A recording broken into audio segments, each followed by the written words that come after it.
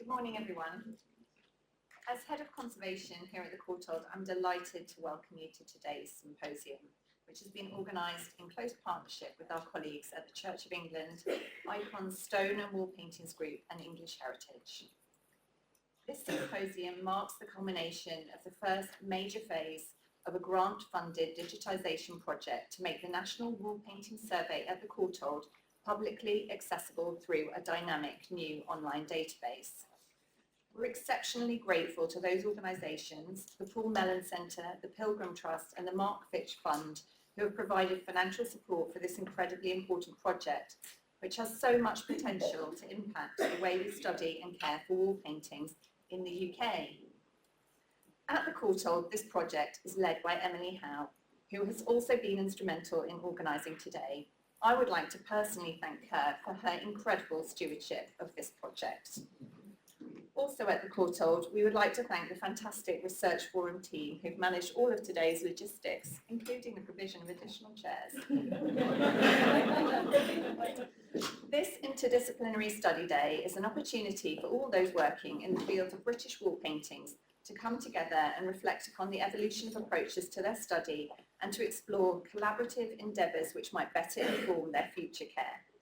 The programme for today comprises 3 chaired sessions of short papers from a diverse and engaging lineup of scholars and heritage professionals, and will conclude this afternoon with an informal panel discussion. Our first session is chaired by Caroline Babington, who until recently was Collections Conservation Manager for the Parliamentary Art Collection. Caroline has many years of experience working in the field, having previously been the head of wall paintings conservation at English Heritage. She's recently embarked upon an independent study of the wall paintings in the Palace of Westminster. Thank you, Caroline.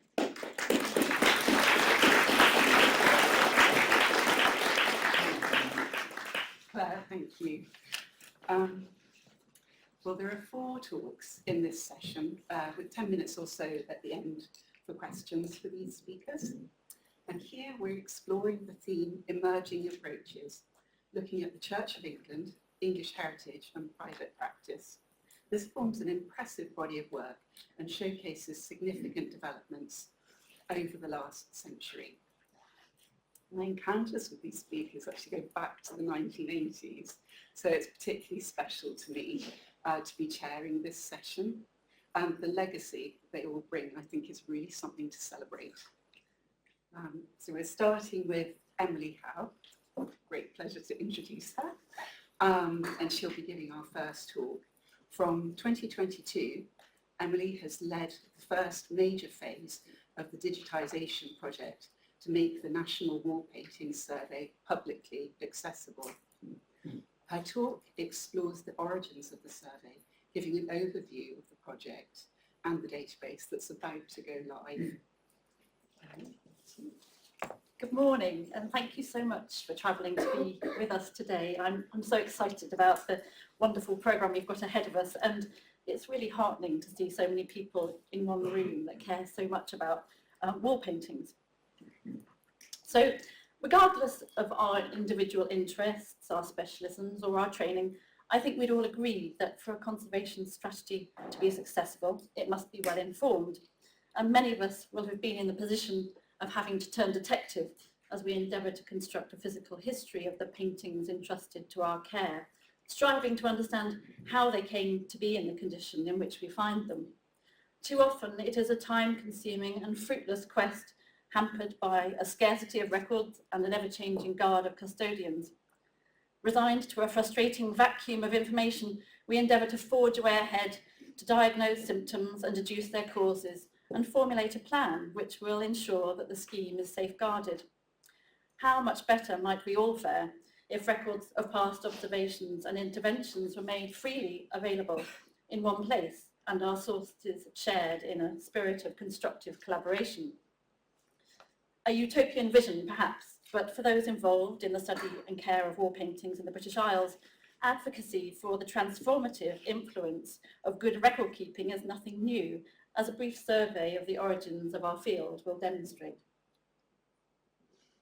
Indeed, it was in the careful documentation of medieval wall painting schemes that modern-day conservation found its roots, building on the legacy of the antiquarian movement Charles Keyser, erstwhile London stockbroker and later president of the British Archaeological Association, was the first to publish in 1871 a list of buildings having mural decoration, with a third expanded edition made available in 1883. It's arguably, however, to Ernest William Tristram, the son of a Welsh railway inspector born just around that time, that our greatest collective debt is owed. With a talent for draftsmanship and chemistry, and working under the mentorship of the progressive architectural conservator W.R. Letherby, Tristram advanced to become Professor of Art and Design at the Royal College. It was a surprising appointment, perhaps, given that he was, according to one of his students, far more interested in the Black Prince than Le Corbusier, devoting his every free moment to the study and recording of medieval mural schemes. At Leeds, in 1933, an exhibition was mounted of some of the several thousand meticulous watercolour copies Tristram had by then produced, each testament to his extraordinary ability to accurately record not only a painting's subject matter, but also its aesthetic and condition. Working with support from the Pilgrim Trust and the Courtauld, and with the steadfast assistance of Monica Bardwell, 3 gargantuan volumes ensued. Some 70 years on, they remain the preeminent record of medieval wall painting in England. And while Tristram's subsequent ventures into treatment of paintings with wax-based consolidants proved to be detrimental, there can be little doubt that no other individual has done more in his career to promote an appreciation of British wall paintings or the case for conserving them. Now, while the Church of England had by this time already begun to make provision for wall paintings in its own care, the creation in 1953 under Francis Eales of an expert committee as a joint venture by the Council of the Care of Churches and the Society for the Protection of Ancient Buildings marked a first collaborative attempt to give direction to the field of wall painting conservation. The committee sought to ascertain the extent of the nation's paintings and those who worked on them, commissioning a survey of the condition painting schemes throughout England. Although the Church continued to maintain its own records, regrettably, the ambition for a more joined-up repository of information, combining ecclesiastical and secular schemes of painting, never came to fruition. In 1980, following a period of increasing concern about the plight of medieval wall paintings in this country, the Leverhulme Trust awarded the Courtauld a grant to enable David Park to undertake a 4-year-long survey of English medieval wall paintings. With an advisory committee led by the V&A's then director Sir Roy Strong and Peter Lasker at the Courtauld, and with the photographic services of the National Monuments Record, they hoped that the survey would provide a written and photographic record of all surviving wall paintings in England, upon which future studies and conservation programmes could be based. David continued to work tirelessly on the survey, which evolved well beyond the scope of the original project, to include non-medieval schemes of decoration and sites throughout the British Isles. It's testament to his diligence and commitment that the survey has been passed on to us in its present form, a chronicle of wall painting history comprising not only conservation reports and images, but also carefully annotated extracts of published literature and previously unpublished research. Of particular interest is material bequeathed from the archives of pioneering conservators, such as Tristram, Rouse, the Bakers, the exquisitely illustrated research notes of the antiquarian Edward Croft Murray, and Muriel Carrick's detailed documentation of domestic decorative schemes. Long fated by those in the know as a treasure trove of invaluable information, access to the archive was limited to those who were able to secure a visit in person, and it became increasingly clear that for the survey to achieve its original purpose and potential, for it to inform the way we appreciate and conserve our wall paintings, this resource needed to be made much more widely available. This ambition finally became attainable in spring 2022, when the Courtauld secured 3 major grants towards the first stage of the National Wall Painting Survey Project, a 3-year initiative to fully catalogue and partially digitise the archive, allowing it to be made available through an online database. It has been and continues to be a colossal undertaking, but one that has benefited immeasurably from the support and insight of an advisory group comprising stakeholders from across the academic and heritage communities, as well as conservators in private practice. The overarching aim of the project was twofold: to radically improve public access to the archive, and in so doing to stimulate important new research into the significance and conservation of Britain's mural heritage. And what follows is a brief account of the way in which the project was approached and the strategies we've adopted throughout that process. The survey comprises some 60 linear metres of files, organised geographically by county, with material pertaining to some 5,500 ecclesiastical settings and a further 2,500 secular sites, many with multiple painting schemes. An initial project year saw the archive fully audited and, with the assistance of 2 proficient assistants, electronically catalogued. The contents of each file was manually sorted into subcategories of material in preparation for cataloguing using Microsoft Excel, a process which captured the basic tombstone data, so site location, building name, painting description and the date, and then an overview of the types of material we hold. Simultaneously, trials were undertaken to inform decisions about how to proceed with digitisation, and a workflow developed that could be rolled out in phase 2 of the project. In contrast with many other archival collections, the survey comprises an extraordinarily wide variety of material in a range of text and image-based formats, for which very high resolution photographic digitisation was ill-suited. Material was instead scanned using a desktop document based on standards established by the National Archives. Text-based material has been scanned using optimal character recognition so that we can generate a searchable PDF file, while images were saved as JPEGs. At the conclusion of the first project year, a questionnaire-based consultation exercise was undertaken across a sample of our target audience, and the findings were used to inform our approach in building the database, which is published using Memorex Major, which is the same Spectrum-compliant collections management platform which is used to host Courtauld's recently digitised photographic collections. This process has helped us to better understand the material our users are most interested in accessing and the ways they sought to interact with it. Based on the feedback and mindful of the resources available to us, we've elected to prioritise digitisation of sites for which we hold both conservation-based information and historic images, as this material seemed to have the greatest potential to be impactful in terms of informing more sustainable conservation practices. The principal focus of phase 2 of the project has been the digitisation of material associated with some 1,200 sites, work that's been undertaken in collaboration with an exceptionally dedicated team of volunteers, many of whom I'm really delighted are with us today. Unequalled in their enthusiasm, they've undertaken digitisation following a detailed protocol using a predetermined file tree structure which emulates the physical organisation of the archive. Thanks to their commitment, significant headway has been made, and by the end of phase 2 we'll have digitised around a fifth of the survey, including almost all of the UK's cathedrals, alongside lesser known schemes in country churches and domestic settings. So the catalogue and associated assets have now been imported into their new online environment, which in itself is a product of a year-long creative journey. Launching next Tuesday, it will sit alongside the Courtauld's other online collections and is searchable in 2 ways. In keeping with the physical archive, the database is navigable using a file tree, and it's arranged by painting type and geographical location, making it very easy to click through to the specific site that you're interested in. And then you can explore within the folders the material held. Each site has an individual record page comprising geographical data alongside the description and date of the painting, and then a list of the types of information we hold. And this material, if it's already been digitised, you'll see some hyperlinks at the bottom of the page. Users can virtually browse these assets and scrutinise individual documents using text search capabilities. And you can also examine images of interest using the zoom functions, and then you can download them under a user agreement. For those who enjoy a more thematic approach to the research, it's also possible to search through a search page. And you can here use either keywords of your choice or predetermined filters. And for the first time, it's possible to search the survey iconographically or by date. So here we're looking at Doom paintings from Cambridgeshire, and then you can map them if you're interested in seeing their distribution.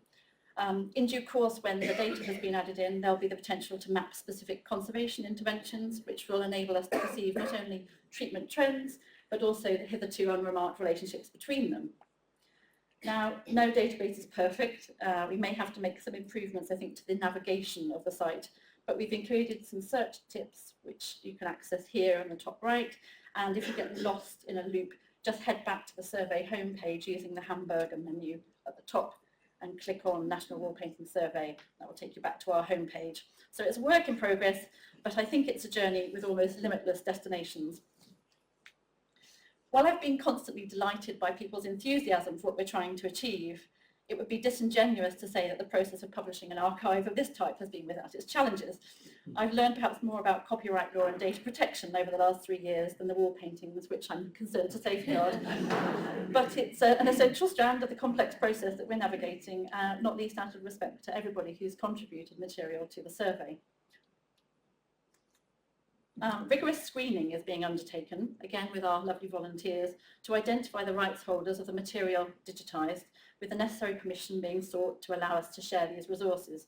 And we're profoundly grateful to every individual and organisation who's given their permission for material they've contributed to be shared.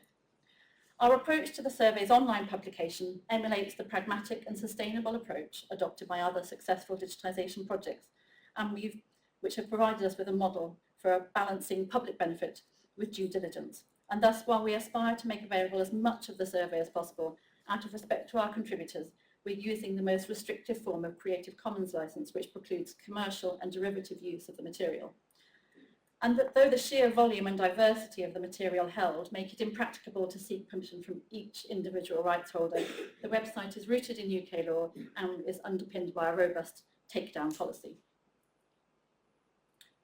Having now successfully digitised around 1/5 of the archive's holdings, we aspire to complete the remainder in a final major project phase and building upon the valuable partnerships we've forged to promote the survey as the principal repository for documentation relating to British wall paintings. In truth, the conclusion of the current project phase marks the beginning, for only now are we starting to unlock and explore the potential of the material it contains. It's our sincere hope that following website launch and as awareness of this project grows, the survey will become an increasingly dynamic and collaborative space in which people from all backgrounds can come together to enrich their understanding of our painted past. Public inquiries have increased by more than 60% since our first project year, with the vast majority of our users now originating from outside the Courtauld, and we've been particularly encouraged to see an uplift in inquiries from parishioners and conservators. And it's in this area especially that the value of the database lies, with a real potential to inform successful conservation outcomes. Raising awareness not only of the archive, but of wall paintings generally among a broader spectrum of people has been a central aim of this project. To this end, we're excited to be developing an exhibition that will showcase British wall paintings and their conservation in the gallery's project space next spring. The survey project has afforded us the opportunity to develop really rewarding partnerships with many other organisations working in the field, and it's wonderful that colleagues from so many of them are able to join us today. Perhaps even more important, though, is the opportunity for engagement between all of those individuals who work with wall paintings, whether as art historians, conservators, building engineers, volunteers or church wardens, for it is their work which forms the substance of the survey and upon whose collaborative efforts the conservation of our mural heritage depends. Thank you.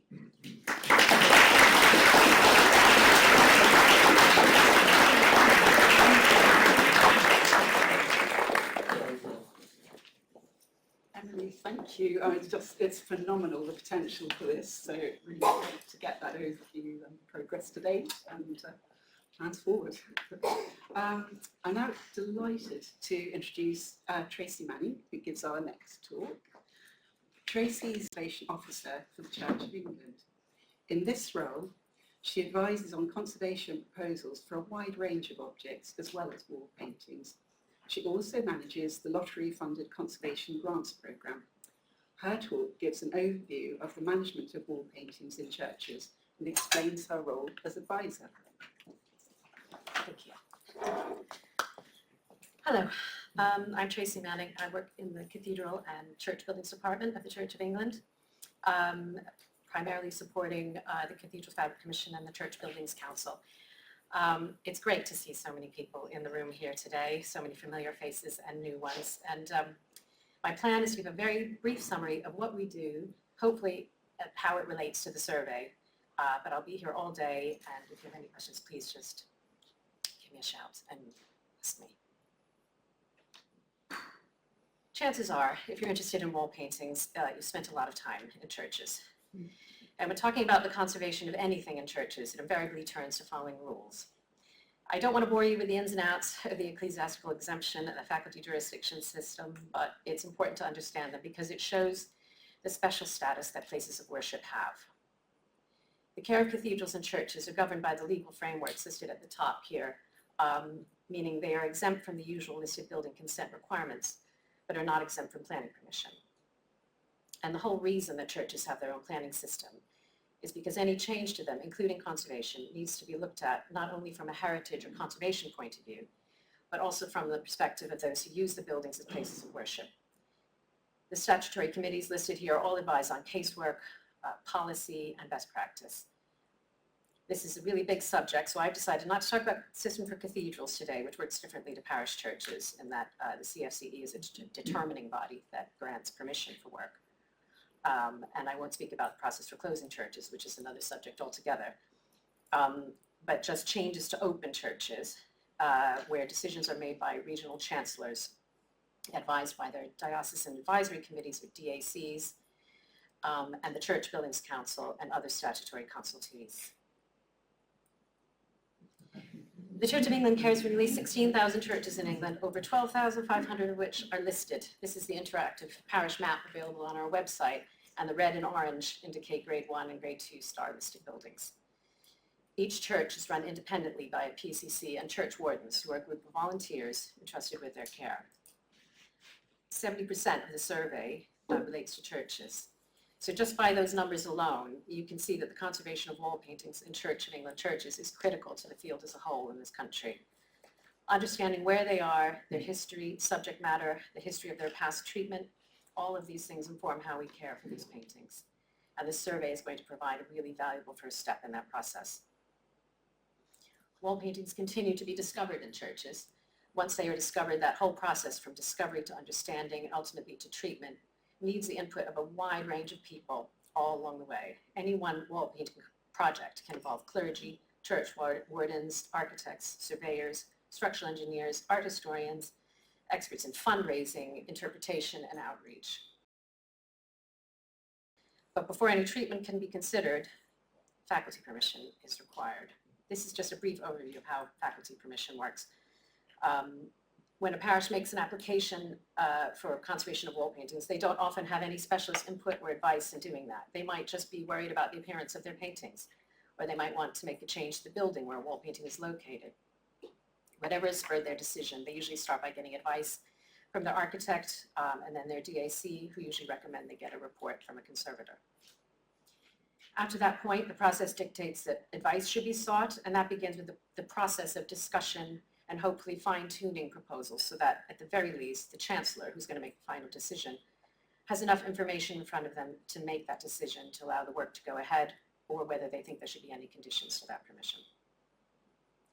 And it's very important to remember also that without permission in place, contractors can be liable and taken to court. This rarely happens, but it's worth bearing in mind. So what I really want to get across here is that this whole process is an opportunity to just pause and look carefully at the whole project and decide whether the right questions are being asked. Things like, what is the significance of the wall painting scheme? How has it been treated? What has been added to it? What is its current condition of the building? Is it actively deteriorating? Do we know enough about that process? And what else do we need to know to be able to decide whether treatment is necessary or appropriate? Ultimately, how can we slow down that cycle of treatment and focus on understanding the root causes of what we are seeing? So just a brief overview of the types of applications we see on a regular basis.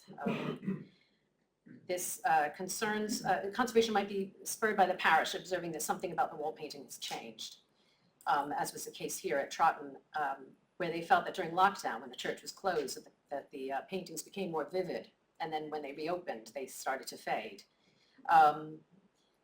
The black and white image on the left is from the survey, which is taken in the 1960s, and it goes without saying that early photography like this is an incredibly useful resource for assessing deterioration. Applications might relate to changes that are happening in and around the wall painting. For example, more and more we are seeing changes to heating. As the church drives towards achieving net zero by 2030, many churches are changing or updating their heating systems to be carbon neutral, which is a good thing, but we have to look at how these changes may or may not affect wall paintings. At this church near Bristol, we were able to access old photographs from the survey of the 14th century wall paintings and notes from the Tristram archive too.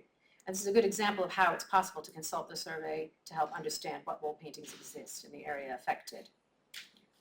This is a live case, by the way, that has no decisions been made, but the proposal was for heated chandeliers, and that's meant to represent the sort of cone of heat generated by the chandelier. With the wall paintings, they're sort of behind it on the left, right. Other things that might affect wall paintings are changes in use of the area around them. As you see here, where the parish wanted to convert this vestry area into a kitchen and servery. You can see the remains of 14th century wall paintings on the north wall of the transept. Again, the survey was really useful here because we could access Tristram's notes on the paintings and 2 conservation reports carried out in the last 30 years, all of which helped inform decision-making as the project developed. So back to the Church Buildings Council and its specialist committees, particularly its wall painting committee. As Emily described, David Park was involved with the wall painting committee of the CCC. So the Council for the Care of Churches and the CBC, Church Buildings Council, are the same thing. The name has changed several times over the years, but it's the same body. And it's advised by several conservation committees made up of volunteers who are specialists in their respective fields. The wall painting subcommittee was set up in 1959, and David Park, who had already taken on the survey, joined the committee in the late 1970s. And he regularly reported progress on the survey to the committee. The committee was interested in progress because it had obtained outside funding from the Pilgrim Trust for conservation work. So wall paintings that were identified in the survey to be at particular risk were then considered by the committee for funding. So what I'm trying to get across here is that the findings from the survey actively fed into the official channels and processes of the CCC in order to fund wall painting conservation. But at the same time, they also began to discuss the establishment of a training program for wall painting conservators in this country. And this collaboration, helped by the funding, managed to change the landscape of wall painting conservation in this country, as during the 1980s, more freelance wall painting conservators established businesses here. The Courtauld training course began in 1985, and the UKIC, now ICON, wall painting group started in 1984. Since then, the field has evolved and grown, but we can always do more. There could and should be many different routes into wall painting conservation, and we need to welcome and encourage collaboration if the field is going to continue to grow. It's worth exploring funding a little bit more. As I said, for most of the 20th century, funding for wall painting conservation work in churches mostly came from the Pilgrim Trust, channeled through the Wall Painting Committee. Our current Wall Paintings and Paintings Committee still benefits from Pilgrim Trust funding, as well as funding from the Radcliffe Trust, and gives grants for conservation reports and treatment every year. The only difference is that now we don't go out trying to find the wall paintings in need, but we wait for parishes to identify where that need is and come to us. This year we are embarking on an expanded grants program with funding from the National Lottery Heritage Fund to continue and expand that work, looking at funding related fabric repairs, training programs, and special research projects to understand the significance of our entire collection of church artifacts, which is not only wall paintings, but a wide range of objects such as churchyard tombs, bells, clocks, sculpture, timberwork, metalwork, and stained glass. Funding plays an important part in the advice-giving process. We can use it to support research, testing, technical analysis, and other studies that will help inform the conservation work. It's a useful tool in trying to guide good conservation practice, but it's important that it's used to support and not to drive further conservation treatment. Wall paintings are unique because they are in and belong in living buildings used by people. All of these rules and processes are essentially there to support the people who are the custodians of our wall paintings so that they continue to use their churches for the purpose they were meant for and allow them to adapt their buildings within reason to continue doing that. So I wanted to end with a reminder of who we really want to reach with our work. This is Amanda, the church warden at Shotton Church. She writes grant applications, fundraisers, and keeps the church running. She does that because she's been entrusted with the care of the building, and she's trying to do the best job she can. We rely on people like Amanda to open and close the church, keep an eye on condition, and alert specialists when help is needed. She needs access to good advice, and she needs our help to get that advice. Thank you for listening to this very quick summary of how we work. I hope that you will all think about becoming part of our system by lending your own voice to our advisory committees all over the country. I'll be here all day and happy to answer any questions. Thank you. Before we move on, just a quick thank you to Tracy. That's an amazingly complex system you've showcased, and really nice to kind of hear about how it actually matters what people are doing in the parishes and the churches. Thank you. So now I'm delighted to welcome Sophie Stewart, who gives our third talk. Sophie is currently employed by English Heritage as wall paintings conservator for the collections team. This is a post that she's held since 2022 and is a continuation of her involvement with English Heritage, which actually goes back to the 1990s. Sophie will discuss the activities of artist restorers working for the Ministry of Works early last century. She'll be describing the history and development to the English Heritage Collections team we see today. Thank you, Caroline, for that very kind introduction, and it's great to see so many friends and familiar faces here all together. So anyway, I'm going to give this is a whistle-stop tour of the wall paintings in the care of English Heritage, and what I want to do is just describe how their conservation has evolved over the last century, from their recognition and preservation by the earliest governmental institutions right up to the present day.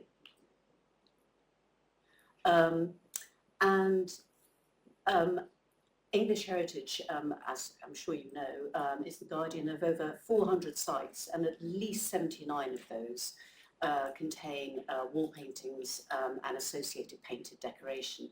And it's an incredible collection comprised of an amazing mixture of paintings of different dates, styles, techniques, and totally different contexts. And it really is, therefore, one of our greatest little-known national treasures.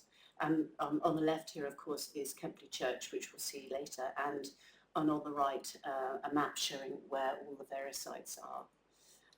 And so just to give an overview, this is a dizzying sort of run-through of the collection and some of the highlights. And this is Luningston Roman Villa, which contains by far and away the earliest painting in the collection, which dates to the 2nd century. And it's this wonderful painting of originally 3, now unfortunately 2 water nymphs in the niche in the so-called deep room within the villa, which is a fascinating building, and this area was used for cultic activity before the Christianity was introduced, and so it's extraordinary painting. And on the right is Anna Rava of Opus Conservation, who undertook some emergency works, much needed emergency works in 2022, and Opus undertook some incredible analysis too, and actually found Egyptian blue, which was very exciting. But by far and away the largest bulk of the collection is medieval, and this can be either a monastic, secular or church.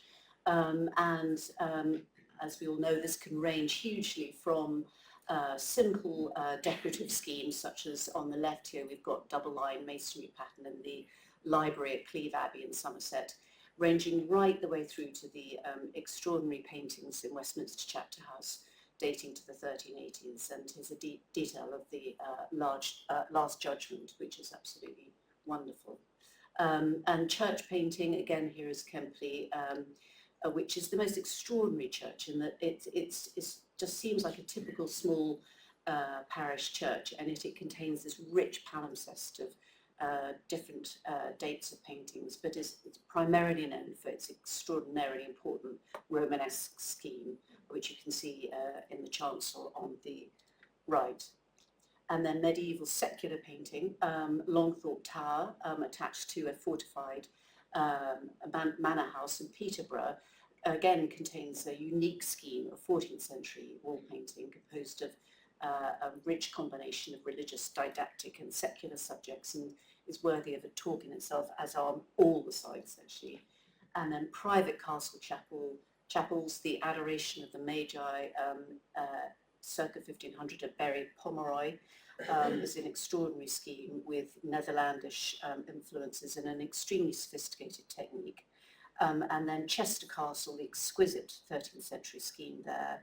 And then on the right, the unfortunately very compromised aesthetically wall painting of St George and the Kneeling Knight at Farley, Hungerford, Somerset, which unfortunately was very heavily overpainted in the early 20th century, but actually Helen Howard showed that it had an incredibly sophisticated and exquisite original technique, and Ruth McNeilage undertook some incredibly necessary works a few years ago, so it is much more stable than it used to be. And then post-medieval schemes, Bolsover Little Castle, contains extraordinary paintings, very fitting for a building used to holding pageants and elaborate masks. And then on the right, Hill Hall in Essex, a very important figurative wall paintings, extensively worked on by Toby Curtis in the 1990s, and still in excellent condition, but very important. And 18th century schemes, Chiswick House, the Blue Velvet Room by William Kent, and then Rest Park, the Archer Pavilion interiors are extraordinary, executed by the artist Louis Horderoy in about 1700. And then 19th century schemes, the incredibly elaborate William Burgess interiors of St Mary's Church, Studley Royal in Yorkshire, and Osborne House, which is packed full of decoration, but one of the most significant areas is the William Dyce fresco, Neptune entrusting the command of the sea to Britannia.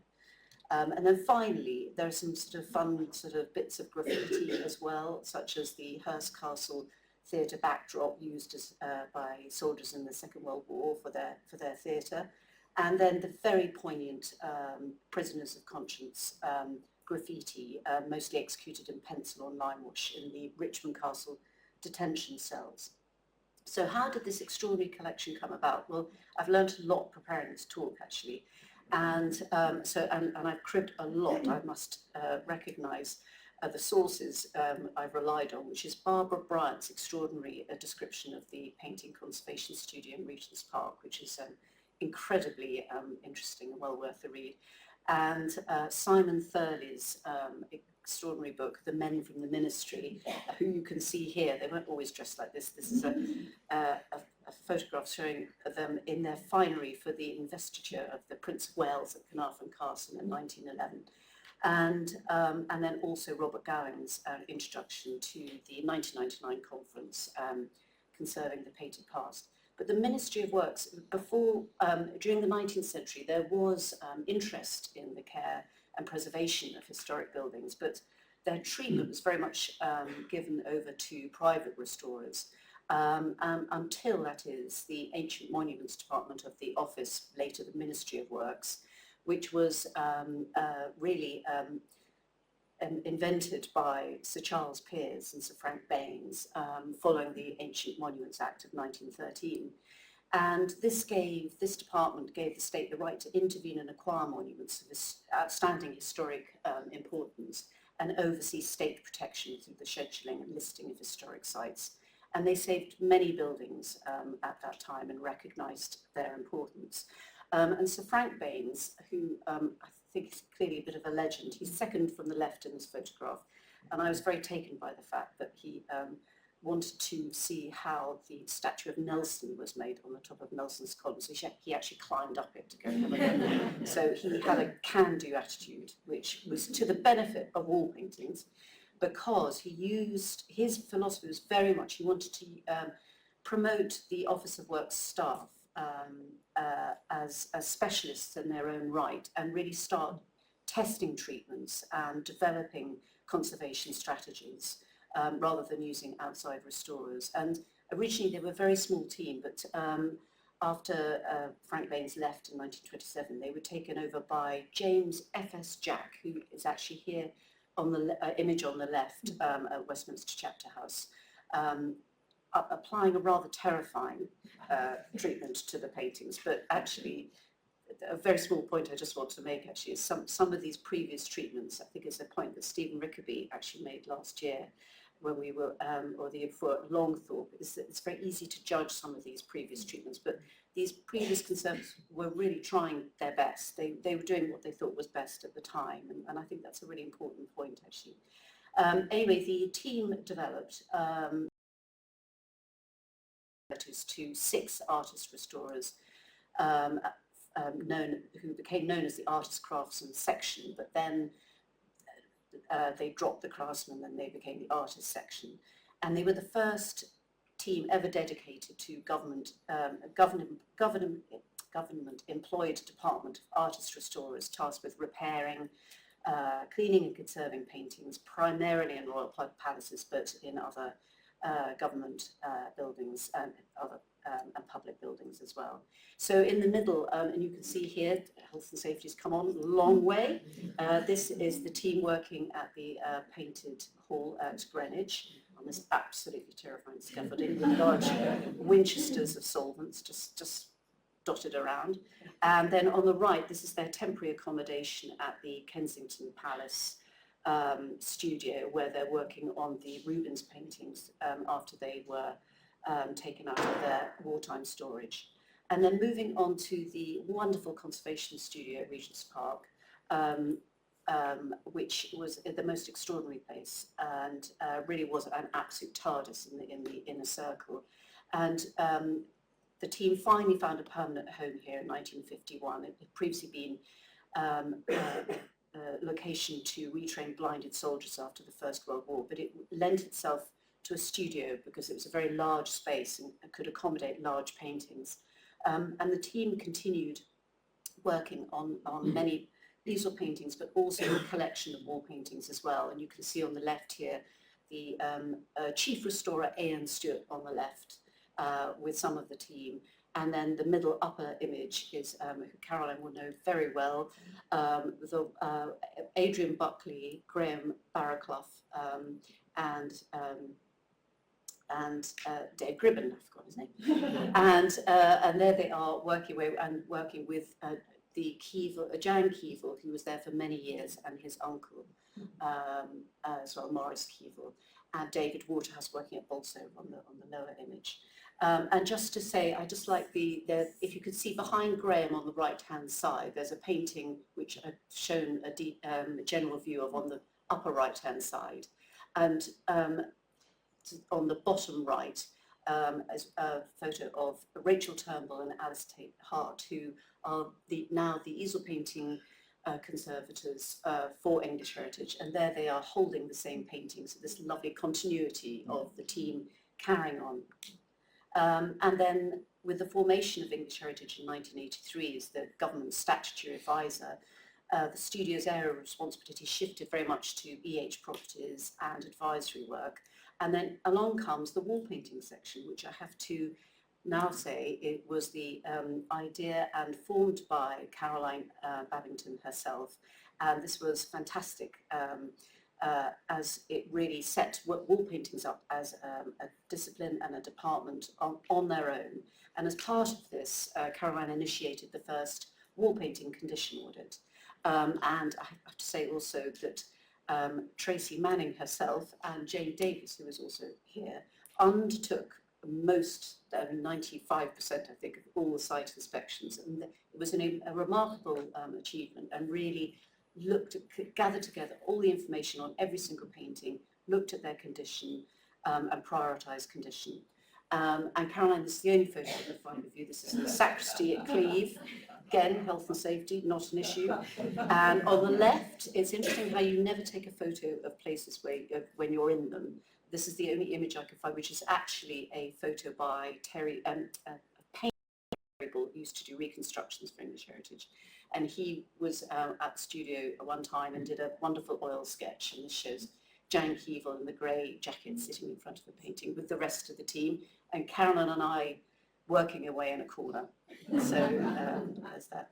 And then in 1998, the wall painting section became part of the Building Conservation Research team of English Heritage.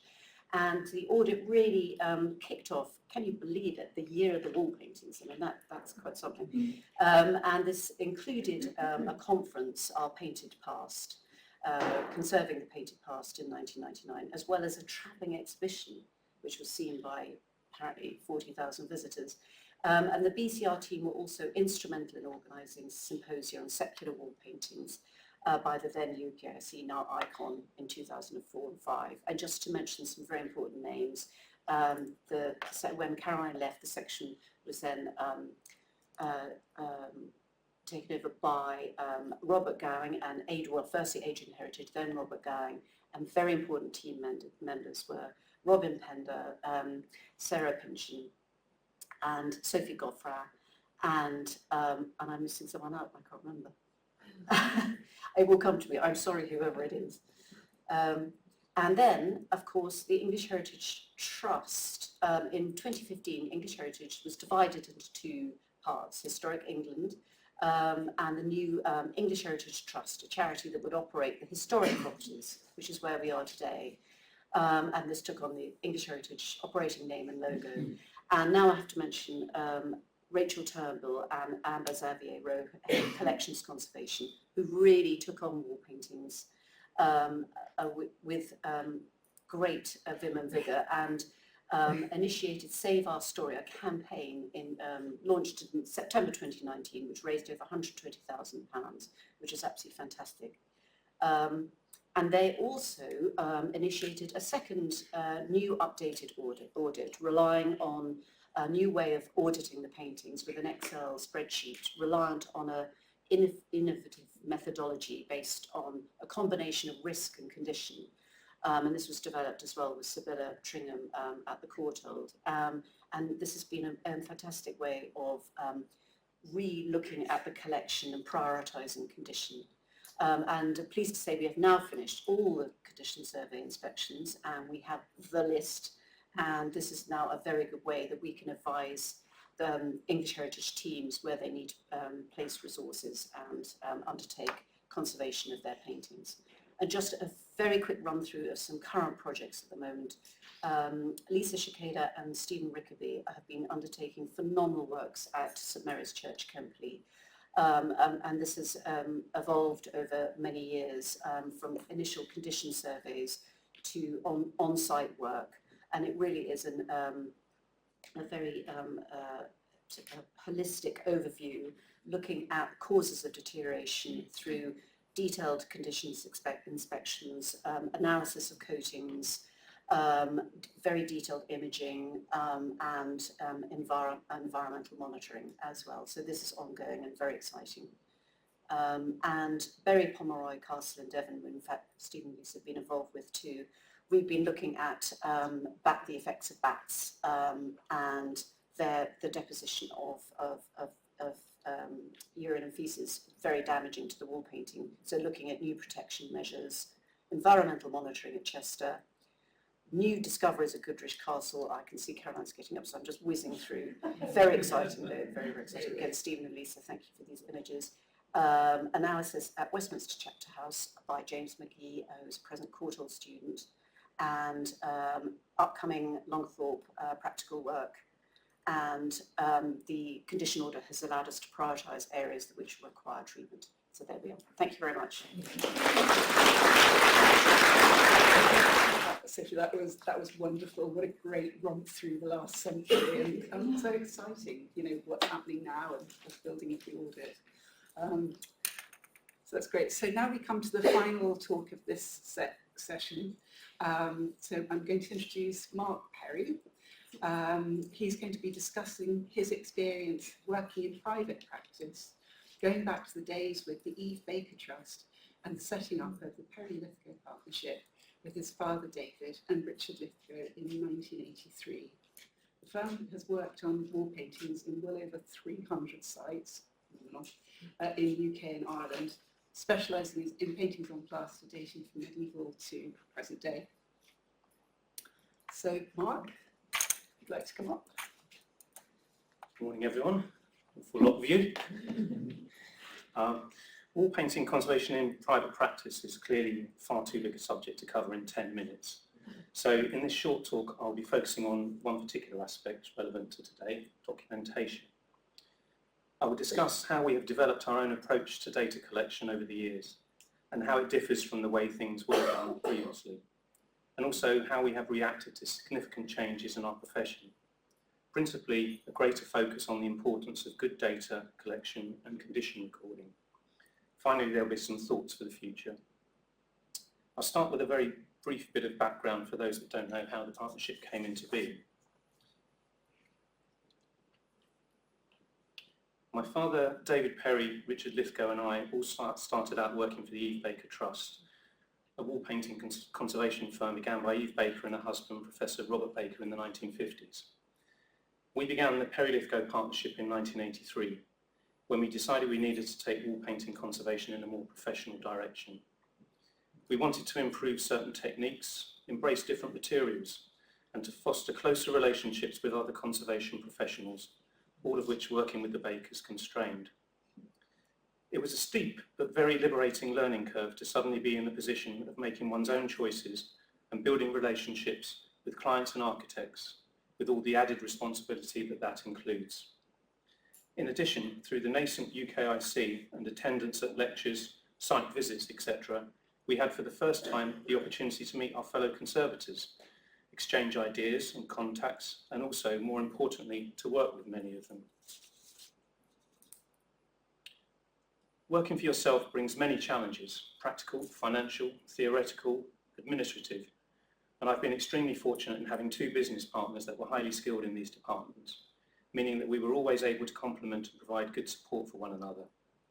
As the saying goes, a problem shared is a problem halved. After over 40 years in business, the last year has shown me just how important that is in our profession, particularly for those of us in private practice.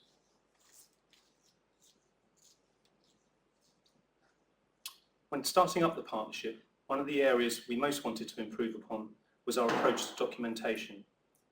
Whilst the significance of keeping good records was recognised, the expectations of what is appropriate have changed since the Bakers' time in the 1950s to 80s. This was partly in response to technology, the use of computers and digital cameras rather than pen, paper and black and white photography, as well as developing standards, as exemplified by Sharon Cather, David Park and the Courtauld course, all of which began to so significantly influence our profession. I should add that it's important to acknowledge that the Bakers were pioneers of the conservation-based approach to wall paintings, and that they prioritised the practical side over writing about it, especially, as was often the case, if resources were stretched, something I'm sure many of us can sympathise with. However, such detailed recording of conservation projects had been virtually non-existent under the Eve Baker Trust, as the paucity of their archive, which myself and Katie as trustees hold, attests. The lack of all that unique and potentially useful information acquired by the Bakers over so many years is regrettable. We still get regular requests for information about historic Baker projects from other conservators, architects, etc., almost all of which we are sadly unable to help with, being able to provide only very limited records, if at all. We were fortunate in that my father was able to fill in many gaps with his verbal recollections of his time working with the Bakers, as were Richard and I to a lesser extent. However, this is not necessarily always a reliable way to collect valuable information, although verbal testimony undoubtedly has its place. For example, written and even photographic documentation does not always include useful descriptions of how treatments are actually carried out, the equipment used, problems encountered, and how they were resolved. I still regret not asking my father more about his time working with the Bakers, as this information is now lost. To illustrate the difference between the way we capture information compared to our previous employers, in our archive storage space, there is one filing cabinet of trust job files and 5 PLP cabinets just for hard copy files. This doesn't include all our separate reports for major multi-phase projects such as Peterborough Cathedral, which has 20 hard copy reports alone, numerous boxes of photographs and slides, or all our digital files for works completed over the last 42 years. In total, we have worked on well over 300 different projects since 1983, generating a vast amount of information.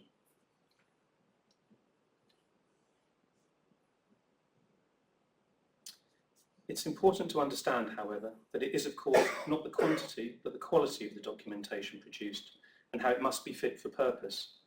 One of our focuses has been on creating condition graphics that inform both the conservator and the client or funding bodies of the extent of a particular conservation issue. They serve as a clear visual reference and a source of information for any future investigations and/or remedial interventions. They can also be used to produce interpretation material for visitors who, despite our enthusiastic responses, unsurprisingly often struggle to appreciate the finer details of a wall painting that is perhaps only 30 to 40% extant. I'm sure we've all had those conversations.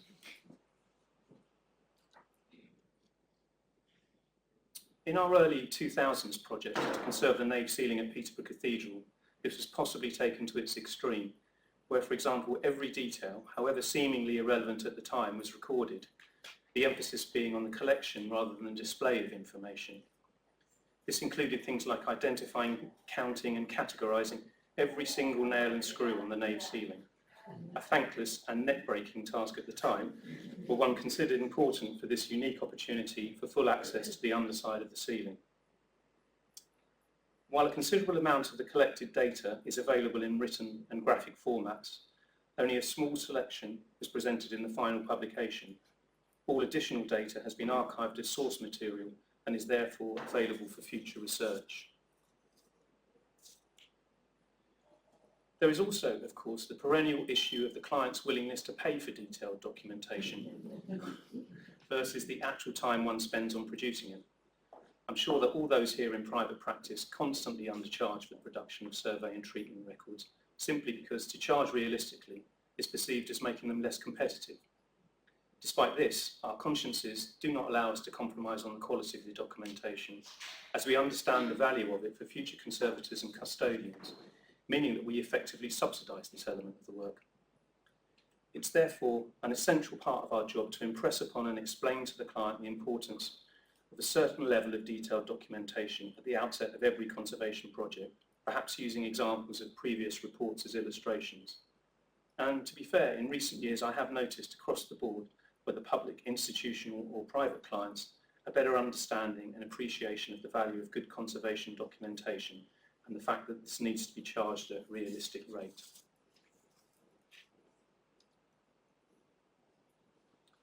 The necessity and importance of leaving a trail for future conservators, especially if you are in private practice, is something that has underpinned our approach to documentation throughout our careers.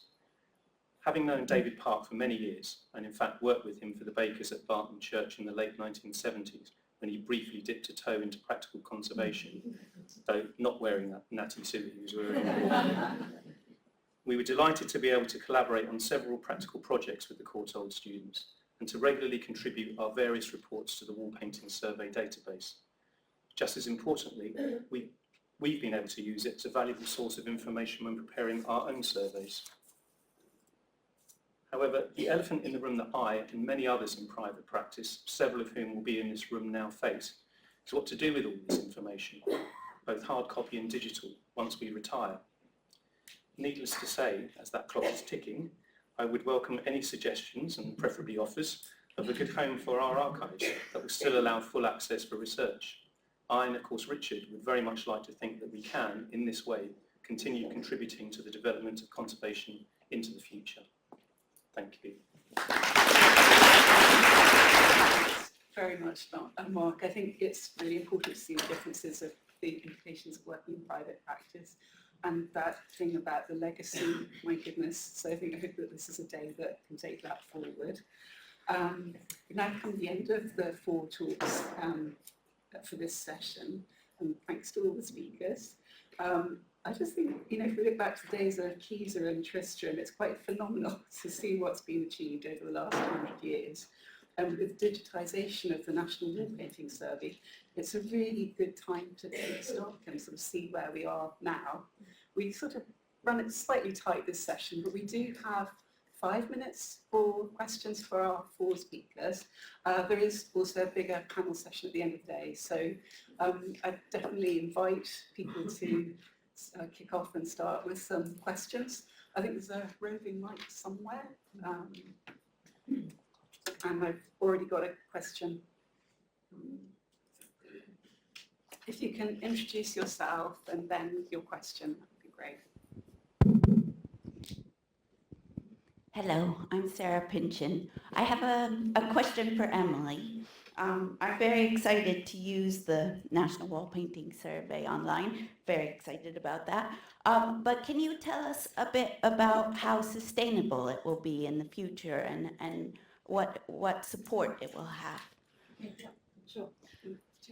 Yeah. Obviously, the first lot of work that we've done, we've achieved so much, but there's still, although we've got a complete catalogue, we've still got to carry on digitising the assets, as we call them, to upload to the database. That's something we're really committed to doing. Main part of my job for the next few months is going to be finding the funds that will support that final major phase of the project. But in terms of ensuring that it's as sustainable as it can be, we've worked really hard to join up with the Courtauld's other digital online collections. So working closely with Tom Bilson, who's digitised the Witt and the Conway libraries recently, we're using the same platform, although they are standalone entities, we are on the same platform, so that for the very reason that we wanted to make sure that it was easier to maintain things going forward. And also the way that we've digitised the assets means that they are hopefully sort of as future-proof as they can be in terms of being IIIF compatible, so that eventually we can do cross-collection searches, not just in-house, but also with other institutions who have archives that are searchable, so that we can all join up our resources and see what different places have got. But sort of going forward, I sort of think, we're really entering a dynamic phase of this project. So what we really need is for our users to become contributors, so that we can jointly sustain the resource and make it live and ongoing, up to date. I think we've got time for another question or two. Sorry, that leads on to my question. I'm Jo Horton. I lead the Heritage and Archaeology team for Buckinghamshire Council, and we've got a number of painted wall murals of all ages across the county. So my question is about how can we help ensure that when works are being carried out to some of these really sensitive wall paintings, that we can make sure you get a really good record, and because we can use planning conditions to insist that things come through to you if that's helpful. Absolutely, yeah. Are you looking for paintings of all periods? Are you, Yes. how can we help? From next week, you'll all be able to see what we have. You won't be able to see everything digitised, but you'll be able to see in the listing what material we hold for what site. If you are looking after paintings that aren't listed in the catalogue, please drop us an email and we'll create a record. We're very happy to receive images as JPEGs, any written-based text reports as PDFs, and we'll simply add them as quickly as we can. So we would love you to do that. In terms of when the works are being carried out and the details of the projects and the conservation methods used as well, are you interested in that information? Should we be asking? If you get a conservation report at the end that ties all of that information into a bundle that we can then upload to that would be brilliant. Yeah, great. I think we can probably squeeze in one more question.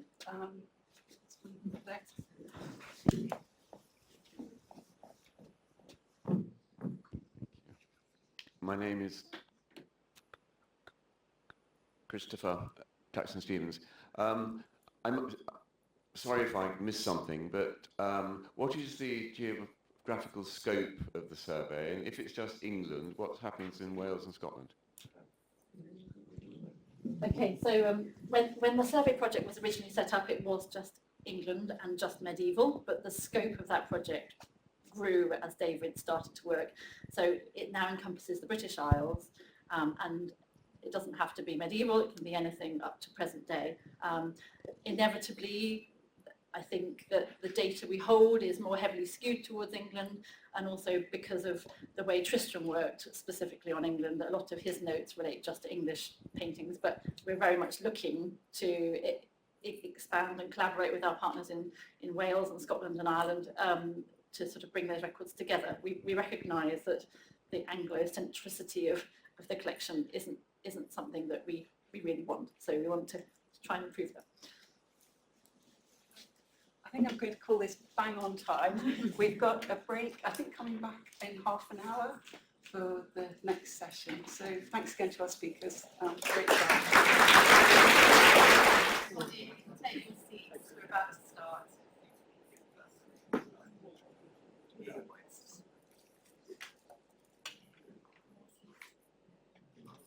So I'm Jane Spooner. I am Senior Lecturer on the Conservation of Wood Paintings at Courtauld.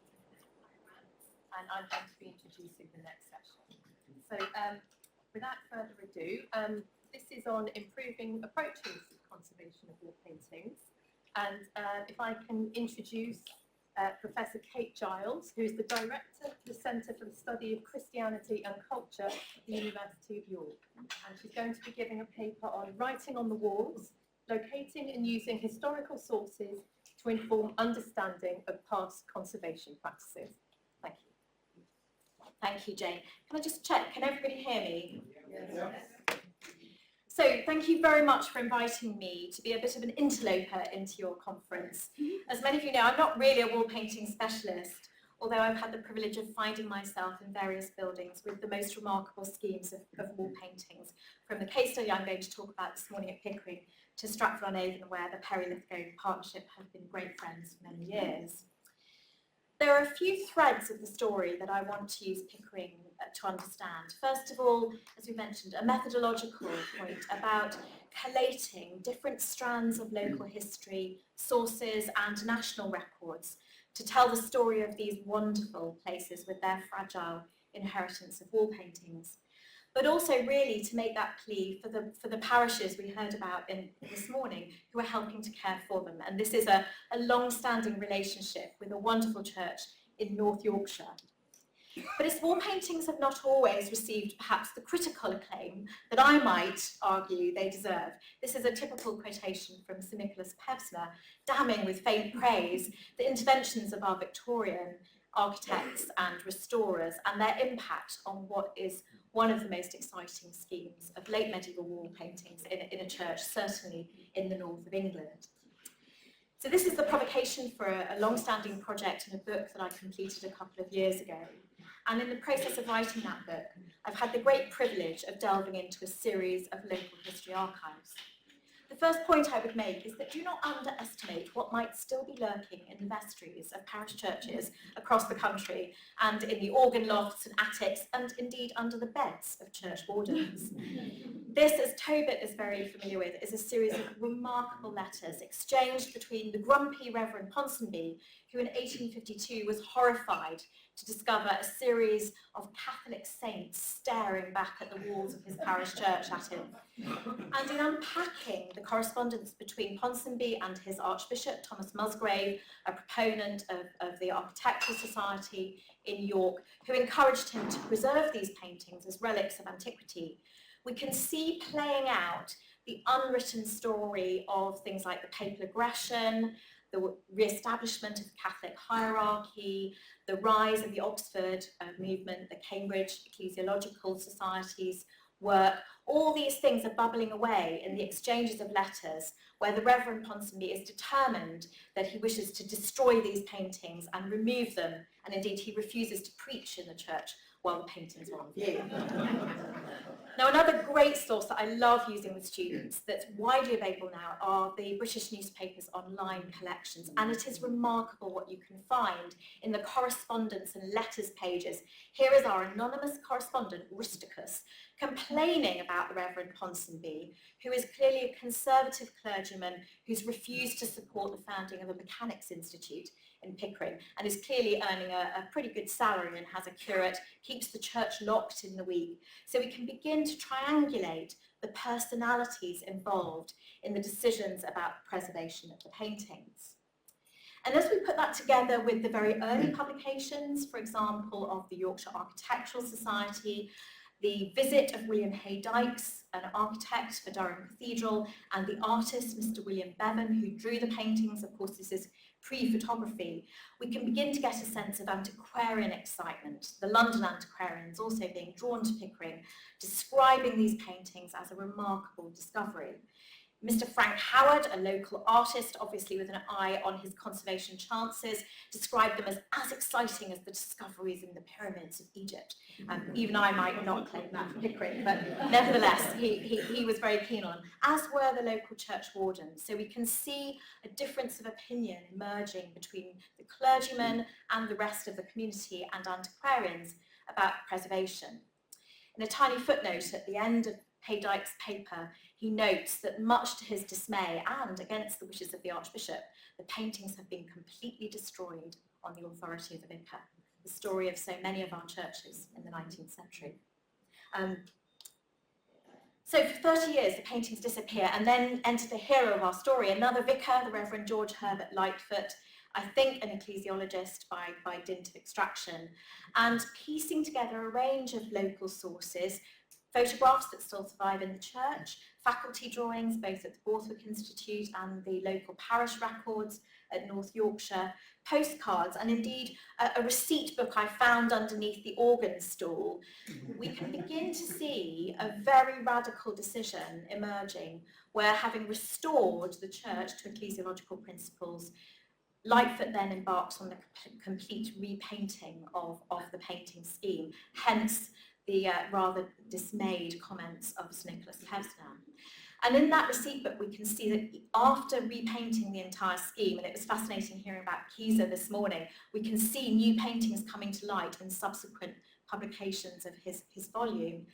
The paintings needed cleaning after just 20 years, so the preservative mediums we've talked about already this morning were being used as a way of coating those Victorian paintings.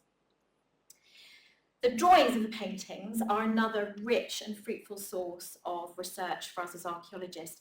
This is a framed drawing or reproduction of a series of images that hangs in the vestry of the church still today. It was created by John Lantley Kirk, a local antiquarian, museum founder, and I knew that David Park, who very kindly shared the wonderful archive here with me when I was doing research on the building, had seen the originals for these drawings, and they were on display in the tower, but they had disappeared.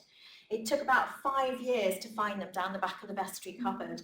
But again, this is a reminder that when you work in these kinds of buildings, it often does take 5 years for people to tell you where they've shoved things. And also, I think it reveals the vulnerability of some of these sources, that if people don't know how significant they are, they won't know what to do with them. Thankfully, the University of York has paid for the conservation and cleaning of these drawings, and in the process we've worked out that they were actually not the drawings created for the Yorkshire Architectural Society, but for the Scarborough Archaeological Society by their artist, Tom Chambers.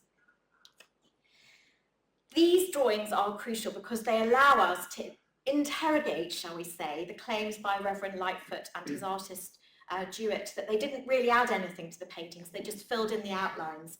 You can see in the image of St Edmund at the bottom of this image that they did a little bit more than that. Although in the book I unpack the fact that they don't actually change the iconography of the paintings. And the dating of the paintings, the survival of the Beckett scene here, has actually been crucial to pushing back the dating of the paintings in really interesting ways to about 1470 rather than the 1450 date. That had previously been assumed, and that gets really interesting for the Duchy of Lancaster and the Wars of the Roses and selection of iconographic programs, but we have no time for that this morning. And then, for me, Pickering is such a rich source for the 20th century story of conserving paintings, because we can put together the parish archives, all the letters of correspondence within and between themselves and Tristram, who came to draw the paintings in 1915, who did not include Pickering in his Leeds exhibition, it should be pointed out, much to the horror of the Yorkshire press. But I think that's because by the 1920s he had realised just how much had been restored by Lightfoot. But into digitising all of these sources, we can begin to tell the story of what happened to them in the 1920s, the preservative treatments that Tristram used, the dialogue with the parish, and also hilarious exchange in the parish magazine where the enthusiastic Reverend Bundle, who was publishing those earlier letters from 1850, was horrified because a well-meaning parishioner presumed he was the one who wanted to destroy the 19th century paintings, not the previous grumpy Victorian vicar. So enthusiastic vicars have been part of Pickering's story from the 1850s onwards. After Tristram's interventions in the paintings, we begin to get a picture of this cycle of cleaning conservation. There was a devastating incident in 1947 winter at Pickering where water ingress, St Christopher, again a theme that Tobit knows all too well from a recent inspection, caused a huge amount of damage to the St Christopher image. And we're very fortunate that local intelligence, a previous student from the Institute of Advanced Architectural Studies, signposted us to these conservation drawings, which are still in the safety deposit box of the parish in a local solicitor's office. They're life-size conservation drawings made by Rouse and Miss Janet Lenton in the 1950s. And we then see an exchange following the treatment of the paintings with silica seal by Rouse of the need to remove it and reconserve and clean the paintings with the advice of the Pilgrim Trust. So here, bringing together parish archives, local history records, with the Pilgrim Trust archives, with the CERC records, have allowed us to really piece together in very detailed ways precisely what was done and the philosophical debates that conservators were having about what should be done to the paintings. Pilgrim Trust wanted all of the Victorian painting removed. And in fact, it was Eve Baker who said, actually, the parish know them as they are. We should probably leave them alone, leave them as they are. And so this layering of the story and an understanding of the meaning of the paintings for their community has been a really rich part of again, understanding and telling that story. And I do wonder how many of those missing records, perhaps from the Bakers and other treatment specialists, are still sitting in parish archives across the country. It could be a really interesting collaboration, perhaps with the British Association of Local History to do some work around that. Unpicking or telling the story of Pickering has led me also to sort of the original local history sources for these paintings, and this is where I'm envious of so many of my colleagues in East Anglia and elsewhere. Pickering is very poorly documented for the Middle Ages, and we have only one surviving medieval will that gives us a slight insight into who might have been behind commissioning this series of remarkable images. This is important because in looking closely at the surviving records, we've been able to tell that they form some kind of liturgical calendar, the ordering of the saints along the walls of the nave. And as far as we can tell, that's pretty unique in the history of later medieval wall paintings. And here we have this fragmentary reference to a guild of the Blessed Virgin, who features very prominently in the scheme of paintings, and the guild, or service as it's often known in the north of England, survives right up until the Reformation and the arrival of the Chantry Commissioners.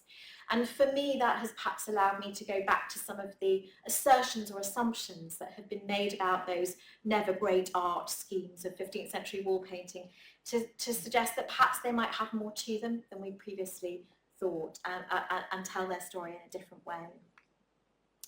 So where does that leave us today? Well, the point of the work that we do in the Centre for the Study of Christianity and Culture at the University of York, and indeed I think most academics of Courtauld and elsewhere, is to think about why the research we do and why the stories we tell are so important. And I am so pleased that Tobit is a long-standing friend of Pickering, who is going to help us in the next phase of our journey as we submit a submission to the Lottery Fund to clean and conserve the paintings 50 years after they were last intervened with. Thank you very much.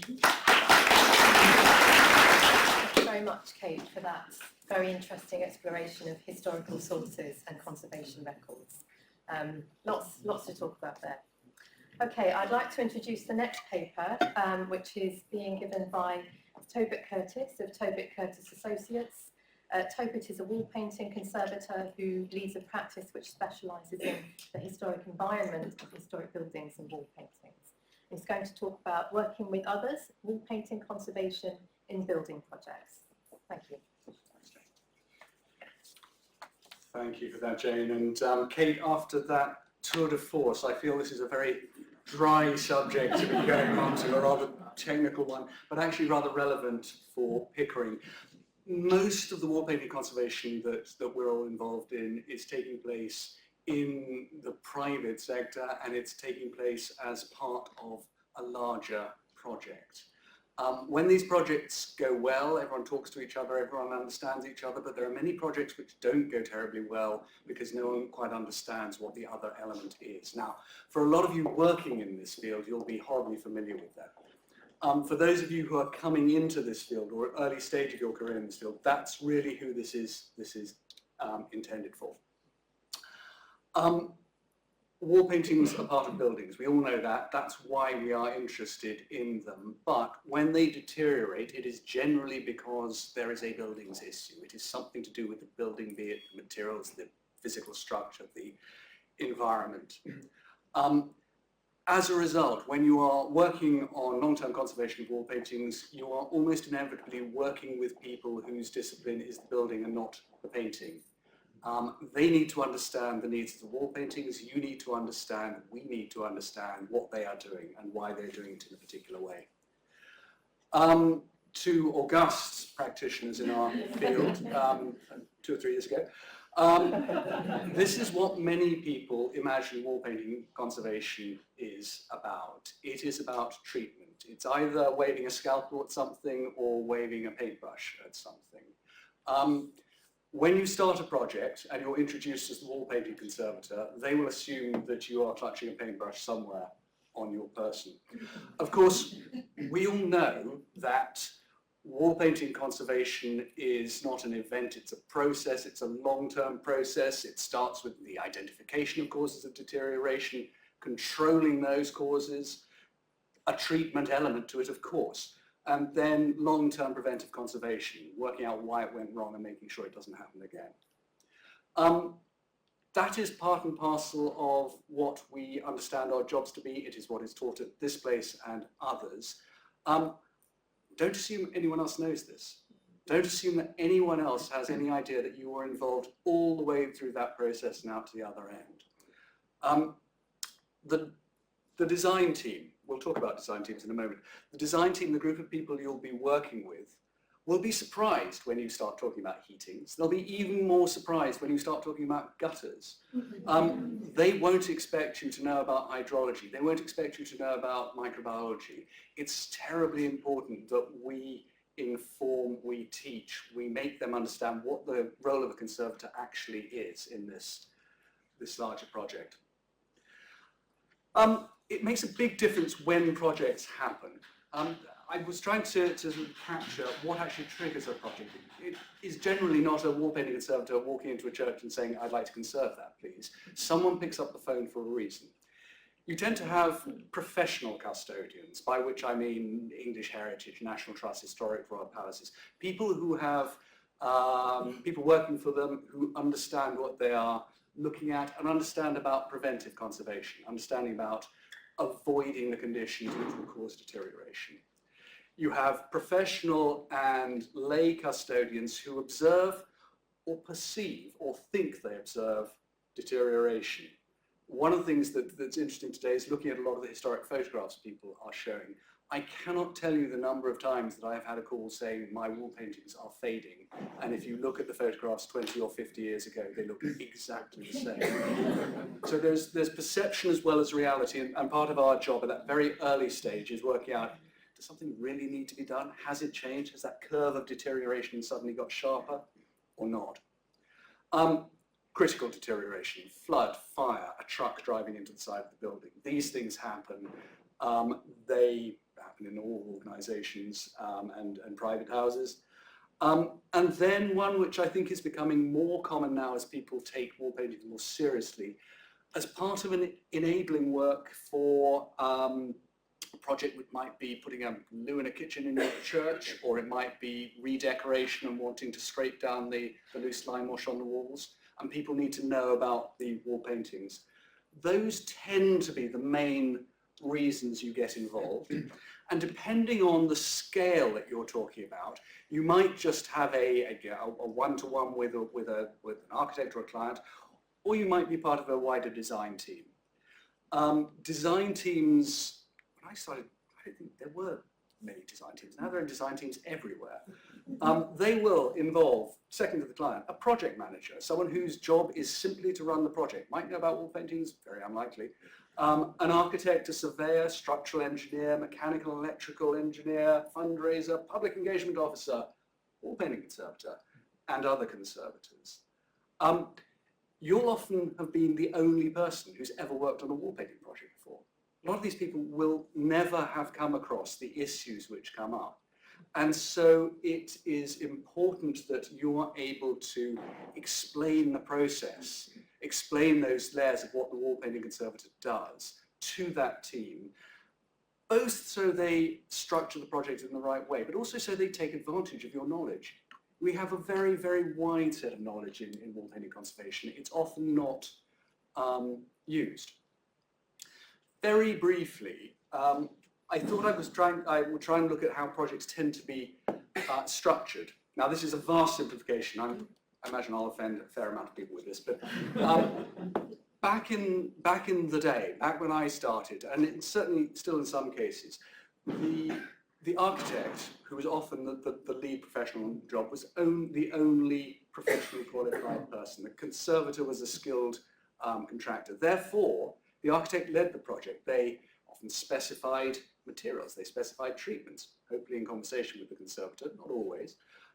They signed off on conservation tasks. Has this been done right? Just like any other building task. They charged percentage fees, and there was a liability involved with that if you're taking charge of it. Now, one of the big things which has happened over the last 25 years is the professional training of conservators. You now have at least 2 accredited professionals, probably with the design team you have quite a lot, but the conservator is accredited and professional as well as the architect. That changes the dynamic of that structure. A lot of the technical conservation is quite understandably outside the field of I'm using the term architect here, it might be a surveyor, it might indeed be a project manager, but it's outside the technical knowledge of that lead professional. The conservation specification therefore needs to be written, and generally is, by the conservator, often within a big legal document like a JCT contract, but the technical thing is written by the conservator. The architect, the lead professional, isn't in a position to say whether the right methyl acrylate has been used. They can say something has happened, but they can't sign off in the same way.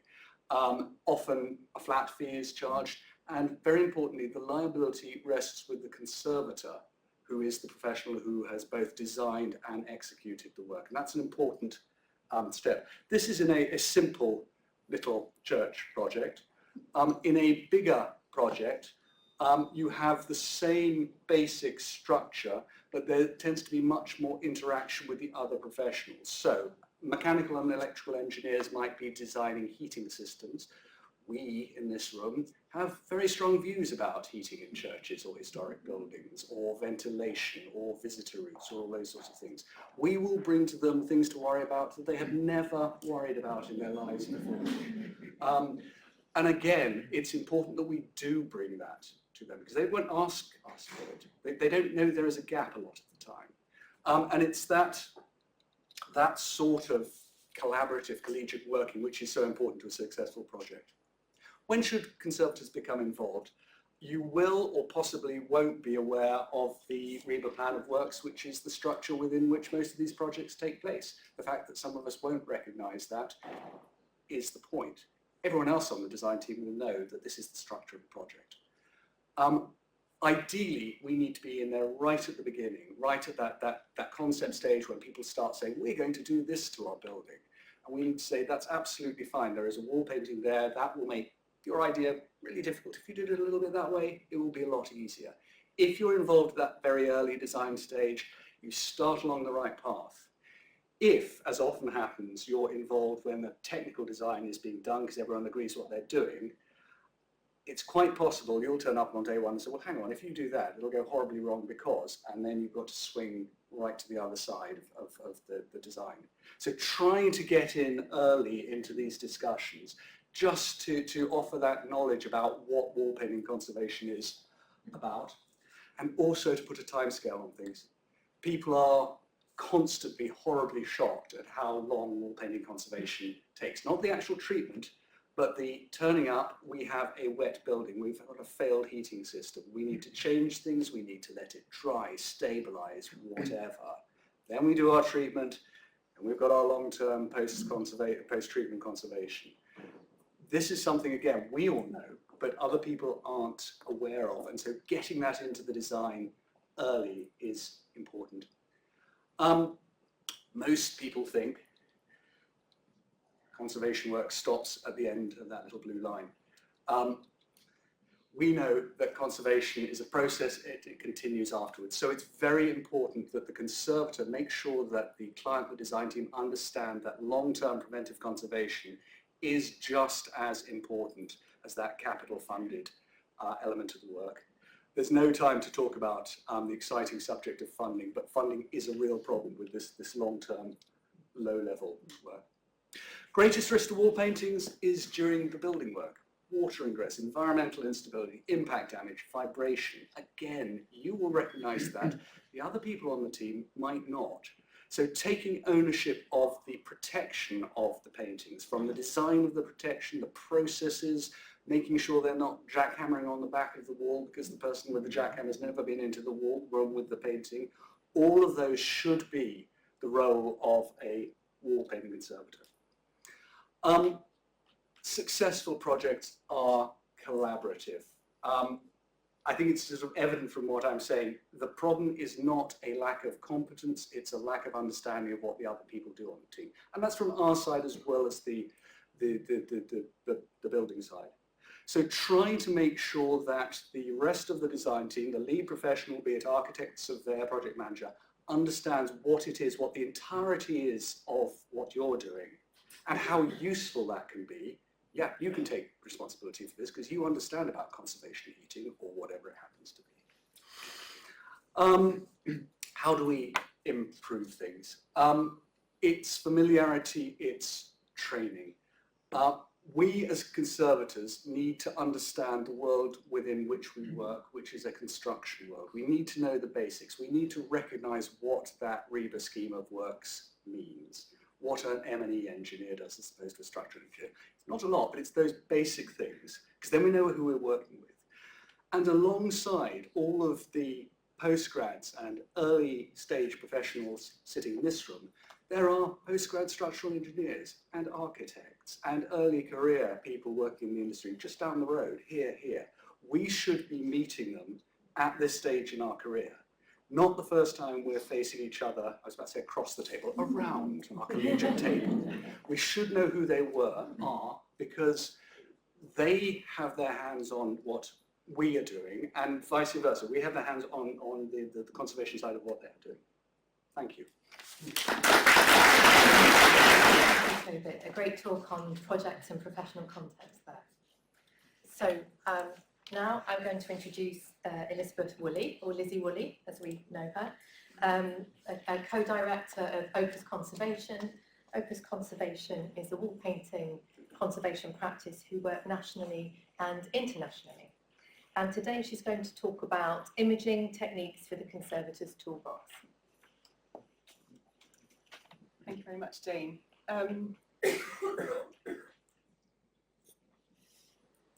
Yes, the field of imaging, what's possible, is moving forward all the time, and I'm going to talk you through some of the techniques that we use at Opus, what the technique is, why we find it useful. Some of these techniques I think will be familiar to lots of people in the room, some of them less so. I'm going to start from the micro and go up to the macro.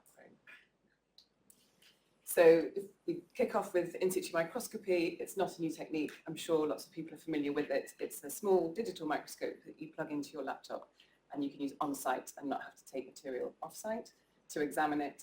It's useful at all stages in assessing a wall painting. Up on the left of the screen, we were looking at a speckling effect on a wall painting, which when you look, does this pointer? Oh yeah. When you look with the microscope with the raking light, you can see clearly that it's a condensation spot, that these are concentric circles from evaporation. And then by using topographical markers in the paint layer, you can go back to the exact same spot and see what your intervention did in that area. And that's the same with a UV light, because you can turn the light off your microscope and use a different light source. Also, you can use it to assess your interventions. So this is an area that we cleaned, and by looking at it with the UV light, you can see that actually the varnish has been abraded in places. So, useful way of assessing our intervention. This is my colleague using the microscope on site. You sort of have to be a bit of an octopus to be able to manage all elements, although I've seen now that you can get microscopes with a built-in screen, which would make everything a bit easier. Another technique, which I'm sure is familiar to lots of people in the room, is multispectral imaging. This in the lab has become hyperspectral imaging, and you can get these enormous cubes of data, but for us, broad bandpass often gives a lot of information. You can look at the image itself, like this IR image, where you light the painting with a different light source, infrared or ultraviolet. You can get information about underdrawing from the IR picture, but also you can make a composite, a false colour image, which can give an indication about palette. You can characterise palette. So here we've got blue eyes and a blue orb, and in the false colour image, it's blue and pink. That might be enough just to characterise your palette as varied, or maybe this is going to guide your further invasive sampling. So a useful step to guide further investigations. Another multispectral imaging technique is UV-induced visible luminescence, which is useful for looking at varnishes and repainting. We've already seen one of these pictures today. The way we're trying to push this forward at Opus is we've recently invested in a long throw UV torch. So we can capture these images now from, in this instance, 24 meters away. So paintings that are not accessible immediately, closely accessible, we can start getting preliminary information for planning and costing purposes. This next technique is just a software shortcut in Photoshop that you can perfectly align your repeat imaging, which makes capture a lot more forgiving. It's also very helpful for that multispectral aligning when you're doing a false colour image. We often, as conservators, are showing a client or a stakeholder how a painting has changed over time, and just being able to align them so precisely means the person you're describing it to is likely to pick up on the difference that you're interested in showing them, rather than a slightly different frame moving around. All those techniques that I've mentioned so far are single frame capture, but if your painting is too big to get a sufficient level of detail in a single frame, we can make higher resolution images by merging lots of single photographs together into one image. The easiest way of doing this is Photoshop, and you can do that either by capturing from a single point where you keep your camera relatively still, or you can reposition it in a mosaic style. It's very helpful for counteracting gloss. So this is a painting that I saw recently that's been varnished, and it's extremely shiny, and even if you try and capture it from an angle, there's still a lot of hotspots, whereas you can effectively counter that with the merged image. Photoshop works really well for flat wall paintings, but you can see it slightly mangled this fan installed in the middle of the painting. When you're moving into complex geometry or three-dimensional spaces, structure from motion software, SFM, is your friend. This is building a 3D model of a space using two-dimensional photographs. So at the top here, we've got the mesh model, and all those blue rectangles are the position of the camera sensor. So you can see many photographs were used to build a model. Then you add on colour information on the surface of that. And having built your 3D model, you can then extract a two-dimensional picture of an elevation. It allows you to capture, again, those very shiny paintings, complex geometry, if you've got a line of sight obstacle so that you can't see your whole wall painting. It just means that you can build very useful high-resolution images, either as a baseline record of condition or as something that you're going to map onto. This is an example of removing an obstacle, a rather beautiful obstacle, in the Chapel Royal, but we were interested in the wall paintings, and as you look at it, the three-dimensionality of the reredos means that you can't see all the wall paintings, so capture lots of frames, merge them together, and you can then digitally remove the reredos and have a clearer picture of the paintings. Similarly, you can kind of simplify very complicated architecture, so this beautiful vault in Rajasthan in India. From the 3D model, we've exported a view of the ceiling and all of the elevations. and just more of the same, a very shiny painting with an arched coving, and then chandelier, which complicates your line of sight. Once you've built the model and taken out those obstacles, you can produce this very clear record, again, for a point in time or to start mapping onto. The beauty of a high resolution image being that you can interrogate it at a one-to-one scale, so you can track very small changes over time. And also you aren't rolling the dice as to whether your monitoring frame is in the right place, because it may be that you've been monitoring this for 5 years and then the flake is over here. I would just say, even if you don't build your own structured motion 3D model, you can interrogate other people's. So if, as Tobit was saying, if you're in a multi-partner project and the surveyor or someone who's already done this, you can use software such as MeshLab, which allows you to export views from models that already exist. All those examples of structure from motion that I've just showed you were done with Agisoft, which is an expensive, fairly sophisticated piece of software. It's about £3,000. But as with all things technology, it's getting cheaper, easier, quicker, lighter to do the same stuff. So this is structure from motion in an app. This is produced on a phone app. It again produces a 3D model from which you can export views of particular elevations.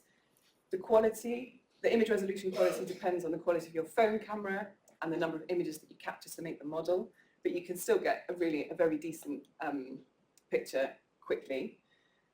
The reason my colleague Sam started using this app, which is called Polycam, is he was surveying a huge site, an abandoned town, now ruinous. There's 1,000 houses in there. Lots of them have got wall paintings, so he had to survey all of the units and find which ones had the wall paintings in. And he was using this as kind of an aid memoir, because there's a lot of ruinous units that are all quite similar, so you can put yourself back in the space. And then also you can see with the wall paintings, you can have a physical record. And then that information he overlaid onto a GIS system, which this is a view of the town. All the orange spots are where there are wall paintings. If you zoom in, you can see those orange spots are actually orange lines. And if you click on any orange line, you can get a pop-up which has the view of the wall painting in it. And this is an example for wall paintings, but you can have a layer for your invasive samples with a picture of the cross-section. You can have a layer for your non-invasive analysis. It's a way of visually organising your data onto a map, which I think is a hugely interesting way to start collating our data, and possibly has relevance for the archive. And with the archive in mind, the reason why we're all here today, I think it's worth saying these techniques, they develop all the time, and we should be adopting them as they best serve us. To reference Sharon Cather, who was such a force in this department for so long, let's not be boys with toys. It's got to be relevant to the job. And I think in the context of the survey, we should really be thinking about producing these digital files, the 3D models. How are the conservators in 50 years' time, looking back at what we did, going to access these records?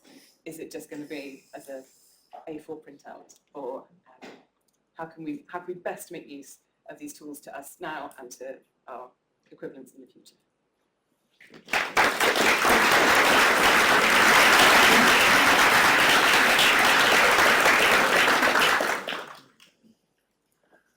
Thank you very much, Lizzie. A really eye-popping exploration of the potential of imaging and conservation projects. Okay, and now moving on to Stephen Rickaby, one half of the long-established company Rickaby and Courtauld, Wall Painting Conservators. This is a paper which is co-authored between Stephen and Lisa, and they work nationally and internationally, including in such wonderful places as China and Ethiopia. Thank you. Thank you very much, Jane, for that introduction. So yes, focusing conservation aims and requirements. What do I mean by this? Well, let's quickly look at two churches in England. Kempley in Gloucestershire has already been introduced to us by Sophie this morning, with its famous Romanesque wall paintings, well known probably to many people in this room. and a much lesser known example, if known at all, the church at Littlehampton in Buckinghamshire, with medieval paintings throughout much of its interior. If not known to people here, it's sort of a template, it's typical of many churches throughout England. Let's compare, let's look at their conservation histories, their physical histories briefly. And if we look at them, really they're very similar. Their paintings uncovered in the late 19th century and early 20th century. And I think it's fair to say we can reasonably assume that that process was quite a brutal process of uncovering and revelation. Very shortly afterwards, these paintings were coated with so-called preservative coatings, and we all know what harm they have done to wall paintings. In the mid-20th century and afterwards, there are attempts to remove those coatings. And again, we can say that that wasn't done with the most optimal materials and procedures, or with a good understanding of original painting technologies. Now, that's not a criticism, that's just the way things were 50, 60, 70 years ago. And things have moved on since then, or at least they should have done. And what about now? What is our legacy now? We have wall paintings, medieval wall paintings, in very depleted conditions. They've been through a lot. We still have residual coatings, and we have deterioration concerns. So details of Kempley on the left and Littlehampton on the right. Many paintings like this are now coming up for retreatment. And there's something of an unhelpful, potentially harmful nexus going on between thinking that the presence of coatings still means that harm is happening and that the automatic response should be cleaning. And I think we have to challenge this because it's not the same case in all cases. We have to look at wall paintings on a case-by-case basis and build up the evidence for our interventions and in what we choose to do. Let's look at Littlehampton first, and the archival evidence kindly provided by the survey. And in this case, the evidence is conflicting. We have one source telling us that glue size was used as a coating, and another source implying that the coating is wax-based. So in this case, we actually need instrumental analysis to determine what the nature of the coating is. And we're very grateful to Joshua Hill for doing that for us. We need to know what our problem is before we can decide what to do and what conservation options to follow. What else can we do? We characterize the nature of the coating in terms of its presence on the painting, its distribution. And we can use some very interesting and simple tools for doing this. UV imaging, portable microscopy, as Lizzie has also explained. And we build up a sense of what the nature of our problem is. And you can see in this case at Littlehampton, the coating is very thinly applied, it's discontinuous, broken up, and it has a grey appearance as well. The archival evidence, the image base that we have, is unequivocal in showing us that we have adverse change in a very short period of time. So something is going wrong here. What is going wrong? That's what we need to find out. Well, in addition to the coating, we also have a salts problem. And with a relatively simple salts analysis strategy, using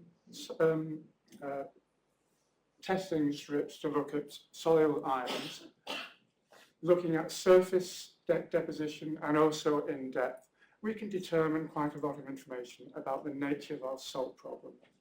And what this simple testing is telling us is that we have a surface sulfation problem, a deposition problem, not a salt problem in depth, but something deposited on the surface.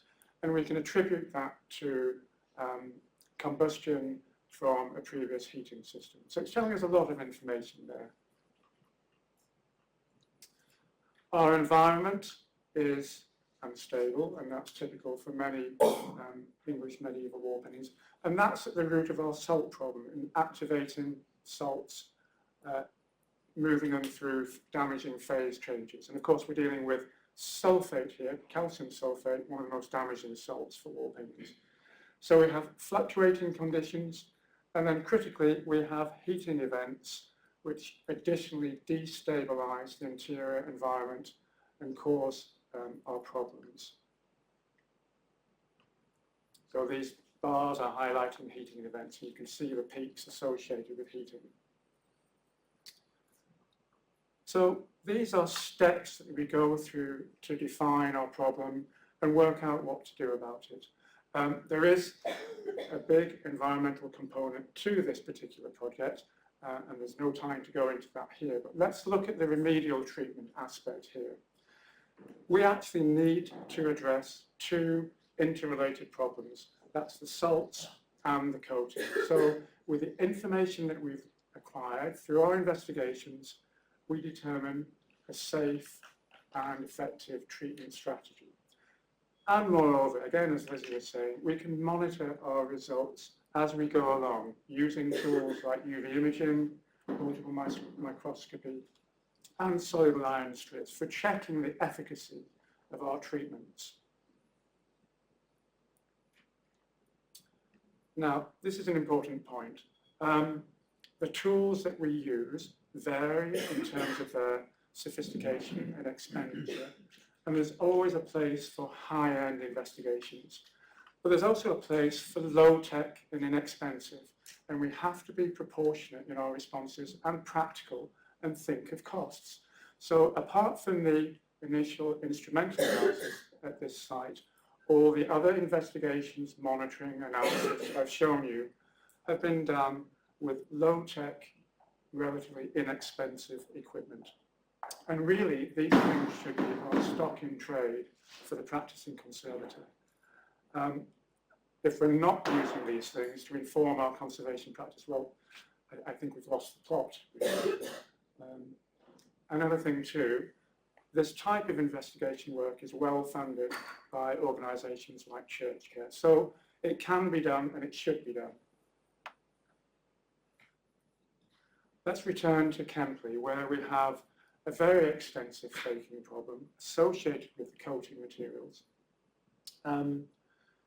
What about here? Is remedial treatment necessary? Is it feasible? Is it safe? And these are the questions we need to ask of all our interventions in that order. And of course, if the answer to the first question is that remedial treatment is not necessary, we don't have to proceed to the next two. So what's our situation at Kempley? The archival image base is quite poor, considering this is one of our most important sites in England. Poor though it is, it does actually begin to tell us that deterioration over time, despite the presence of multiple coating materials on this painting, seems to be very slow, if not negligible. Happily, this being an English heritage site, resources are now being put into establishing a better, more accurate monitoring base for these paintings. And that's really important because really for the first time in this church's history, we have an ability to monitor change at a micro level and an ability to monitor absence of change. That's also very important. So let's look at our environmental conditions in this church. They're not ideal, but then what medieval church in England is. But it's not that bad either. Sounds like something out of a Bridget Jones film. Critically, we don't have heating in this church, and that makes a big difference. So here's the thing. With this church, the jury is still out on this. We're still gathering the data, but there is the probability we have very limited change happening over time. We have no salt contamination, and that's a critical factor.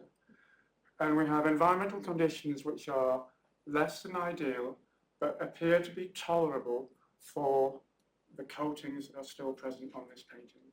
And therefore, it could be that the flaking is in a state of stasis. And that's very important to establish because it means that no treatment is necessary. And if you look at the condition of these paintings now, the risks of undertaking treatment on a painting of this type with that type of flaking problem probably far outweighs leaving it in the condition that it's in once we've established that those conditions are reasonably stable. So that's a very important point to make. So, final slide, so there won't be any more glitches. 2 medieval wall paintings with similar conservation and physical histories, coatings still on them, but actually 2 very different potential outcomes in terms of the conservation options we choose, informed by a sequence of conservation investigations tailored to each site, focused for each site. We can't afford to make automatic treatment assumptions and knee-jerk reactions anymore, not for the critical heritage, which is in such a critical condition. We have to inform all of our steps in a precise and measured way. Thank you very much. Thank you very much, Stephen, and thank you for bearing with the technical issues which have been very efficiently dealt with. Thank you. So, wow, what a wonderful series of talks this morning. And I feel that my students, the Conservation of Wall Painting MA students, the first years who are in the audience today, are benefiting hugely from this range of talks about improving approaches.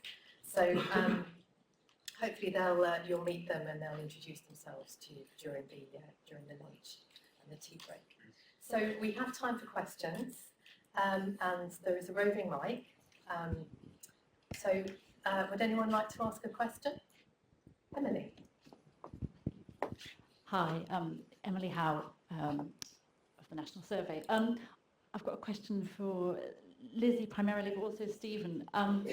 Just thinking about one of the things we've become much better at over the last few decades is recording more paintings and using that information to document rates of change, particularly with imaging that's available to us now. And from the sharp end of the digitisation project, and having, so often you come across a file with lots of really, really useful data on a disk that you can't read, or in a format that's readable only by the software in which it was generated.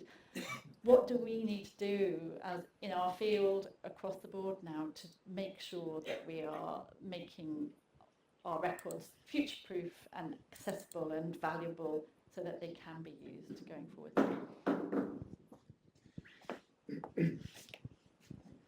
Well, it's a very good question, and perhaps it's something that comes out of your work with the survey. I'm sure you're better informed than almost anyone in this room about future compatibility of file formats, certainly more than me, but I think it's something where our professional body ICON can get involved if we should have some sort of working group on standards and documentation, because at the moment it's, we PDFA it and we give it to the client and we hope for the best, and we have seen there's a lot of private practice keeping meticulous records of their own work, but then where does that go ultimately? So, I think it's a very good question, and I don't think I have an answer for you. I don't think I have an answer either. Kate, John. I have an answer. I think archaeologists are probably 30 years ahead of you. So as you can imagine, we've been dealing with floppy disks and ZX81s and spectrums and the legacy of archaeological excavations. And the Archaeology Data Service at York has a fantastic series of guides to good practice about file formats. We also have a computer museum in a barn in North Yorkshire with ZX81s and spectrums in it. So I think that, good exchanges of practice between disciplines about what might happen and how we might support each other. And I said to Emily over lunch, I think the other thing is costing this. So costing what it will take the Courtauld to look after our data in perpetuity. It's like writing a medieval will, really, isn't it? But actually, in terms of that upgrading of file format, so we should be costing that into lottery projects. when we're thinking about creating new records with our conservators, what's it going to cost to deposit with the Courtauld?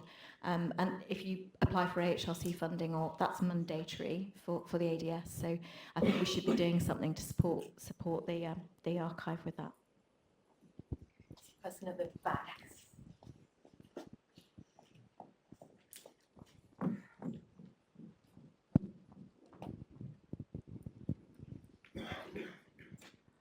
Hi there, thanks. Ellie Pridgeon.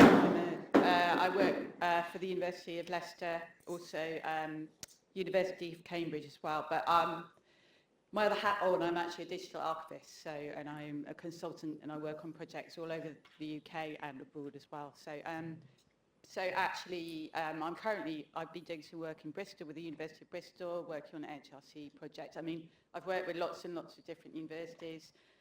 In London as well, SOAS, various other ones as well. I think the thing, in fact, I was having this very conversation at the university with the archivists at the University of Bristol yesterday about some records, digital records that we are actually depositing there. And we have Bristol have just purchased a preservica system, which is basically a kind of digital preservation system. It's like a digital asset management system. So actually it does all these things automatically. It automatically upgrades, every few years, file formats. I mean, it's going to cost institutions, organisations, £10,000 a year plus. But essentially these are the way forward, essentially, and a lot of educational establishments are actually kind of, and I'm sure that the University of York will have one of these kind of digital preservation systems. I mean, obviously the issue with that is that, smaller organisations, churches, etc., also organisations that I work for, like Bristol Archives, for example, they can't afford that kind of thing. But I would imagine that the University of London probably has such systems somewhere. So I hope that's a little bit helpful about ways forward. Lovely, thank you.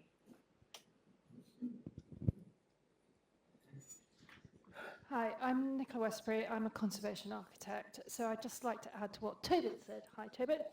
A new act came into force in October 23, which is the Building Safety Act. And whilst we've mentioned health and safety earlier in today, Tobit forgot a key role, sorry. We need a principal designer, both under the building regulations and the construction design and management regulations. It sounds terribly boring. It possibly is terribly boring, but you do need to know about it. Thank you.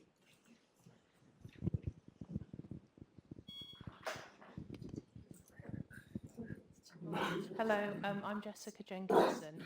I'm a buildings inspector for Kent working at Historic England, and I had a question about wall paintings that haven't yet been revealed. A lot of planning cases I have where there are already wall paintings in the building have high potential for wall paintings elsewhere under layers of paint. I wondered if the conservators could talk a little bit about projects or approaches they take to situations like that, particularly if a building owner doesn't necessarily have the funds, or their project isn't one for, restoring these or revealing them. So. Would one of the Conservators like to answer that? Yes, please.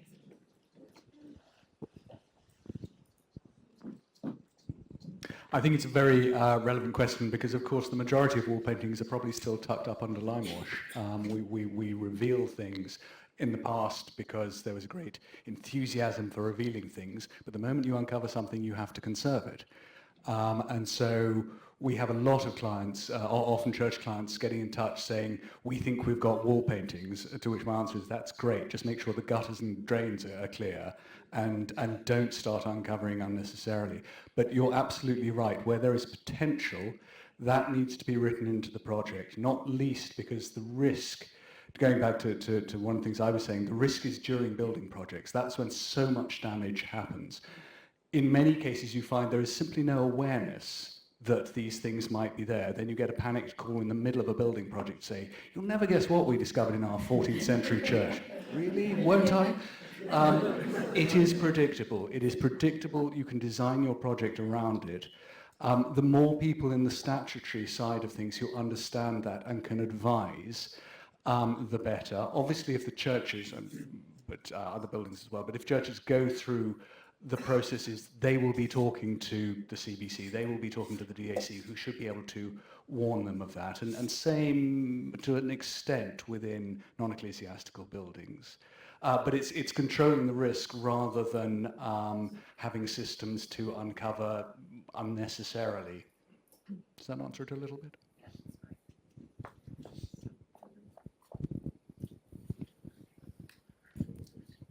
Hi, Lauren Wong, currently Courtauld Institute of Art.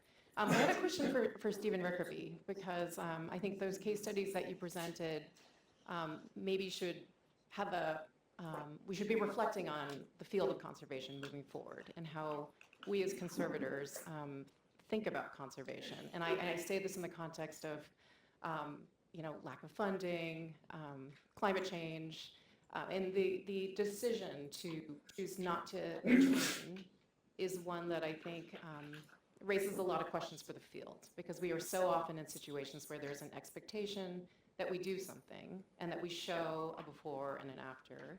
People always love to see the kind of after shots. And I'm just wondering if you could reflect upon what you, in your experience as a conservator, may have run up against in terms of convincing people, and how that sits within this field moving forward, given what you showed in terms of those two examples about how the field has continued to kind of repeat itself. So thank you very much.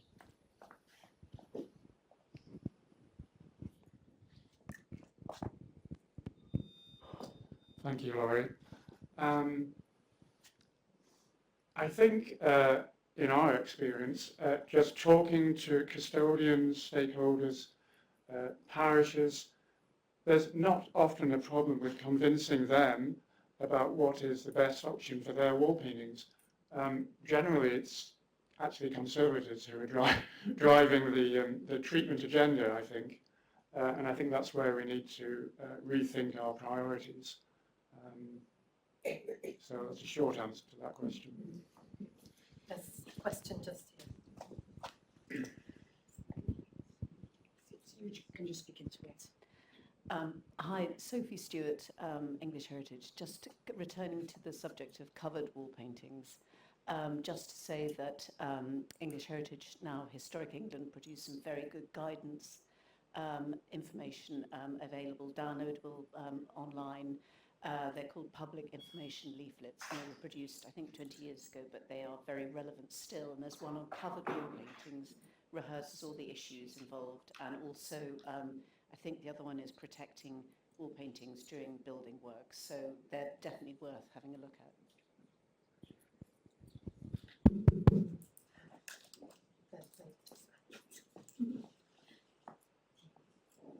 Hello, Claire Terry, self-employed conservator. I've been doing some research, it was more for a dissertation, but during my research I looked at online listings of buildings, and there's been great improvements on the content, particularly the significance of building.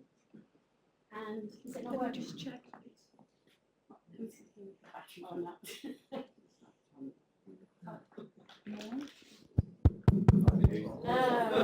Do I need to start again? I apologise. Claire Terry, self-employed conservator. I'll just go back to the, what was I saying? Improved listings, thank you, on buildings, which you can find online. And there's much more content in there now. There's more photographs. There's also links to the Heritage Gateway. But again, I think that's more for the building structure. But again, it would be nice to have that link up between what we've been talking about today and the Heritage Gateway. So all of that documentation, whether that's drawings, building drawings, or structure of building, is all linked together with, also with the decorative arts. Your thoughts on that, please?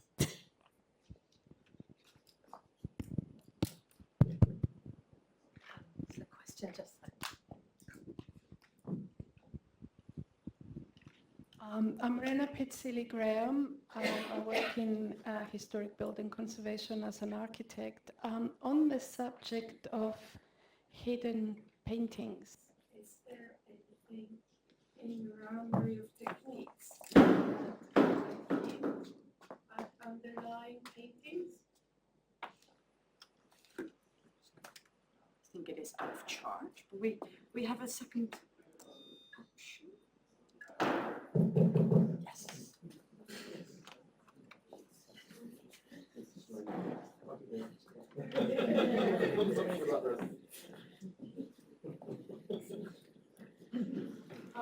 My name is Rena Pizzilli-Graham and I work in historic building conservation as an architect, and I just wanted still on the subject of hidden paintings, where there's anything in your palette of techniques that would reveal or hint at underlying painting or light washing in your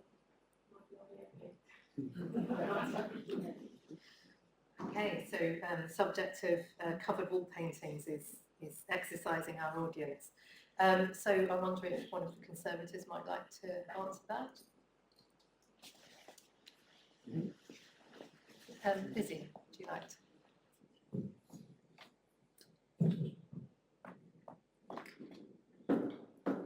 Well, it's putting all the pieces together, really. It's a question of likelihood and circumstance. Is the building of a relevant age? If you look at it, is it a historic plaster? Raking light's incredibly helpful for seeing outlines, incisions, stencil patterns. So you can just, a wall painting conservator inspecting for the likelihood of a wall painting being there. You can get into uncovering windows as well, but as Tobit mentioned, you don't really want to start uncovering unless you're really confident of future resources and what you're going to be finding. It's more of an experience thing. In terms of, visualizing what's underneath, I know there's been, people are constantly looking into optical coherence tomography, various different techniques. As far as I know, there isn't anything that's fantastically useful yet, but a trained eye looking with a torch can tell you a lot.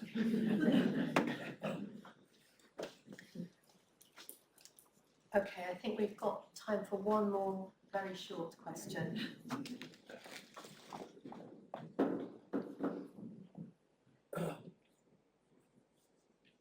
Martin Steer, enthusiastic amateur, very new to this subject. Is there a role for the casual visitor to churches and other establishments just uploading their casual snaps on their devices to the archive, or is that just going to clog the whole thing up? I think that might be a question for Emily. My example that I use is the Woodland Trust have an online portal to which people can upload veteran trees, just taking footpaths and that sort of thing. It's become quite a powerful resource.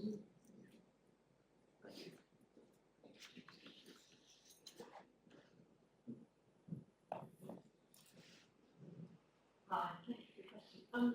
At the moment, I would say the best way to go about the survey is to look at the survey when it's online, see whether we have any information on a particular church, see whether what you're offering to survey will act to that, and if you think that there's a hole in our material, then certainly contact the website address, which is on the page, and transfer any images that you might have to contribute. A colleague suggested during the break that we produce some guidelines on file things that would help people to give their data to us more simply, which I will do. But I think we just want to keep things very simple at the moment, so JPEG and PDFs are what we're doing. But definitely, we're very keen to get people sending in good photographs where we have gaps in that, and we can sort of look at that, see what we have so far. But thank you for your support. Thank you to our speakers for their wonderful talks today. If we could just thank them again.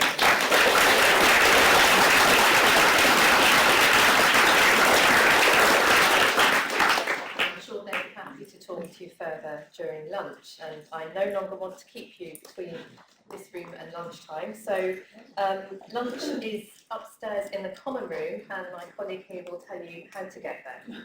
And please be back for 2 p.m. Welcome to the afternoon session. My name is Alex Povey, and I'm a member of the medieval faculty here at the Courtauld. And it's an enormous privilege and pleasure to introduce this session, and also to see so many people from so many institutions and agencies and professions gathered together, which I think is very much a tribute to the extraordinary work of Emily Howe, and I'm sure we'll want to thank her at many occasions throughout today. But in my former role as Executive Dean and Deputy Director, I was able to support the project in Emily and hear about its nascence. And I also really want to acknowledge too someone who's missing today and who I'm sure we're all missing, which is the former director, head of the wall paintings unit at the Courtauld, Austin Nevin, who will all be, I think, thinking about and who very much supported Emily and this venture as well. Before I introduce the first speaker this afternoon, I want to reveal standing behind me dramatically, I'll do that again, like Sound of Music style, my colleague Dr. Rebecca Senior, who's going to say a couple of words about how she hopes to gather feedback about today's event. Thanks, Alex. So yes, I'm Dr. Rebecca Senior. I've been working with Emily to understand how the National Wall Painting Survey is really transforming professional practice and education. So I'm here with a plea to everybody. So on Monday, a link to a questionnaire will arrive magically in your inboxes. So yes, my plea to everybody is please complete that as fully as you possibly can. And if anybody is bursting to say good things about the survey, I will be, I'm sure there's lots of you, I will be around in the tea and coffee break. But yes, thanks, Alex. Thank you. Okay, so on with the show that is session 3. We had advertised 5 speakers for this afternoon, and I'm sorry to say that we're down to 4 because Jane Rutherford hasn't been able to attend today for family reasons, but she is, I gather, still going to be able to contribute her paper to the publication that is being planned for today. So we have 4 papers, the first of which will be given by Dr. Miriam Gill, who I'm very happy to see, a contemporary of mine as PhD students back in the now increasingly amazing looking 1990s when we were students.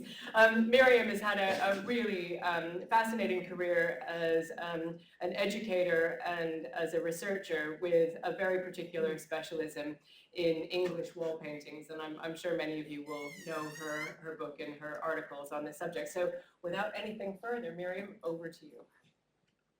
Thank you very much. There isn't a book if you're thinking you might have missed something. Oh, sorry. No, that's okay. That's okay. Thesis. Yes, the thesis. It is lovely to be here with you this afternoon. I'm conscious that I come into this as it were, at a tangent as an art historian. And what I want to do is to offer some observations which I hope will be helpful in terms of thinking about how the nature of our field and its practice and the nature of the survey relate to the ongoing task of understanding and appreciating wall painting. You'll remember that's how Keyser talks about the field that is insufficiently understood and appreciated. And we're here today as testament to that ongoing desire to engage with these paintings. In the course of today, we've heard a number of helpful different metaphors for the way in which the study of wall paintings fits together. The jigsaw, the collaboration, the collegiality, the interdigitation, all of these images, and I'm bringing my own humble and homely image, the image of patching, that this is effectively patchwork, and this is why the National Survey has such potential, because we have to patch together our knowledge.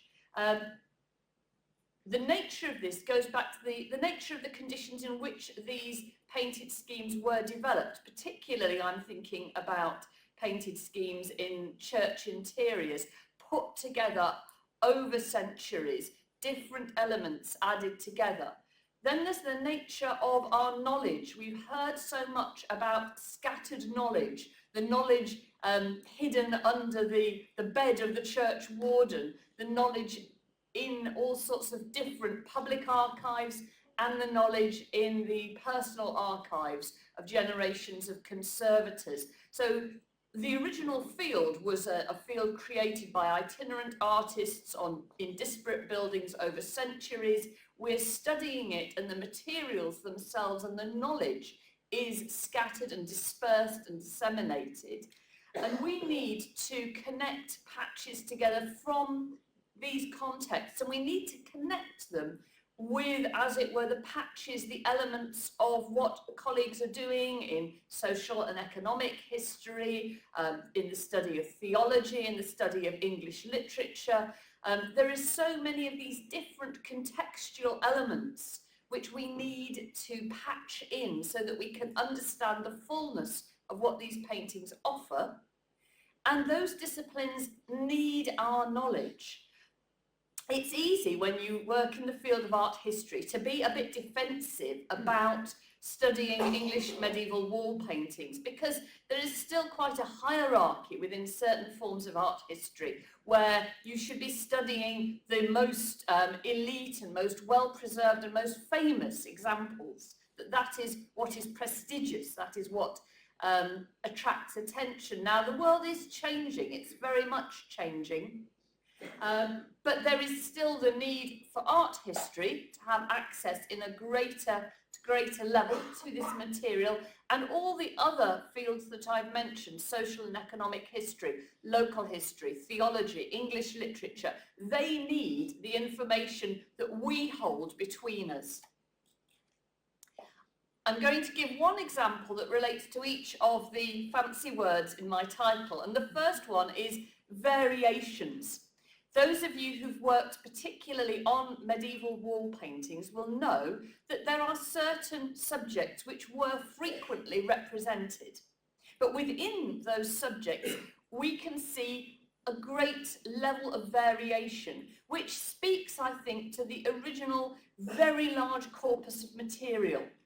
When you have such diversity and variation within often a small surviving corpus, it speaks to an original high level of variation, and a level of variation which is testament to the movement not only of the people and the images themselves, but also to the movement between different subjects of certain visual tropes and certain ideas.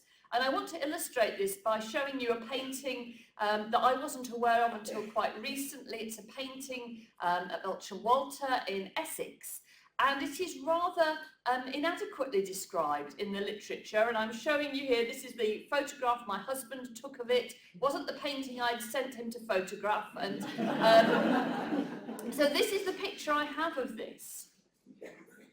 And I was very, very excited by this picture. Because I realised it was a very early example of a painting of the seven deadly sins, and particularly the very interesting variant where the seven deadly sins are shown proceeding from a central female figure, with that figure being attacked by a personification of death. On the left, I'm showing you from 1277, the earliest illustrated image we have, illustrating the tract by Robert de Lhomme of the mirror of life. This is the tract, this is the work of literature, didactic literature, from which this type of iconography derives. And you can see there, although our image is, as it were, only the 12 o'clock to 3 o'clock part of the upper circle, we have the central female figure, she's looking forward at us. We have a skeletal figure rather than an earlier image representing death. And particularly we have this circular frame.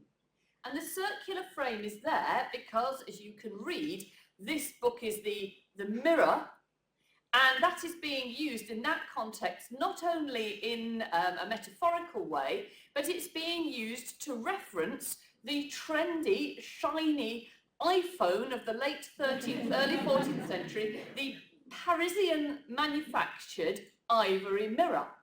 And what I want you to see here is it looks as if maybe in the genesis of this subject, we have an interrelationship between these fancy, luxurious mirrors and their romance subjects, and then the didactic application of that subject. So the idea of the presiding figure in the tree goes from being a figure, a positive figure of the power of love, a romance figure on an ivory mirror back, to then being seen as an image, quite a lively image of the dangers of sin and luxury.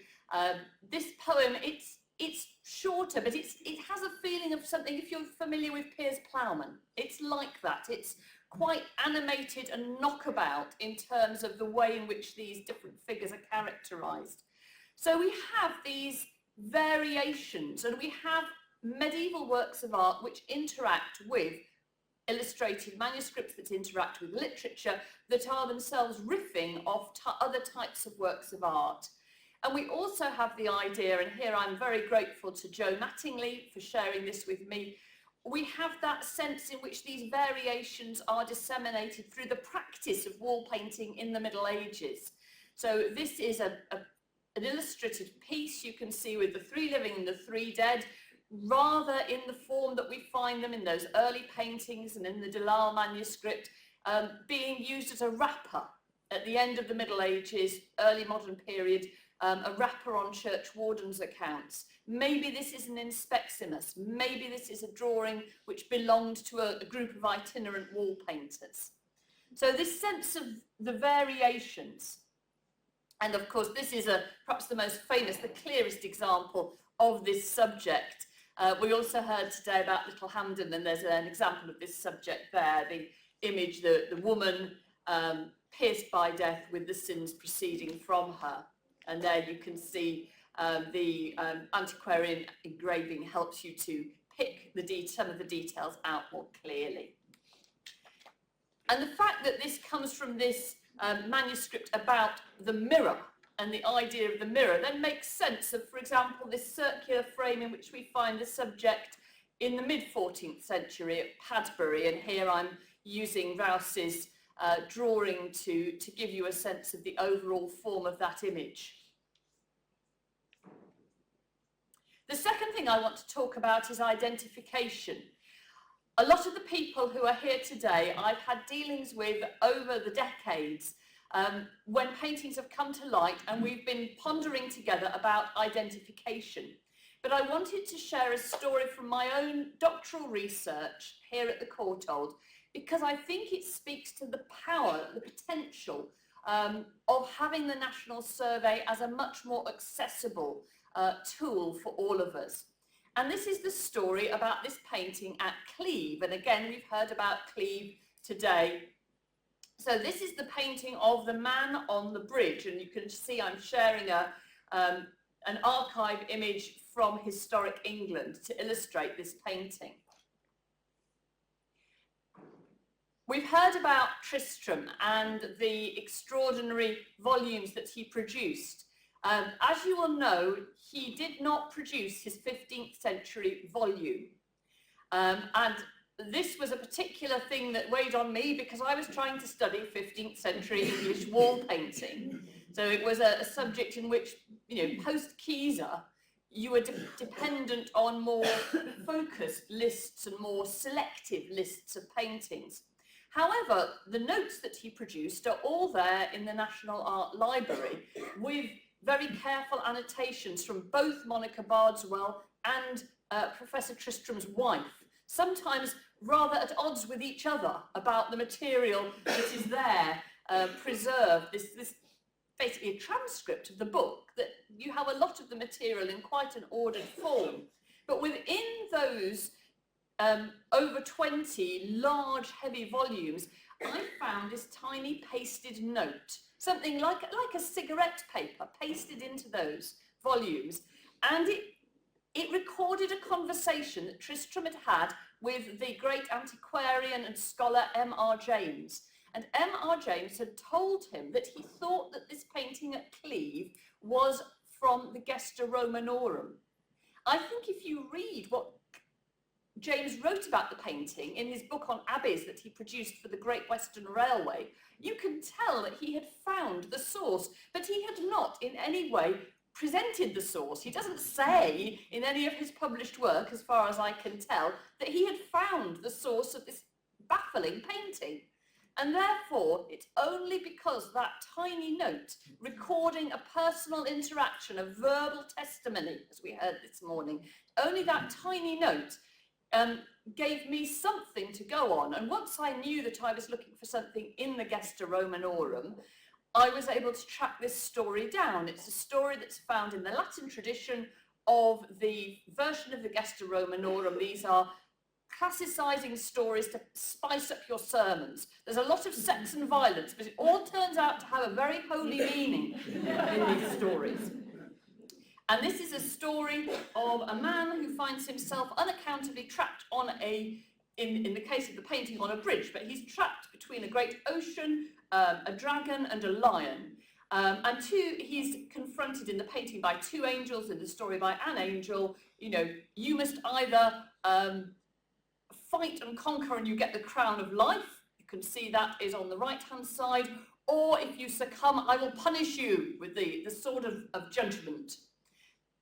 So within this tiny survival, we had a breadcrumb, which enabled us to make an identification, which enabled us to understand for the first time in 500 years what this painting was. The third thing I want to talk about is intersections, and I want to draw attention here to the work of a colleague, Peter Martindale, who said that I can speak about this. He's someone who contacted me during his work on the porch paintings at Braymore.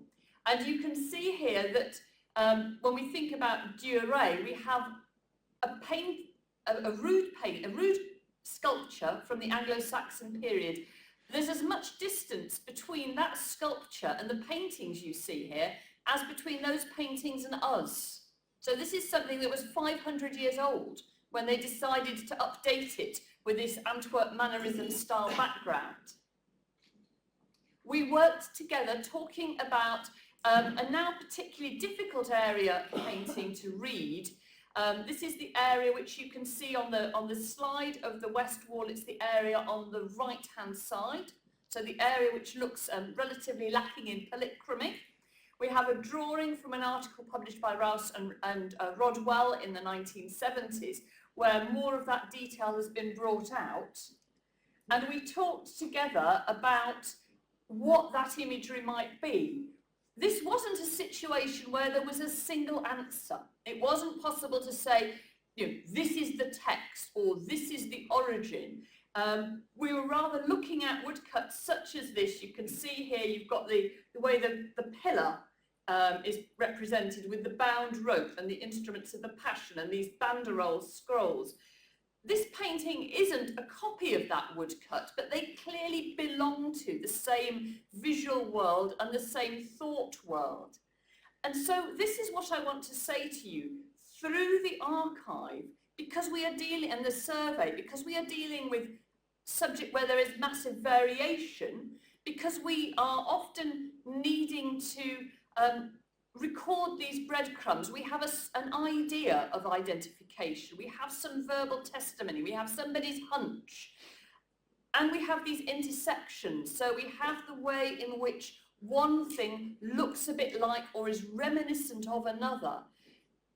The survey offers us an opportunity to make this sort of work, this patching of knowledge, possible among the great company of us and through time. So it is not just our personal interactions and relationships that make this possible, but that they become possible through the medium of what's gathered in the survey. Thank you. Excellent, thank you very much. The third speaker in this session is Florence Eccleston, who just told me over lunch that she's completed a full draft of her PhD. So that will now doubtless need to be revised a little bit before submission. And during her PhD at the Courtauld, she's been able to have a couple of work placements at Hampton Court Palace and Canterbury Cathedral, and has also made a tremendous contribution to the digitization of the national wall painting. So her PhD, as I think we'll be hearing, explores the role that medieval wall paintings can play in our understanding of the emotional history and the practical history of sin in medieval England. So hopefully we'll all learn how to or how not to sin from Florence now. Good afternoon, can everyone hear me? Good afternoon everyone, and thank you Andy and the organisers for inviting me. It's a real privilege to be speaking amongst such a distinguished group today. As any of you who have embarked on a study of wall paintings will know, there's no simple task. Their locations are not exactly forgiving. They are geographically dispersed, usually in small rural locations, and often closed. If you do manage to get inside, the sites are often far from hospitable. Cold, damp, and in the worst cases full of bats and dead insects, which makes the whole process, especially if visited alone, rather eerie. The murals themselves are sometimes in such poor condition that you can't make out what they once showed. Some are in suspiciously good condition, suggesting they've been repainted and obscuring evidence of the original medieval schemes. That is, of course, taking into account what Kate has said, exactly what we want to be studying. For me, it's medieval schemes. Pigments can be altered, making interpretation even more challenging. Sometimes multiple images are painted on top of one another, making figuring out what once adorned the walls a perplexing task. They are terribly difficult to photograph and record with dark and changeable light conditions and imagery usually very high up and difficult to access. And this shows an early 14th century St. Christopher underneath a painting which is called The Warning to the Blasphemers. It's a very unusual morality image, basically saying that people should not swear. But yeah, Rouse, who we've heard a bit about today, uncovered, partially removed some of this upper painting to reveal the early 14th century painting. And it's very interesting, as Kate was talking about, thinking about how conservators sort of justify what should be displayed and what not. Rouse felt that the painting below, the St. Christopher, was a much better painting, and uses, I think, that word. So therefore, that was what's uncovered, but it destroys the evidence that I really want to look at.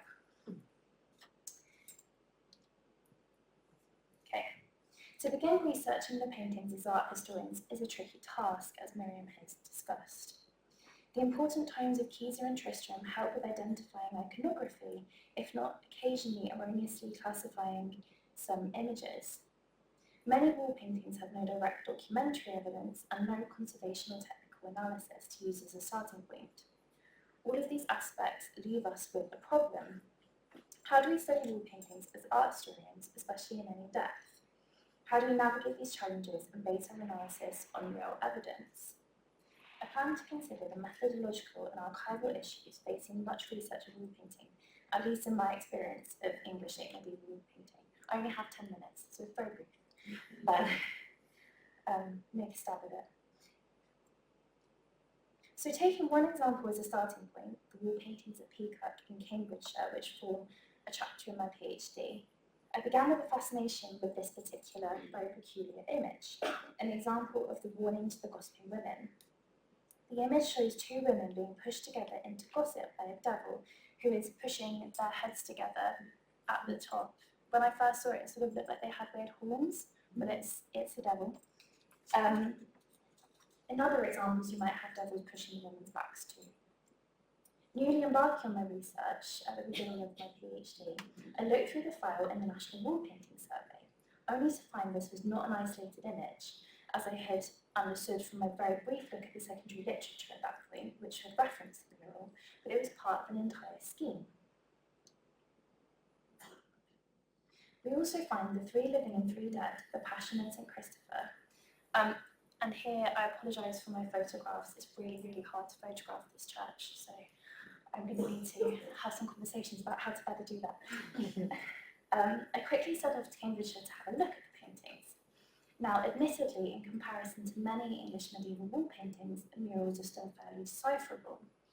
We can tell that at least a substantial amount of the scheme survives. Nevertheless, they're still in a bit of a sorry state. The Gothics are quite damaged, leaving only the central configuration complete. There is a large area of plaster loss, which has meant the loss of one of the dead of the 3 living and dead mural, which is, I sort of couldn't take it as a whole because of it, just where it is. It's very hard to photograph, so it's kind of 2 quite mismatched photographs together, apologies.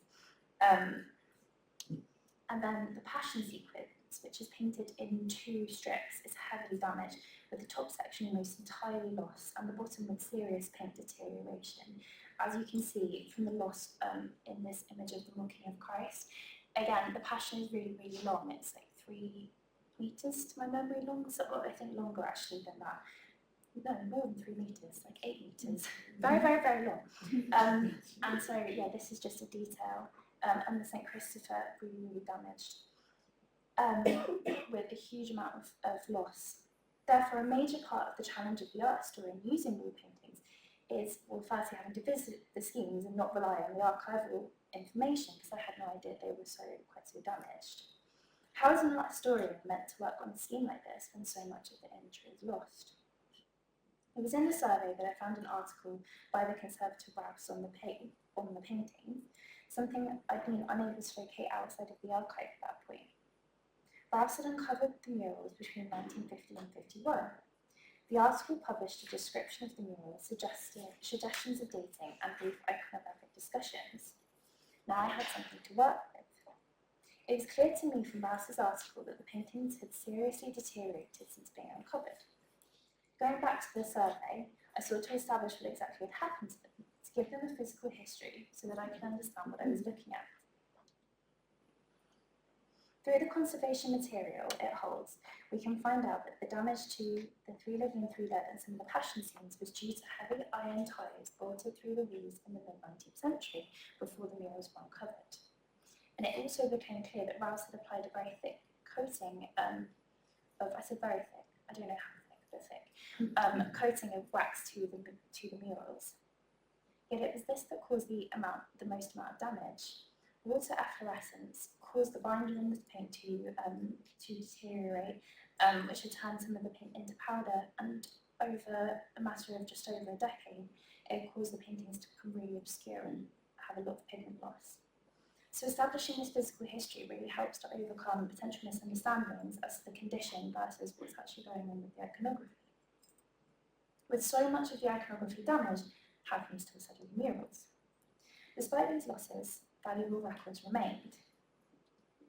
Rouse's art historical article had also been accompanied by a series of photographs left to Historic England, evidencing the scheme soon after it was uncovered, and also, I think Kate mentioned the newspaper archives. This is actually from the newspaper archive, I haven't labelled it, sorry. It was published in the local newspaper, I think the London News. I also came across in the survey a list of paintings.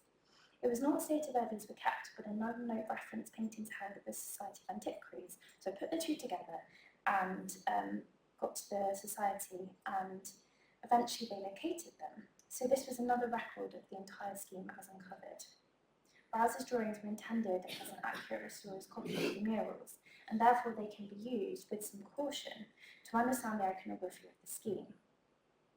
This depth of conservation evidence, though, is more rare, especially for murals that were uncovered earlier, like in the late 19th or very early 20th century, except for obviously in Kate's example, but from my experience it was more rare, or at least not so immediately evident. So attempting to pick apart this obscured imagery and any record of it is a major difficulty facing art historians of medieval wall paintings, and digging deep into the archives to see if there are remaining records was an essential starting point. More recent conservation material is also an essential, as many have discussed, but is rare to have for a small parish church. Luckily for me, at Peacock, Toby Curtis Associates had done some sampling, and it showed that the black of the dress of the gossip on the right had altered from red, changing the original effect and potentially the symbolic meaning too. It was also paint sampling along with stylistic analysis, which indicated that the murals might be a complete scheme as well. Reading conservation material is a real challenge for an art historian with no conservation training. So understanding this analysis really relied on asking conservators to explain it, essentially. But again, this was vital for an understanding of the physical history of the murals. Wall painting research therefore depends on this access to conservation material, and without such records, substantial caution is demanded in interpreting the material evidence, which is so fragile and changeable over time. To me, the most exciting element of wall painting research is understanding their part of the broader lived experience. Without contracts or site-specific documentary evidence, of which there are usually none at all, questions of when, who by, and who for are largely elusive. However, I strongly believe that if we don't try, we lose a vital aspect of what these images meant to those who created and viewed them. And I can only do this very briefly, so I've chosen two quite brief examples. So part of this is being able to date the paintings to situate them at a specific point in history. Again, the wall painting survey was the starting point. Containing many art historical articles on the paintings, I could quite quickly and easily piece together the multiple different ways in which the murals at Peacock have been dated, generally based on isolating different iconographies and dating them exclusively rather than as a scheme. So then you ended up with a variety of different dates from like 1320 to 1390. Sometimes they were justified, and sometimes there was no explanation as to why they've reached that conclusion, but it's still helpful.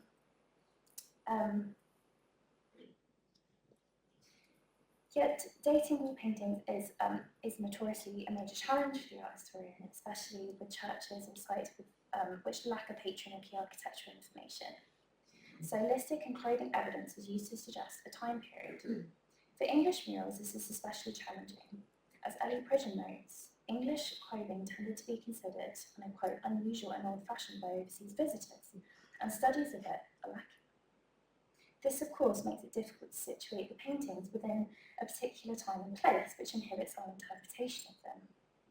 For this, the art historian must start using their more traditional skills, using nationally or locally produced manuscripts and tomb imagery, for example, also with caution as to their dating, to closely evidence the date. As an example of this at Peacock, the mid-14th century date is most clearly evidenced by the youngest of the three living, who, as a symbol of youthful pride and appearance, which is something that Miriam has pointed out as well, can be assumed to be wearing fashionable clothes. Most helpfully, his clothing matches matches those of the three living in the Smithfield Decretals. However, having been able to establish the murals are part of a scheme, cumulative evidence can be used to confirm a more early to mid-14th century date as well. So, as a last example, I'm just turning briefly, turning briefly to St John the Baptist Church in Corby Glen in Lincolnshire. Here there's a diminutive donor figure beside the weighing of the souls. His tonsure suggests his clerical status, likely in relation to the church itself. By noticing this element, we now have to go back through the historical records. Here you can begin to build an interesting picture, which relates to the warning to the blasphemous image which I showed at the start, which was painted as part of the same scheme. Having dated the paintings to the early to mid-15th century using clothing evidence, again, can't be more specific than that, but we can unusually trace a case of blasphemy that occurred at Corby Glen in particular. In 1416, the parochial chaplain of Corby Glen, William Smith, was imprisoned as a heretic for blasphemy. This rare and clearly quite extreme evidence of blasphemy may imply a motivation for the commission of this wall painting. The painting likely dates the aftermath of this event and was probably commissioned by by a preceding vicar of Corbett Glen, the kneeling clerical figure before the Virgin in the weighing of the souls. It might allow us to interpret the mural as a possible acknowledgement of the wrongdoing of the clergy, its message of warning propelled reviewers by the reminder of a real incident in their locale and its drastic consequences. The image is the only evidence of such a response. However, we of course have to remain very speculative and sceptical of this kind of evidence. But going beyond the physical history of wall paintings demands interdisciplinary research, looking through a constellation of different types of sources. For example, local social history, contemporary sermons, devotional and even medical treatises to bring out more of the contextual understanding of the imagery within the emotional and lived experience of their viewers. By navigating the initial challenges in understanding our material, which the National Wall Painting Survey has made so much quicker and easier, and in some cases just possible in the first place, we build a strong foundation to be able to ask these more daring and unconcrete questions. Thank you.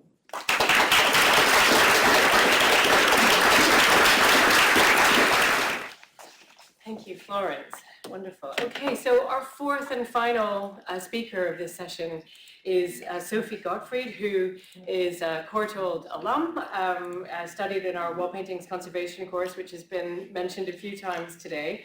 And Sophie's had a career moving from the British Museum to Historic England, and is now, or sorry, to English Heritage, and is now Historic England's lead for technical queries concerning wall painting. So, Sophie, please come and take over the podium. Okay, so when I get started, good afternoon, everyone. Can you hear me? So I've been asked to. Sorry. Yeah.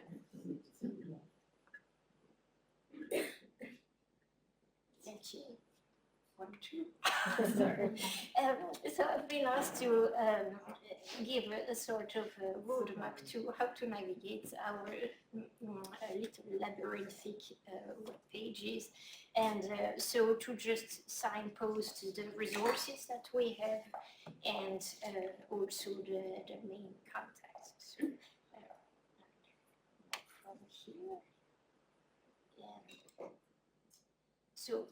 Historic England is a statutory body. We are the public body that helps people care for, enjoy, and celebrate England's spectacular historic environment. And how do we do that? So we have different teams. We have the national expertise, which is in the various regions. That includes our listing advisors. We have the development advice with the inspectors of historic buildings and the inspectors of ancient monuments. We have the partnership teams, which includes architectural investigators, and my colleague Rebecca Lane is one such, and she's somewhere in the room. She's waving so you can catch her right? or ask questions. We have architects and surveyors as well, and we have 3 of them today, Trudy Hughes and Sarah Morrison and Kate Marchant, if you'd like to wave them. Yes. So further questions. And we have planners and archaeologists and heritage at risk project officers. Then these are the local expertise in the different regions. Then we have also the national specialist services, and that includes a technical conservation team, that's where I am, and the technical conservation team, to chime with what Tobit says, is that it's multidisciplinary. So we're looking after the building fabric. We have the building conservation team, we have the geospatial metric survey team, we have the building services engineers, structural engineers, and the gardens and landscape, and everyone works together. And we also have then the material science laboratory at Fort Cumberland. And then helping all of us, but also external queries, we have our archive collections. And that includes over 1 million catalog entries, which cover historic photos, drawings, and reports, which are available online via our website. I'll just flag up here, I've put all the hyperlinks, but unfortunately I'm not going to click because it would take more than 10 minutes, but I think that Emily confirmed that when the talk is available, you'll actually be able to just click and go direct on the relevant pages. So we have over 600,000 photographs of English cities, towns and villages via our England's Places resource, and also selection of our historic aerial images via the Aerial Photo Explorer website, which is relevant when we research sites. And so here you can see, does it work? Well, it doesn't. So that is the library in Swindon and colleagues in there. So moving on, these are just examples of the type of very varied photographs that are available. So we have an online catalog with a lot of images that have already been scanned and can be viewed. We also have online catalogs of images that have not been scanned yet. And then we have a lot more images that are held in the archive and photo library directly in Swindon, which are only available when one goes there. So our archivists really recommend to always contact them via the main email address with the subject of the research query, because they have a lot of resources that might not be directly obvious, and that they're really happy to help. They're really gems. And so that is what I've said. So yes, there is a lot more material accessible directly at the archive and library, and to arrange a visit one needs to do online booking. And then we also have some files that hold a lot of information pertaining to various sites, and those are called registered files, and they are only available upon request via the Access to Information team, which is effectively an FOI request, or they would be accessible via the inspector. So someone, a conservators or scholars or someone researching a particular site could ask whether there is any material pertaining to the site, and we could field we can't send those files, but we can extract the relevant material and share it.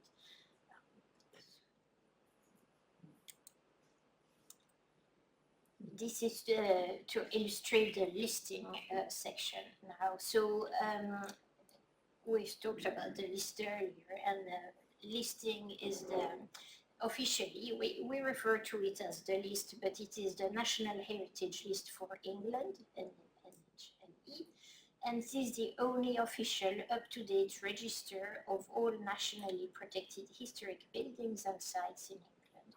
To apply for the listing of newly found wall paintings or perhaps upgrade the listings, there is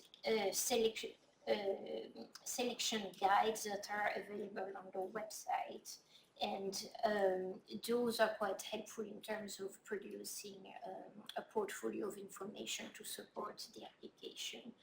There is also a project which is called the Missing Pieces Project, which allows people to directly upload photographs and documents.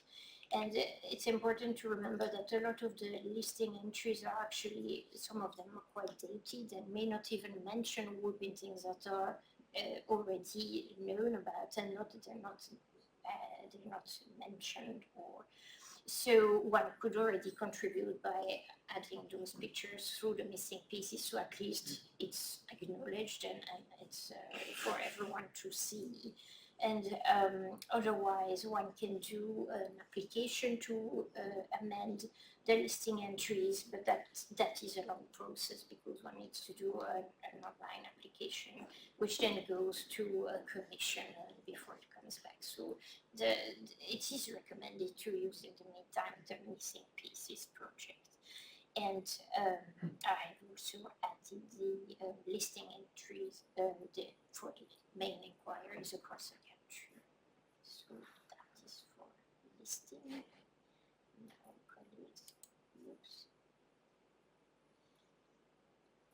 now looking at the technical conservation team and the work we do. You see again a photograph of Kempley. We've seen Kempley.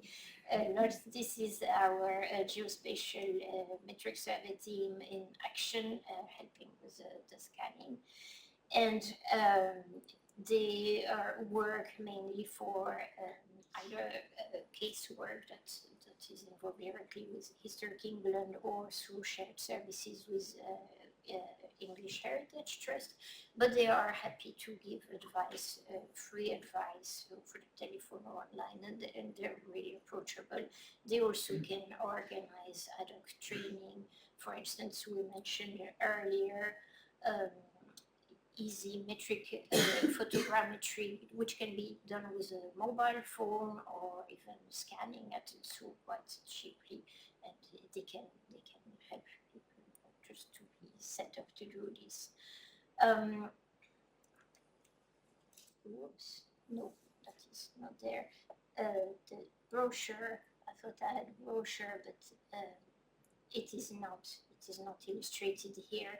We have online technical conservation guidance and research brochure, which includes everything that the department does in terms of technical conservation guidance, research reports, technical Tuesday webinars on all aspects of the care, repair, maintenance and adaptation of the historic built environment. So when one goes on the website under the looking after historic buildings pages, they can access that brochure and directly click on the hyperlink to access all the material that they're interested in. So it's simplified.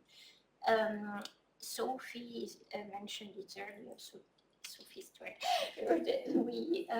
We have under the looking after the wall paintings pages, which is again under the looking after historic buildings pages. What used to be called a practical information leaflet, and they've been uploaded there. And so we have guidance on anticipating and responding to the discoveries of wall paintings, information on conservation reports. We have forthcoming guidance on understanding a building environmental performance assessment, which is used by Trobic. We have information on the maintenance pages of on the maintenance section of looking after historic buildings, you can see temporary protection. Again, this has the everything that's underlined has a hyperlink effectively, so it would send you. So there is access to more information or contact the department directly, and the email address is just there. It's the National Specialist Services team. At Fort Cumberland, we have material science laboratories, and you can visit it when you have access to the address.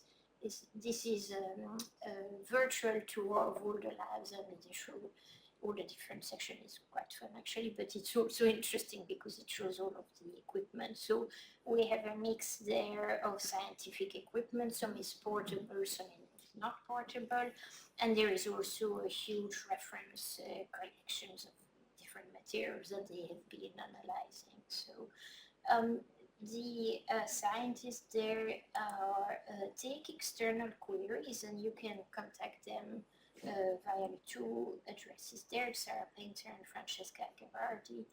And when they are contacted with a small particular research, so they might then take on the samples and run them for the researchers, or they can show them how to use the analytical equipment if there was a lot of material to analyze. So that's good to know that it's actually available there. And from 2026, in partnership with English Heritage, they have joined the Riches program, which will give more access to external people to the equipment, but also links between different labs.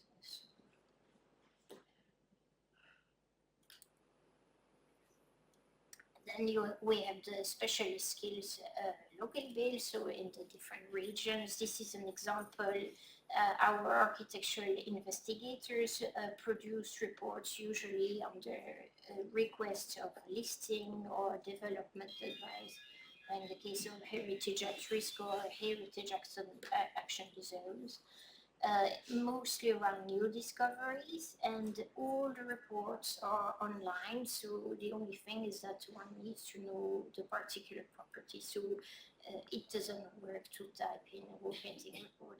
There won't be much, but even though there is more, but one needs to research the particular location by name and county, etc. And this is one such report that was produced by Rebecca Oops here. And the architects and surveyors team, again, the chance with what has been discussed earlier, work as a multidisciplinary team to provide grant and specialist advice, and really the focus is making sure that all the different specialisms are involved in the different projects.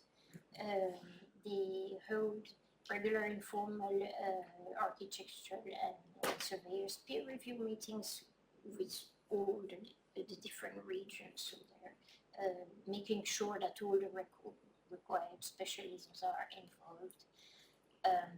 And the inspectors again can call in architects, archaeologists, multidisciplinary again. So, oh, and again, I forgot to mention the architectural investigators work with our professional photographers, which then add some more images into their archive. And we have discussed, Emily, how we can add up the new reports to the National Wall Painting Survey. So that's in discussion, and that's it on a quite quick signposting of the different things. And there we go. And if you have any more questions later, I mean, there will be some maybe now, but if there was later, there are different addresses I have produced, and otherwise one can also contact our customer services email address. They're usually quite good at rerouting to all the relevant departments. So that's it.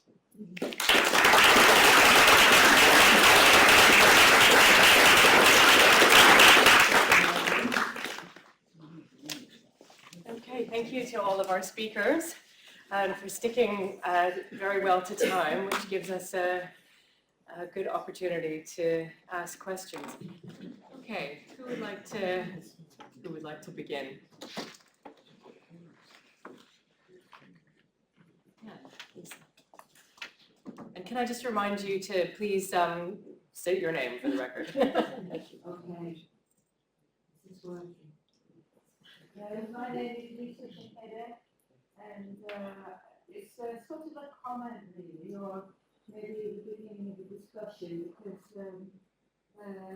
I really appreciated Miriam's tour de force today, and also Florence touched on some of the issues that we're concerned about. It's about this relationship between art historians and conservators, which is one that should be a little bit more of a dialogue than it tends to be.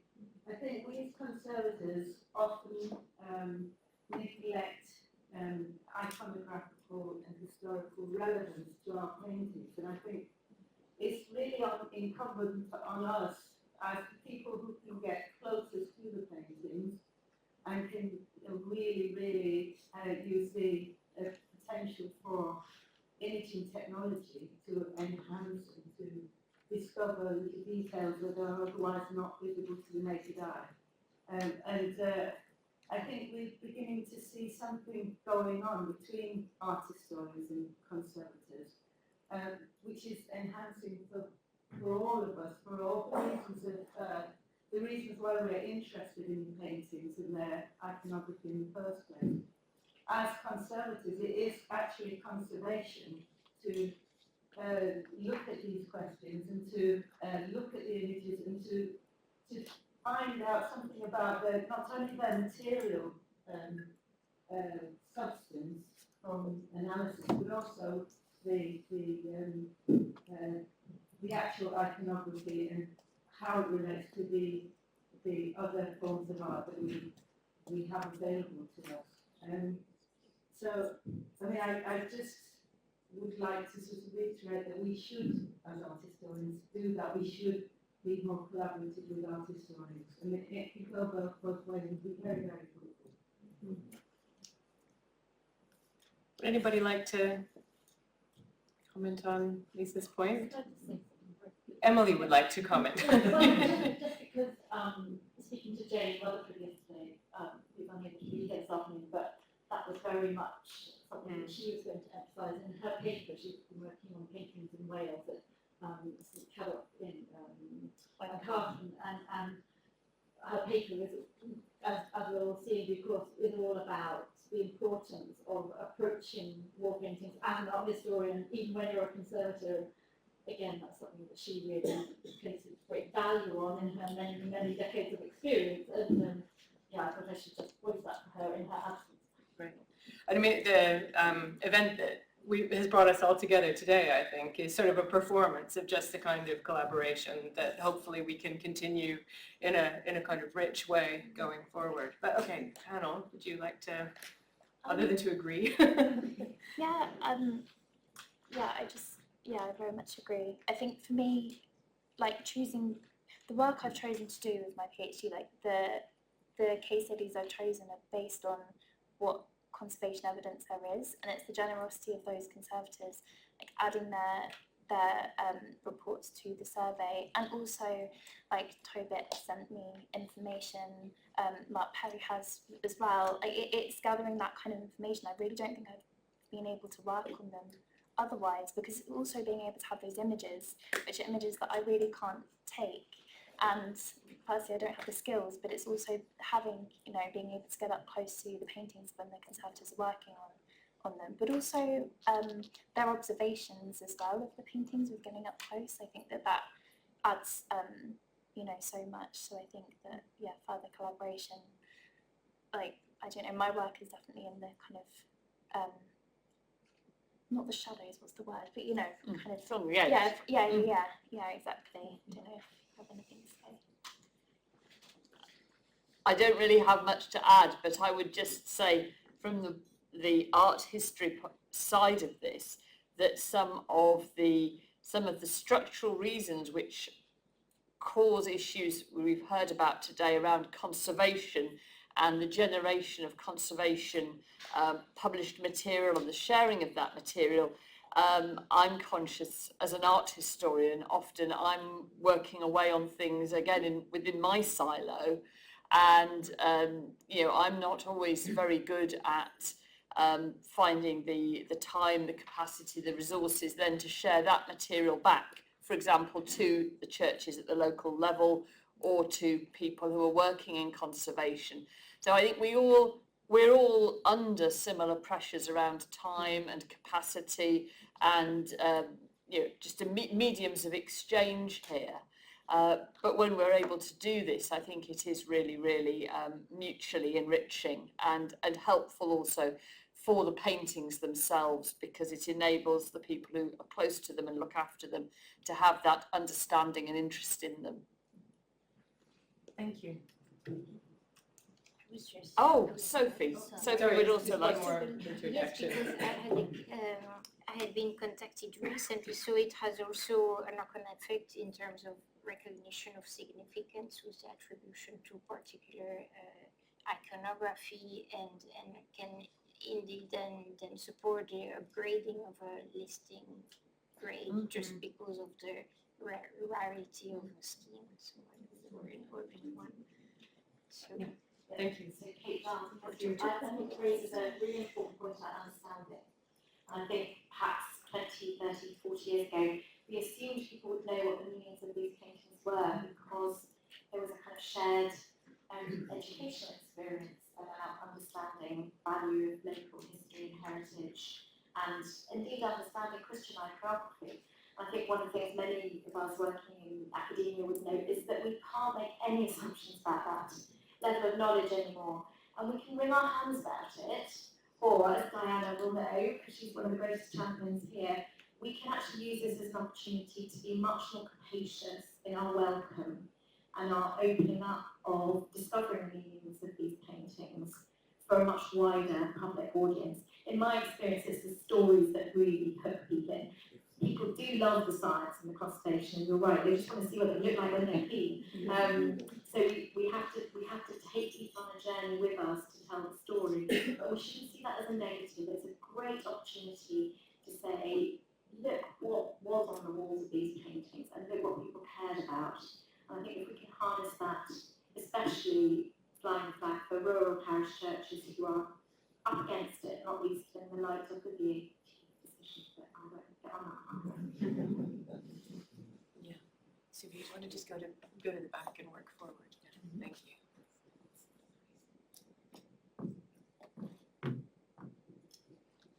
Thank you, everyone. My name is Agatha Elfman. I work for Friends of Friendless Churches, and so thank you for mentioning the churches which are obviously somewhere in the middle of nowhere. And probably, there's many people that will visit them, and it's great to see examples of PhDs and delivered by the case studies provided by conservators. I just very new to wall painting. I don't really know much about conservation as well, but I just wonder to what extent we should go beyond having a database for practitioners and conservators and thinking from a general public point of view, to what extent we should be aiming to sell it as a collection of national paintings which just happen to be dispersed. And if you just if you think about the galleries like the Courtauld Gallery, and if you think about Google Art and Heritage and Culture, to what extent there is more work that needs to be done digitally to link this coming collection for somebody who is not an academic, and for somebody who is who's probably still going to see some of the wall paintings during their lifetime. And probably this is just the question as well regarding what outreach is part of the project, and is that even part of the project? Is there anything to do to educate the public more? Or at least give them opportunity to engage with the project. Yeah, I wonder actually, sorry Emily to put you on the spot, I wonder if you should just come up to the front as well, because I mean, the driver for the project has really been to make accessible sort of to the people in this room and people like us material that was before in the second basement of Somerset House and quite hard to access. But whether or not there's a further kind of public engagement project, I mean, if you know of funders. Yeah, no, I mean, it's definitely high up on our priority list.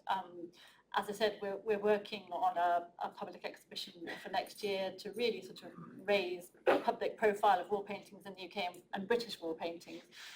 And that will have educational outreach opportunities with some schools, but obviously we won't hit as many nationally as I'd like.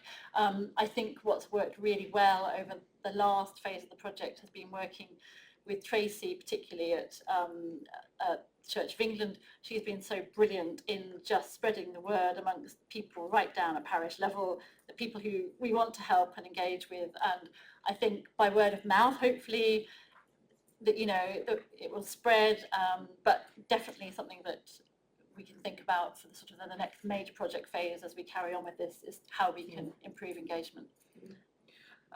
Sophia, do you want to come forward to Richard Halsey? Yeah.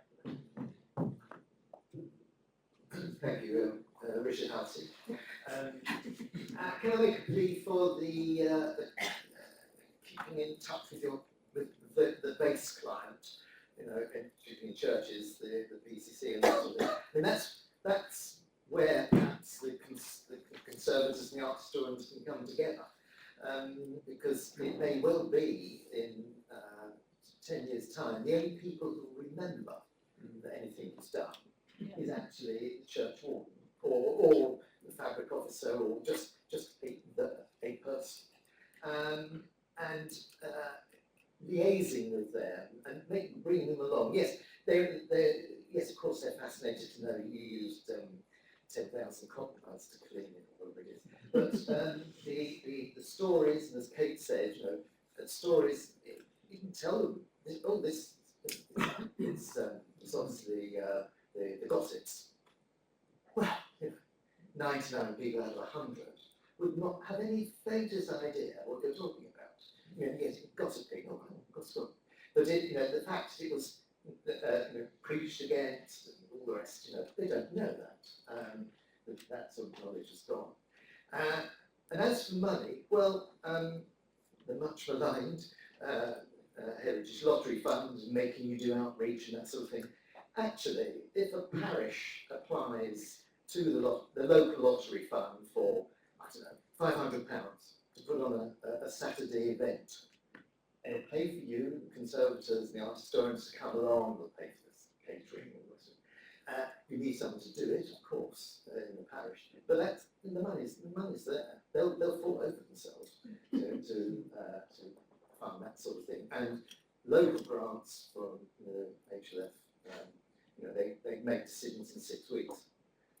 So that's where that, at least the local element.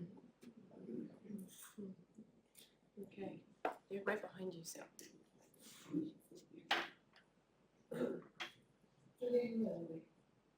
Mary mentioned itinerant painters. Do you know any more about whether schools of painting in East Anglia or somewhere? Do you know any more about itinerant painters? This is an area where I think we're still, again, patching our knowledge together, and it's not an area on which I'm very equipped to speak, but there are certainly places where you can see people who are apparently the same painters or related painters working within an area. Obviously, there are some schemes where we have documentation, and from particularly in that medieval period, often place name evidence shows us people moving, you know, either within a locality or moving considerable distances. I think we've probably got a sort of, perhaps people who are working quite locally, and then people who work nationally, internationally. It's still something, you know, that we're putting together our knowledge on, I would say. I can see someone with their hand raised. I'm just going to Chris Campney. I'm the Secretary of the Royal Commission on the Ancient and Historic Monuments of Wales, and I'm going to plug a book written by my colleague, which is subject called Subject, S-U-G-G-E-T. It's called Painted Temples, and it is a gazetteer and commentary on all the ecclesiastical mural wall paintings in Wales. And the USP of his book is that he has a huge amount of research into the lives and stories of the painters themselves. There's a huge tradition of Welsh poetry that he's investigated, and he's found out a huge amount. And I won't attempt to summarise it, but if you're really interested in that subject, that's something you go and find out more. I think there's a question back with Ellie. Oh, sorry, did you have a response? Sorry, then we'll come to you, Ellie.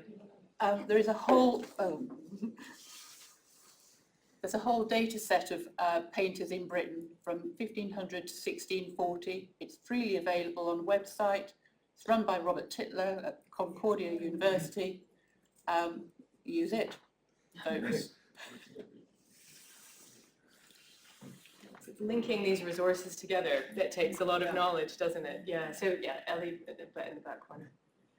Thanks so much. Just very quickly, about this back funding, and yeah, absolutely, Heritage Lottery, just with my archives head on, but the Heritage Lottery, obviously you could apply to central body for, you know, millions of pounds for the lottery to run a project. You're archiving the strand. So the great thing about having archiving is that obviously you can then, you know, you can then apply for these funding, you know, and obviously they have the money for that. And then a lot of archives will apply for extra money as well. And again, you know, that can be, you know, a lot of money. It can be a research project. It can involve archiving, but it has also involved engagement basically with communities, diverse communities. Everything has to be diverse communities, citizens, also the little communities all around the country and even abroad. Those are the big ones. The National Archives is just basically it is just got a new engagement grant from the Bible, that's a small amount of money. And then there are one or two others as well. Obviously, so that's just once you have an archive, then you've got all these other kinds of open to you, which I'm sure everybody knows as well, but a lot of people will know about that. But if it must be helpful, just trying to bring the project together. Thank you. It's also, I think, uplifting at quite a dark time just to list the funding sources that are still available to us, Yeah, good. Is there another question, or are we starting to get restive about Kate? I don't even know if there is Kate. Thank you. I mean, maybe I might sort of selfishly finish with a kind of a last question. I was really struck in Andrea's paper the evocation of social historians, and we've heard about archaeology, and standing archaeology is quite important in this conversation. And I think, Florence and Miriam, really all of your research relates to not just the art historical community and a visiting public, but also what happens in, social anthropology, social history, and some of those other disciplines. And I mean, my question really is, how do you see your research? Any other sort of thoughts about the social historical dimension? Yeah, just briefly, I actually have had a similar experience of applying for a PhD and saying I wanted to work these paintings for a social historian, and then saying that the evidence didn't exist. And I think it's just sometimes people don't see images as evidence, they see it as illustrative, which I think is a real issue. And I think it's just showing that actually they're adding a different dimension. They're showing something that is perhaps slightly different, or presents a different angle, or shows us something new about the areas we're working on in terms of social history. It's like really forcefully demonstrating that. I'm not, I don't really have more answers than that, but yeah, I think it's quite obvious that they're deeply integrated in that kind of study, and they need to be shown to be even more important than I think they're currently seen. Well, it's a neat point to end on, and maybe we're sowing the seeds for us reunion in a couple of years for this conference. Before we break, which is upstairs back where we had lunch, may I just thank the whole panel, and also Emily Conscripted. Welcome back to the final session of today. This is a panel session on collaborative approaches to wall painting conservation projects. My name is Sarah Pinchin. I'm a commission treatment coordinator at Historic Royal Palaces, and I'll be the session chair. Tobin Curtis very aptly introduced this topic of the importance of collaboration and understanding everyone's role and what they're doing on a project. And I'm hoping we're going to be able to dive deeper into this topic in the panel. Because we have a group of diverse experts here. There are three topics that I'm hoping the panelists will highlight over this hour. The first emphasis will be to reflect on the reality and complexities for different professionals working on wall painting conservation projects and research right now. After that, we'll look at the bigger picture and question how projects should work in the future. And finally, we will examine the focus of the day, archival resources and documentation, and how these have been used, how these are being used now, and how these will develop going forward.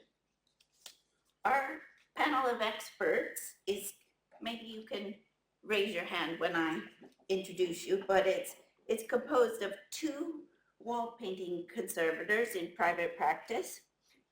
Peter Martindale is director of Peter Martindale Conservation. He's an assessor for PACR. He served on ICON's Board of Trustees and the ICON Stone and Wall Painting Committee, and is a fellow of IIC. Ruth McNeilage is a partner in McNeilage Conservation and has also been a long-standing member of the Icon Stone and Wall Painting Committee. We have one conservation manager at a heritage organization. Katie Litko was a head conservator for the National Trust until 2019. She was a trustee of the National Heritage Science Forum and a chair of ICON's PACR Accreditation Committee, winning the Plowden Medal in 2020. Katie chairs Historic England's Historic Estate Conservation Committee and is a member of Southwark Cathedral's Fabric Advisory Committee. We were going to have Helen Howard, senior scientist at the National Gallery, but she couldn't attend at the last minute today. Hopefully we'll be able to answer some of the analytical questions that we might have. We might have to ask someone in the audience about some of these topics. We have two conservation architects. Jonathan Deeming is from the practice Purcell. He is cathedral architect at Canterbury and Lichfield Cathedrals, commissioner for the Cathedrals Fabric Commission for England, and treasurer for the Cathedral Architects Association. He has been an assessor for RIBA's Conservation Accreditation Scheme and member of the jury panel for the RIBA Regional Awards. Nigel Walter is an inspecting architect for historic churches from the practice Archangel. He is a fellow of RIBA, a member of the Church Buildings Council, and a trustee of the National Churches Trust. He holds a PhD in historic building conservation from the University of York. And I'm now going to give the panelists the opportunity to briefly introduce the types of projects they're involved with, their role within the project, and who they collaborate with. Then I'll ask them questions individually, and I hope that the audience and fellow panelists will join in with responses and follow-up questions. And then I'll leave time at the end of the session for additional questions, additional observations as we conclude the full day of talks and discussion. So if I could start, Ruth, with you, could you start off with a brief introduction to the types of projects you work on? What is your role and who else is involved in the projects? So I run a company with my husband, who's a stone specialist who works on sculpture and monuments, and I specialise in wall paintings and polychrome timber ceilings and screens, and also painted sculpture and painted monuments and chantry chapels, which often have wall paintings in them. I would say 80% of our work is in churches and cathedrals, on working on wall paintings and painted ceilings, and 20% of my work is on domestic wall paintings and wall paintings in public buildings. I am a partner in the company, so I run the projects, the wall painting projects myself, sometimes in partnership with my husband if it overlaps our two areas of expertise. And I usually have a team of between 2 and 4 experienced wall painting conservators working for me.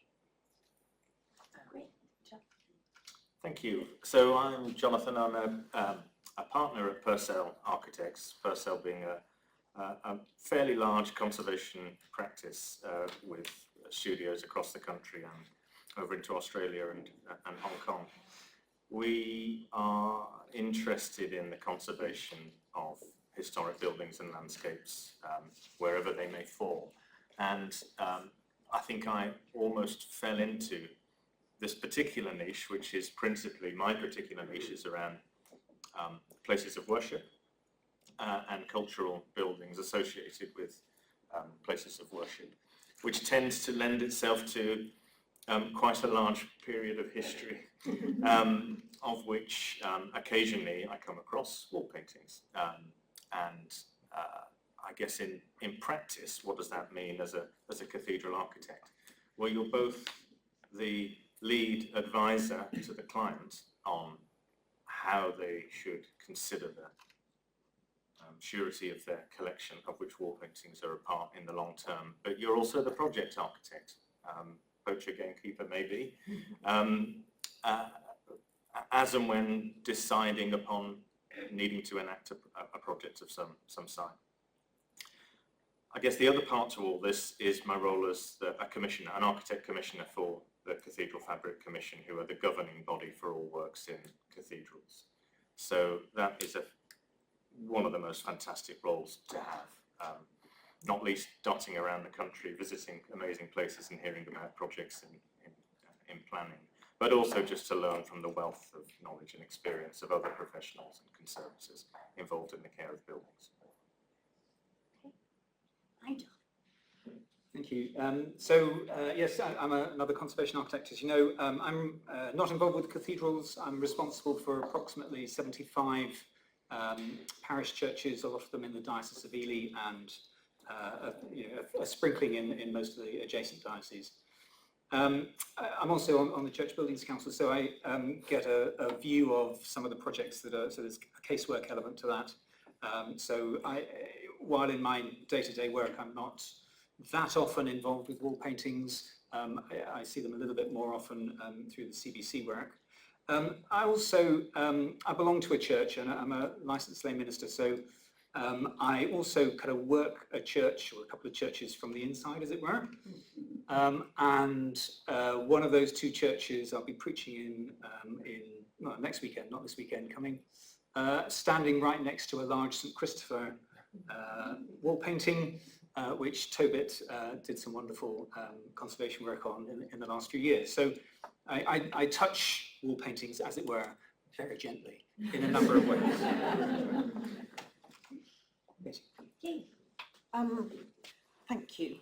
So I guess my role in the latter years has been very much the common thread in the various roles as chair of the Accreditation Committee, as head conservator at the National Trust, and now as chair of the Historic Estates Conservation Committee for Historic England.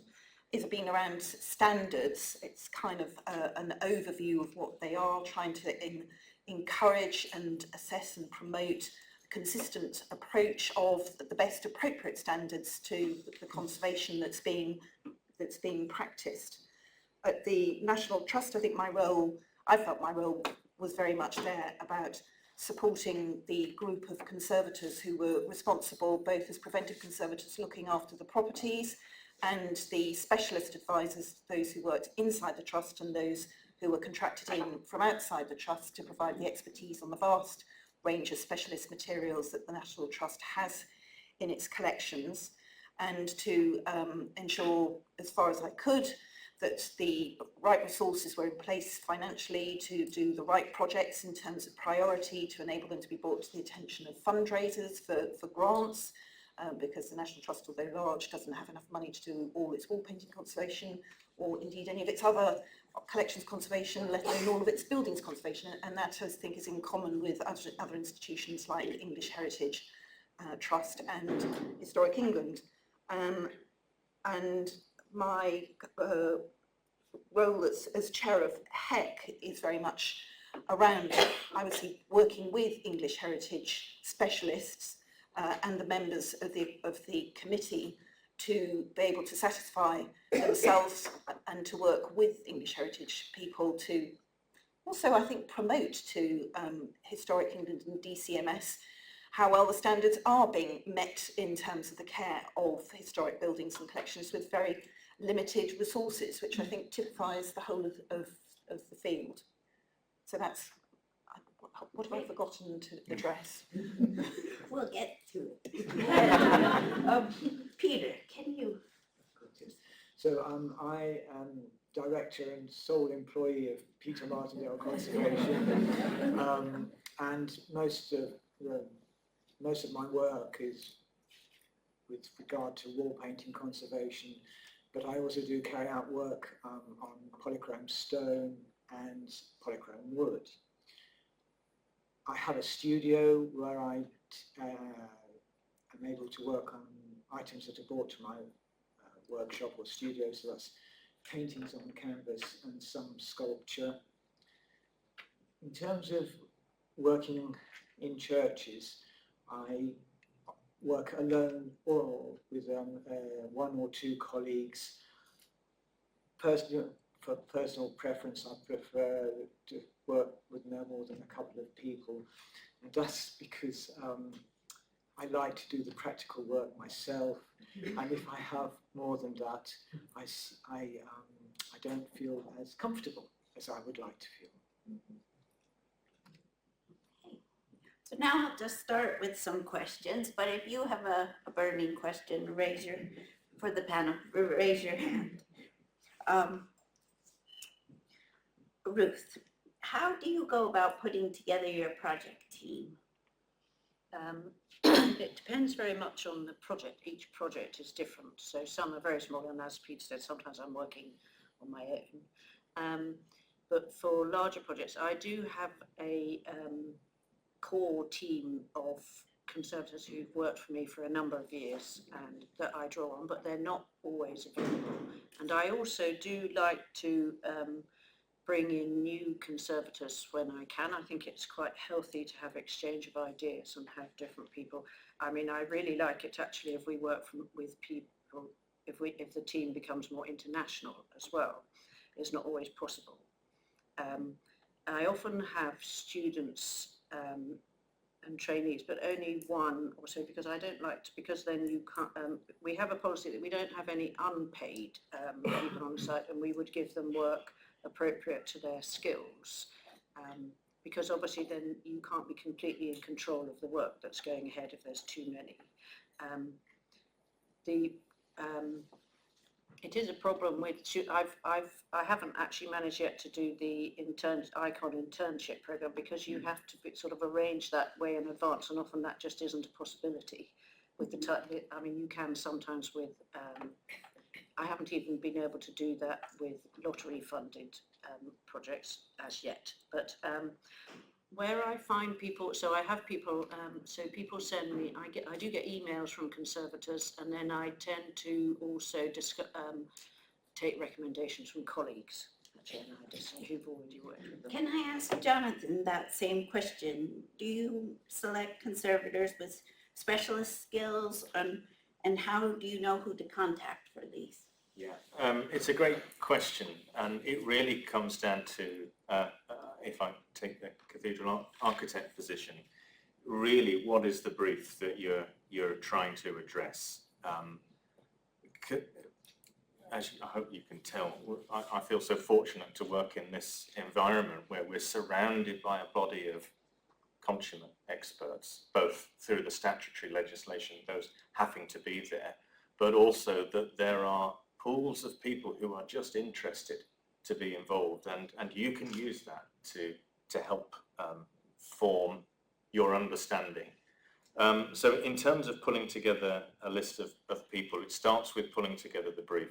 What question are you choosing to answer, and then or having to answer, and then if you're fortunate to work in a cathedral that has a history of conservation skills in-house, that makes things a whole lot easier, as you can call on networks and expertise that are there. In projects in smaller parish churches or buildings that aren't ecclesiastical, it's often the same as most people would. It's an ICON register or a recommendation, but we're looking for accredited people that can help us define the questions that we're looking to answer. Okay. Does it to that? I have another. Only to say that, so Jonathan's been an RIBA conservation accreditation assessor. I am also one of those. One of the key things that we look at is that ICOMOS has 14 criteria for training, and one of the key things in there is knowing when you don't know enough, and calling in the right sort of expertise. So that's a kind of core skill that any decent conservation architect should be able to, that you should know exactly what you don't know, because that's, you don't know that you cause too much trouble, start destroying things. Can I go back to Jonathan and say, how much of the project direction is defined by those controlling the budgets?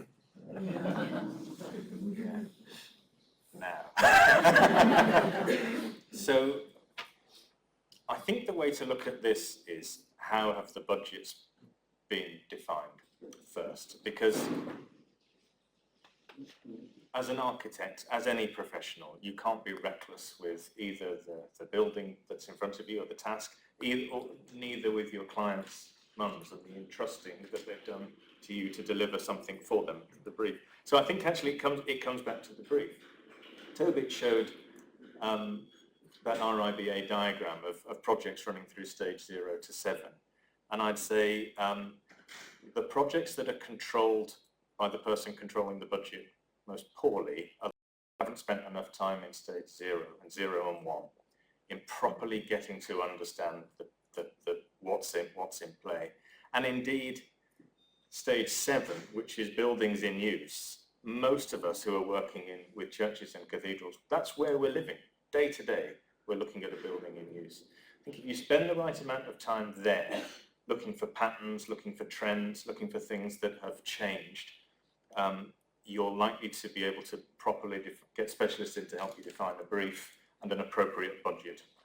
If you don't do that, it can be really problematic working to a budget, and budget holders do have control, and it's our responsibility to work to those budgets.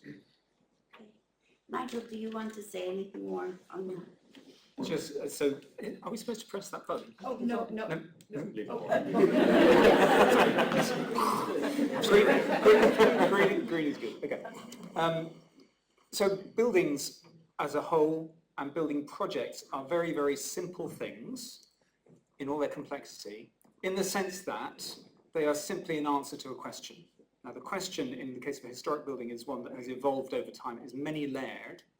But when you come to do a particular chapter of work on a multi-stage building, as one is with historic churches, then it's absolutely essential to get the right question, and that's what the brief setting is about. So stage 0 is stage 1. If you don't get the right question, you don't stand any chance of getting the right answer. And clients tend not to understand that, as Jonathan said. In terms of the money and where the money comes from, most, in my experience, with some exceptions, most churches don't start out thinking, we want to do some, the proper thing to our nice medieval wall painting. Most churches are hanging on by their fingertips financially, and if they've got the energy and can get together the resources to do a project of any sort, it's probably not to the wall painting. So the opportunity to do the right thing by the wall painting probably comes along by other means, and the money is often a sort of carrot, grant money that becomes available, perhaps through Historic England or wherever, is often the carrot. And then in that sense, you would say, yes, the money is driving the intervention, or being leveraged to enable the intervention by somebody who has the best interests of the building at heart. Okay. My next question is about influencing long-term care. Can I ask Ruth, do you go back to revisit your projects, and do you ever set up monitoring of specific areas or condition survey cycles, that sort of thing? Well, this is all down to funding again. So it depends very much on the project and the client. So I have some projects which have a known issue with the spirit of the painting, like at Richmond Castle, which you saw the photo of earlier with the graffiti from the conscientious objectors. And I've been going back there for, I think, about 14 years, just monitoring it, because it's a known ongoing problem, partly because of the characteristics of the painting. And it is stabilising now, but that's very unusual. So it's rarely possible to set up a formal monitoring system in a parish church. I do include it sometimes in my reports, but obviously church wardens change, and so the information doesn't necessarily pass on. I would say I do informal visiting of my sites if I happen to be passing, and if I do see an issue, then I will contact them. The thing that is coming up now, I have a few projects I've been asked to look at which were undertaken by other conservators in the, well, since the 1980s to sort of early 2000s, and so they're being so I'm looking at them again. So that's a sort of form of monitoring, but I'm looking at somebody else's work. And Peter? Yes, so like Ruth, when I finished a project and one prepares the final conservation report, then one states in there that the wall painting should be reviewed again in a certain number of years' time, and that varies sometimes between 5 and 10 years. It just depends on how I feel, how confident I am that the painting is in a very, is in a good situation, is in a good position in terms of its longevity. Only once have I been asked to actually go back to carry out such a survey in all the time that I've been here. It's all the time that I've been here. That was a good answer, wasn't it? But I would like actually just to come back to a point that Mark made earlier on, Mark Perry, and that is that we, and I hope I speak for Ruth as well, we in the private sector do spend time preparing the reports, which is not sort of financially recompensed if one's actually carrying out the practical work. Yes, and I think that was an important point that, yes. that Mark, Bearing a lot of responsibility to the future conservators that are going to come along the next time, wanting to produce documents for them. yes, and I mean, because that is so important. When I'm in preparation for, if I'm asked to carry out a condition survey on an item, then all the more historical information that is available, the better. So, for instance, Church Buildings Council, but other conservators as well, Perry Lithgow Partnership, their archive, Anne Ballantyne, I'm trying to think of others now, but sometimes parishes themselves, you will speak to somebody in the parish, will have gathered information that is very useful. But yes, the more information that you've got going into a project, the much better informed your decision making, and the more confident I feel. If I've got more information, you're in a much better position to explain things to whoever is involved, the parish, the architect, visitors, whoever. And then you can put that information in the final report too. Katie, what is the role and responsibilities of those commissioning conservators to the preservation of wall paintings? Can you speak about long-term planning and revisiting of projects?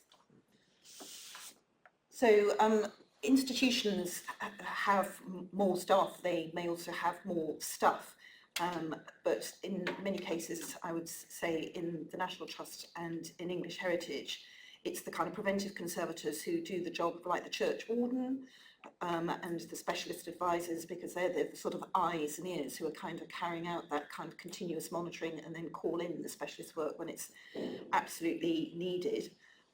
The preventive conservators in the National Trust were a very important part of annual budget rounds and 5 to 10 year budget planning to make sure that the resources were available so that they could call in special advisors to do frequent work.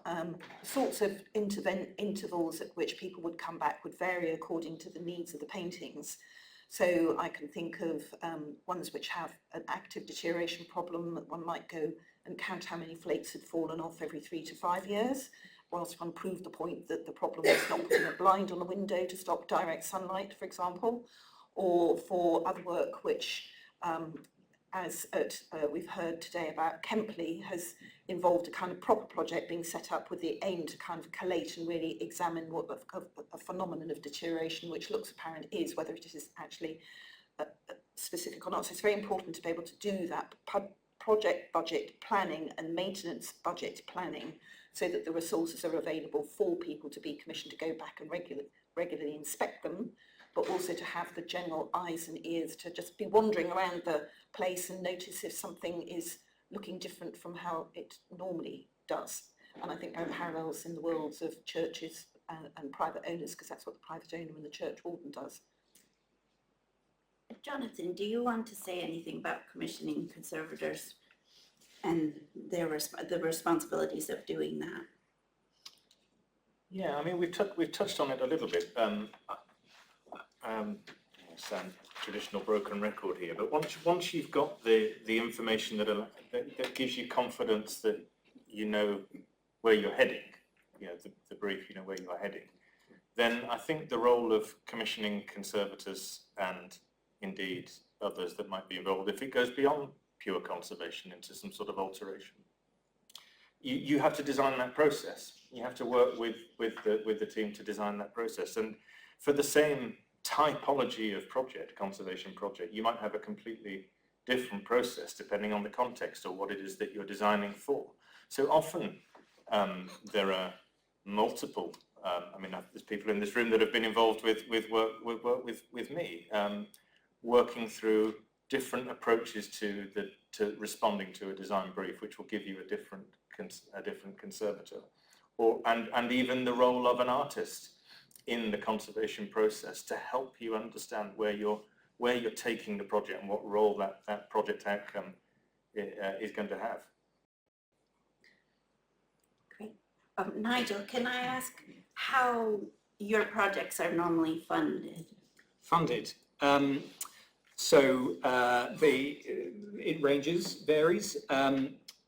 Often, I mean, sometimes the sort of church projects that we work on will be entirely funded by the congregation, by sacrificial giving. And the thing with churches is anything you say about a church is true because it's true somewhere, because there's such variety, right? And some churches are full of energy and growing and are taught, and it needs deliberately to be taught from the front that, kind of it's quite important to give in order to keep the show on the road, which is how these buildings were created in the first place, through sacrificial giving of generations, right? So there are churches like that, and then at the other end of the spectrum there are churches that just cannot imagine raising more than 3 6 at a cake sale, and are therefore entirely dependent upon grants, which is a much sort of weaker position to be in. Not least because as a grant giver, such a church is much less attractive than a church that has got some energy about it. So it's anything between those two extremes, and often it's a mix. And there's an art in terms of and this is kind of off topic, but there's an art for a church body to leverage some success, or whether that's internal or external, to access other funds. There's a sort of snowball effect I observe, at least sometimes. Peter, could you say something about challenges of making cases to non-technical stakeholders?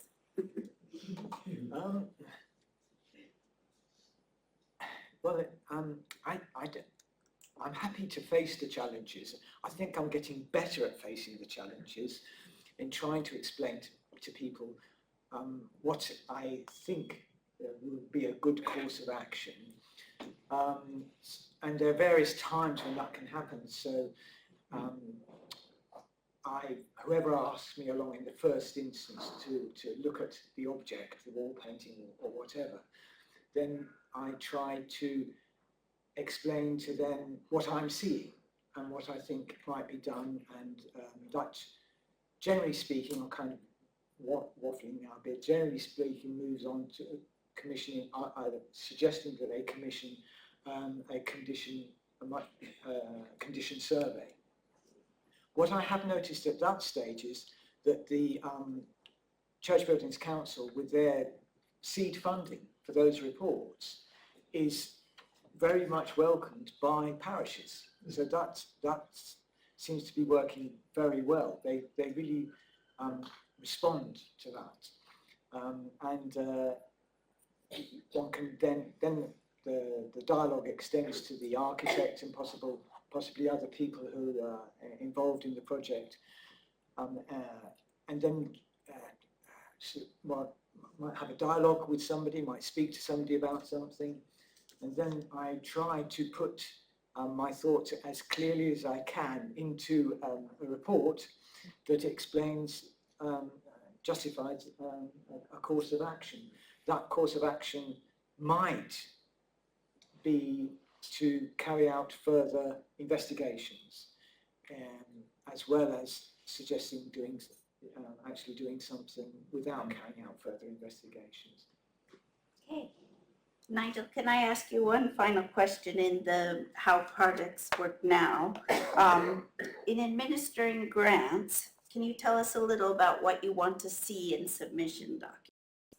Yeah, great question. So I, as a trustee of the National Churches Trust, as the architect on the board, I chair the grants committee, so have the wonderful privilege of giving away several £100,000 a few times a year. It's great. Not, I'm afraid to say, to wall paintings. So this is not a wall painting specific comment, but I think there's some generic things behind the sort of grants world that are worth observing. One is that a lot of it is about the story you tell. So there's one approach to kind of filling an application with loads of information, but if you can't discern a nice story, a story that you want your grant giver to join in on, then you are less likely to be successful. So it's what is the story that's going to grab attention and make somebody think, yeah, I like that one. Because a lot of it is, it's a little bit like selling houses. You know, a lot of it's emotive, it shouldn't be, but kind of a lot of it is. Second, these, at least in my experience of the various committees I'm on, they're staffed by volunteers who have limited time. So, you know, the half a dozen, 100 pages of a case file are not all going to get read. So it's identifying, you know, be upfront with the message and by all means have the other information there, but think about structuring it in a layered fashion. So yeah, it's about grabbing attention and being legible, I suppose. And you know, tell me a good story. Okay. Unless I have questions from the audience, I'll just go on to the next, how things work, how things should work. Oh, I do have a question. Hi, thank you. Sorry to interrupt the flow a little bit, but it occurs to me that we've got a lot of young and emerging and student conservators in the audience, and also people who are historians who are interested in conservation and working with heritage professionals in the future. And I'm just wondering if the audience and also members of the panel who are well established in their careers have some specific advice or a nugget of advice they'd like to give to emerging conservators as they graduate, for example. I have the first years of the wall paintings conservation MA in the audience here, and the third years who are on fieldwork at the moment will be leaving and graduating over the summer. So it would be great to hear some advice from the professionals about next steps for them and something that maybe you wish you'd known when you were embarking on your careers. So can I jump in? I had a really nice conversation just over tea along these lines. If I was starting out, I would pay much more attention to networking, because this is a really small world that we float around in. A lot of it is by being known and who you know, and that's not a bad thing. It's just a function of the nature of the landscape that we are negotiating. So, in addition to that, when you are going outside of that landscape to people who might be commissioning you for work, then having tokens of authority is important, by which I mean, you know, the masters, or, you know, that's already a token of authority. That's great. Because the people commissioning this stuff often are in a position where they do not understand what it is they are buying, but they need to feel they have a reason for making a choice. And the way you make a choice when you don't know what you're doing is you look for those tokens of authority. So it's that sort of accreditation, you know, conservation accreditation is another classic thing. So yes, not to be backward in coming forward, and network, gain experience would be my suggestion. What do others think? would not be disheartened about seeing an enormous mountain that it seems to be very difficult to penetrate, because I think you've got an awful lot of things which are playing in your favour, notably your youth and your enthusiasm and the currentness and innovation of your knowledge, and I think that goes a long way to make you a valued collaborator with practicing conservators or with organisations looking to recruit you. So it may be that the opportunities don't seem to be that numerous or frequently very funded, but you will be surprised about which stones opportunities kind of crawl out from underneath. So kind of just don't be daunted by the fact that lots of people are constantly telling you how difficult it is out there. Because if you're interested and enthusiastic and you have that to offer people, then I think there's, in a serendipitous way, opportunities will come to find you. So I can't say that there are great funds of money that are out there waiting to give you a job on it, but I think there's a lot of narrative about how difficult things are, which just don't be discouraged by that sort of thing. Yes, and I would say just keep resending emails, because sometimes I have a project and I don't know when I'll have a project where I can actually bring people on board. So, and then unfortunately the emails sort of get lost, and so 2 years down the line I think, oh yes, that person wrote to me. But you know, just keep resending it. It's not actually annoying if you resend emails, because then something might sort of pop up. And I would say yes, sort of working with various different specialists in the field is incredibly useful as well, because it is a collaboration. And also look for opportunities to give of your time, if you have time that you are able to give of, because all of this sector relies on volunteers, basically. So that's a good way of networking and getting alongside people and then knowing. Can I turn that question around a little bit and say, what should we all be doing to help emerging professionals? What should institutions and grant bodies and other organizations be doing to help the emerging professionals? So I think there's been quite a lot of step change forward over the past 10 to 15 years with programmes of funded internships, which have been dealt a little bit of a blow, I feel, by COVID. And we don't seem to kind of picked that thread up again. Partly, I feel that some of the heritage institutions that might have offered those things in the past are still kind of getting their ducks in a row to kind of contend with the financial challenges that COVID has made to their budgets in terms of visitor numbers and such. But I still observe that the Heritage Lottery Fund, through their kind of engagement and social outreach impacts that they're looking for, will, if the case is made well, set the project up so that there is the capacity, both in terms of time and money and support to the conservators who are running the project, to take on interns and aligning with a model like the ICON PACR scheme means that at least there's a framework within the freelance sector that ensures a good and equitable experience to both host and practitioner, which is the kind of duty of care that an academic institution would perform for their students when they put them on into placements. So those kind of roles can be implemented differently according to which sort of society that you're in, whether you're in the academic society or the heritage society. So I think as a sector, the more that we can promote, welcome, encourage and be willing to host internships, both as at the end of a training period, but also as the kind of first steps in a career. I think that's one of the most valuable ways that I've seen that kind of functions. And sometimes those intern roles actually do translate into jobs, even if they're short-term contracts. You know, that is the flavour of the heritage field. Okay. Well, oh, yes.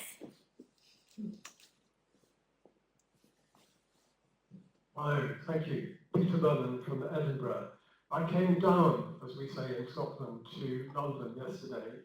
And I'd like to thank all the speakers and all the organisers that today have been such a worthwhile occasion.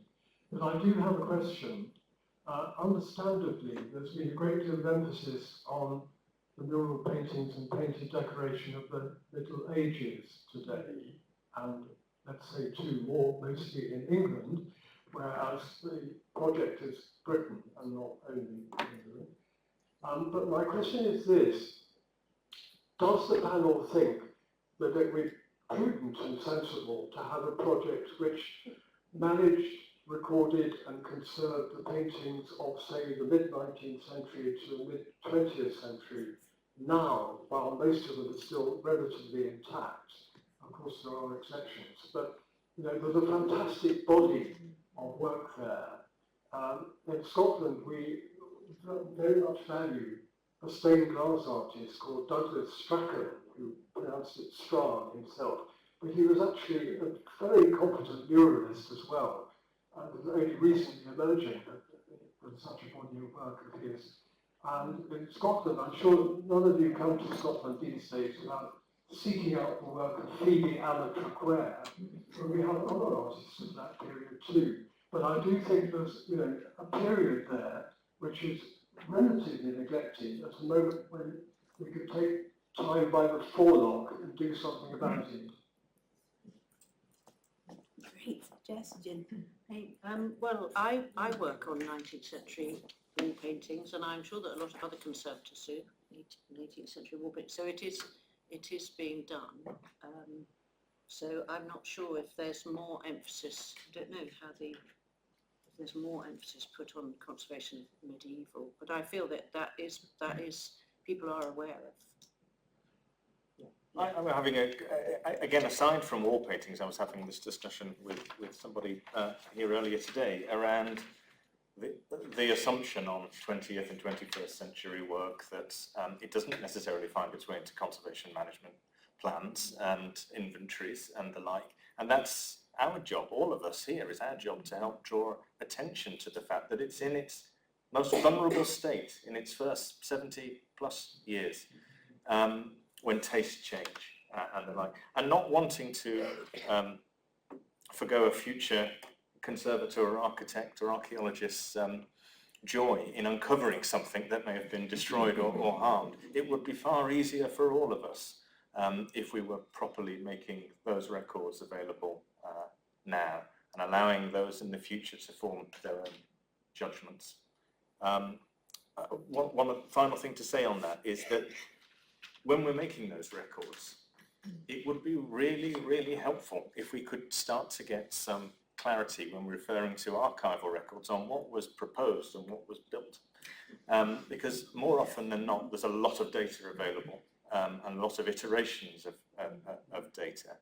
And it is so easy to find yourself in a situation, particularly in very recent history, where two people can present differing pieces of information and both appear to be equally valid, and it's very difficult then to form a judgment on sound grounds onto the relevance of that information. So yes, I would love to see us record more information now.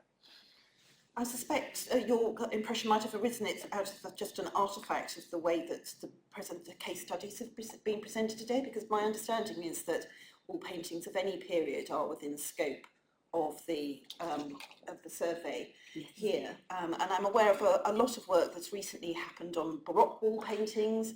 I think you could probably say that there's been even more work recently, interventive work on 19th century decorative kind of church wall painting. There's been on medieval wall paintings, because a lot of that has been kind of done in a sense, but the 19th century wall painting perhaps not.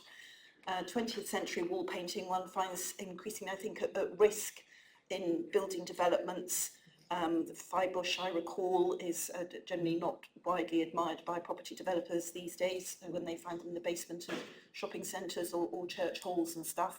But there are people working in this sector. It just may not have been kind of mapped out in a kind of systematic way, which might be an interesting exercise that could come out of a kind of the survey, just mapping what, as you were describing, what paintings of what period exist where within the survey. It's just there's been a bit of a focus on the kind of collaborative art historical and conservation sorts of projects from the Middle Ages today. I want to skip ahead because I know we're running out of time, and I'm going to just move to archival information and say, are you gathering the right types of information? Should we be producing other types of information. Can I go to Jonathan in terms of that? Are we gathering the right type of information?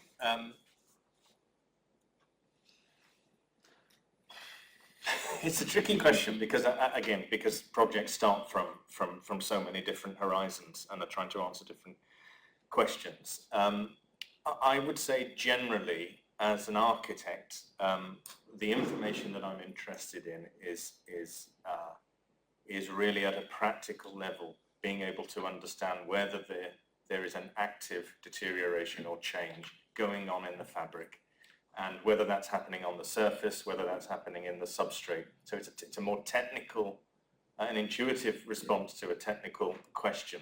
So information that allows me to make those judgments on behalf of the clients and know when to identify what I don't know and calling people. So that it's not a straightforward answer whether we're gathering a consistent type of data. It really is very much dependent on the situation we're working in.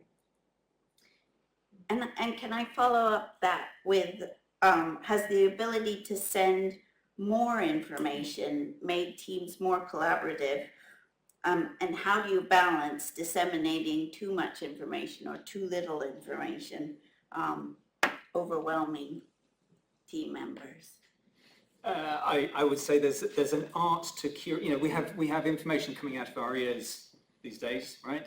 It's about curating the information. So if I want somebody else in the design team to take note of something, I need to be signposting to it in the thing that I'm sending them. Otherwise, because people don't have the time to read everything that is sent to them. Yeah. Can I? Yes. So it's kind of thinking about that from the point of view of what information will be necessary for the future. And the only real point I wanted to make was that when people mention things like developing codes and structures and guidelines and straitjackets for gathering information, it makes my insides curdle, because I can think of so many times when one tries to collect information and it's never the information that answers the specific question that you've got at the time. So you need something, like the bus tickets and able to get at all those kind of disparate sources of knowledge. And one would hope that one of the outcomes of the focus on digital and the digital economy and digital management is that there is more capacity to work without the need for completely structured data as a means of then being able to retrieve useful information, and the kind of opportunities that people tell us are there with machine learning and the somewhat oxymoronic phrase of artificial intelligence may help conclusions to be drawn out of in a more kind of synergistic way from these rather messy data sets, because humans are messy and therefore the information that they collect, however rigorous and correct people are trying to be, is always going to be messy. And I always find that whenever I file anything, it's always the bit that I haven't filed that I want to know about. And just, the institutional memory of most organisations is very poor. It's an awful lot of information is tied up in the individual. Mark was talking about that. Kate was talking about it. It wasn't quite pictures down the back of the Reredos, but it's kind of that sort of thing.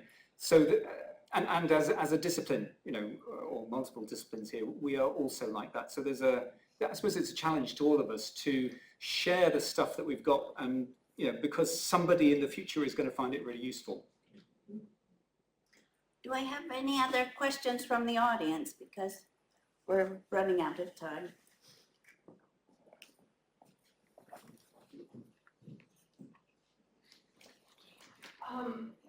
It's I'm a conservation architect, and we talked about a very important matter, which was follow-up on the condition of wall paintings after work's been done or a survey has taken place.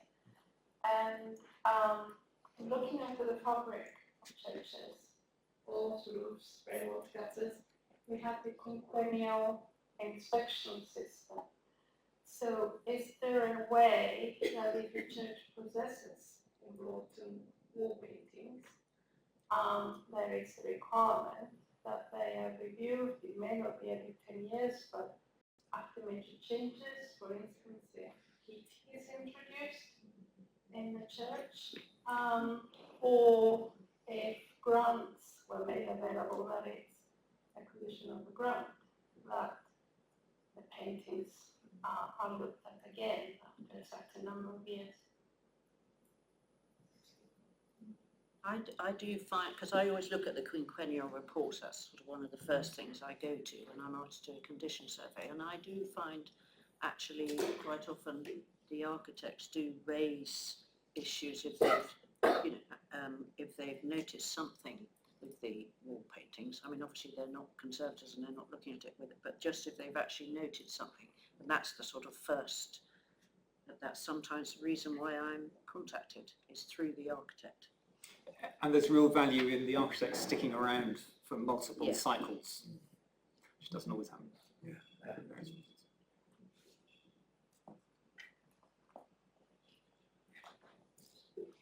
I think it's a really interesting question because we have the two different systems of certificate of completion for faculty, and then if we're funding our projects through lottery, the evaluation process, and it's very rare, in my experience, that the lottery pay much attention. They want their quick evaluation, money well spent. I wonder whether there's a really useful thing that those of us applying for lottery funding could do to factor in inviting the conservator back in 5 years' time.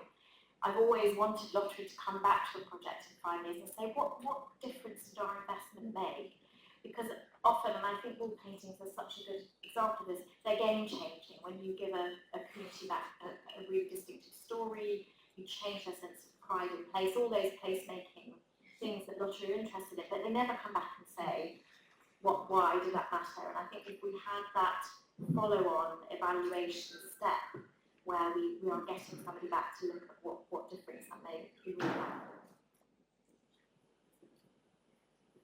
like. Well, the one way to do that without burning is for the quinquennial to note that work has gone on, who did it, and not necessarily have the documents attached, but to say, they have been lodged with the National Archive, or something like that. Make it traceable, that's the thing. Make it traceable. Yeah, exactly. Because the QI is the only document in parish church management that carries on.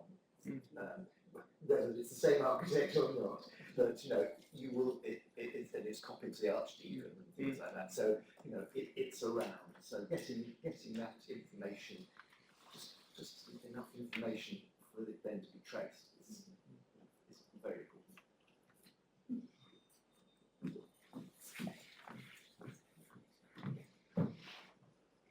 Thanks, very interesting. I will just be very short, 30 seconds, but I just need to, following on from what Kate talked about, when I was talking before in the previous session about funding opportunities, I was thinking about archive funding.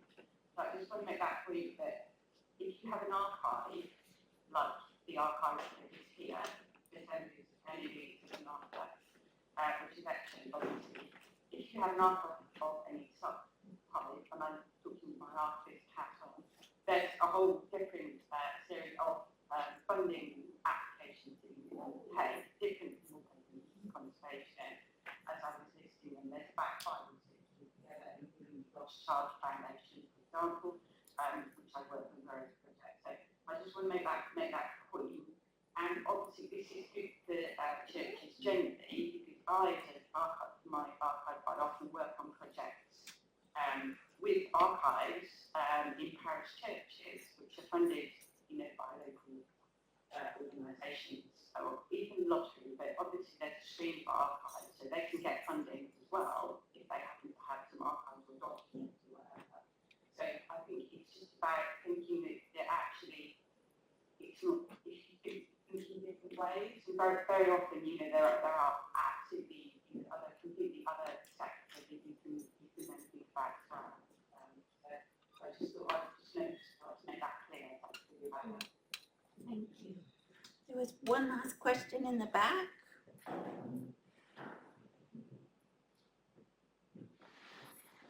I'm Selina from Conservation, and I was just going to make a comment that not very often it happens that there will be funding for the subsequent visits, but I have been involved in a project where they, from the very beginning, the church was so interested that they secured funding for a survey after a year, and another survey after 5 years. But what happened, we did imaging, some imaging for condition and wanted to review with the same set of images. By that time, the company who did the first set of imaging ceased working, and we are now in the we have a problem to find a company who will work with the data provided to provide the same set of information so that we can overlay the information to see where the damage or if something has changed. And that's where the church is very, very interested in doing it, but they seem to have now problems to follow it up, which is really very disappointing. So we are supporting that we can do another condition survey, but it was set up for doing it the way that we use the imaging systems we had previously, and we are now struggling to find someone who is going to do the same set of imaging so that we can compare. Well, I think we're at the end. I need to thank the panelists for a thought-provoking hour. Thank you.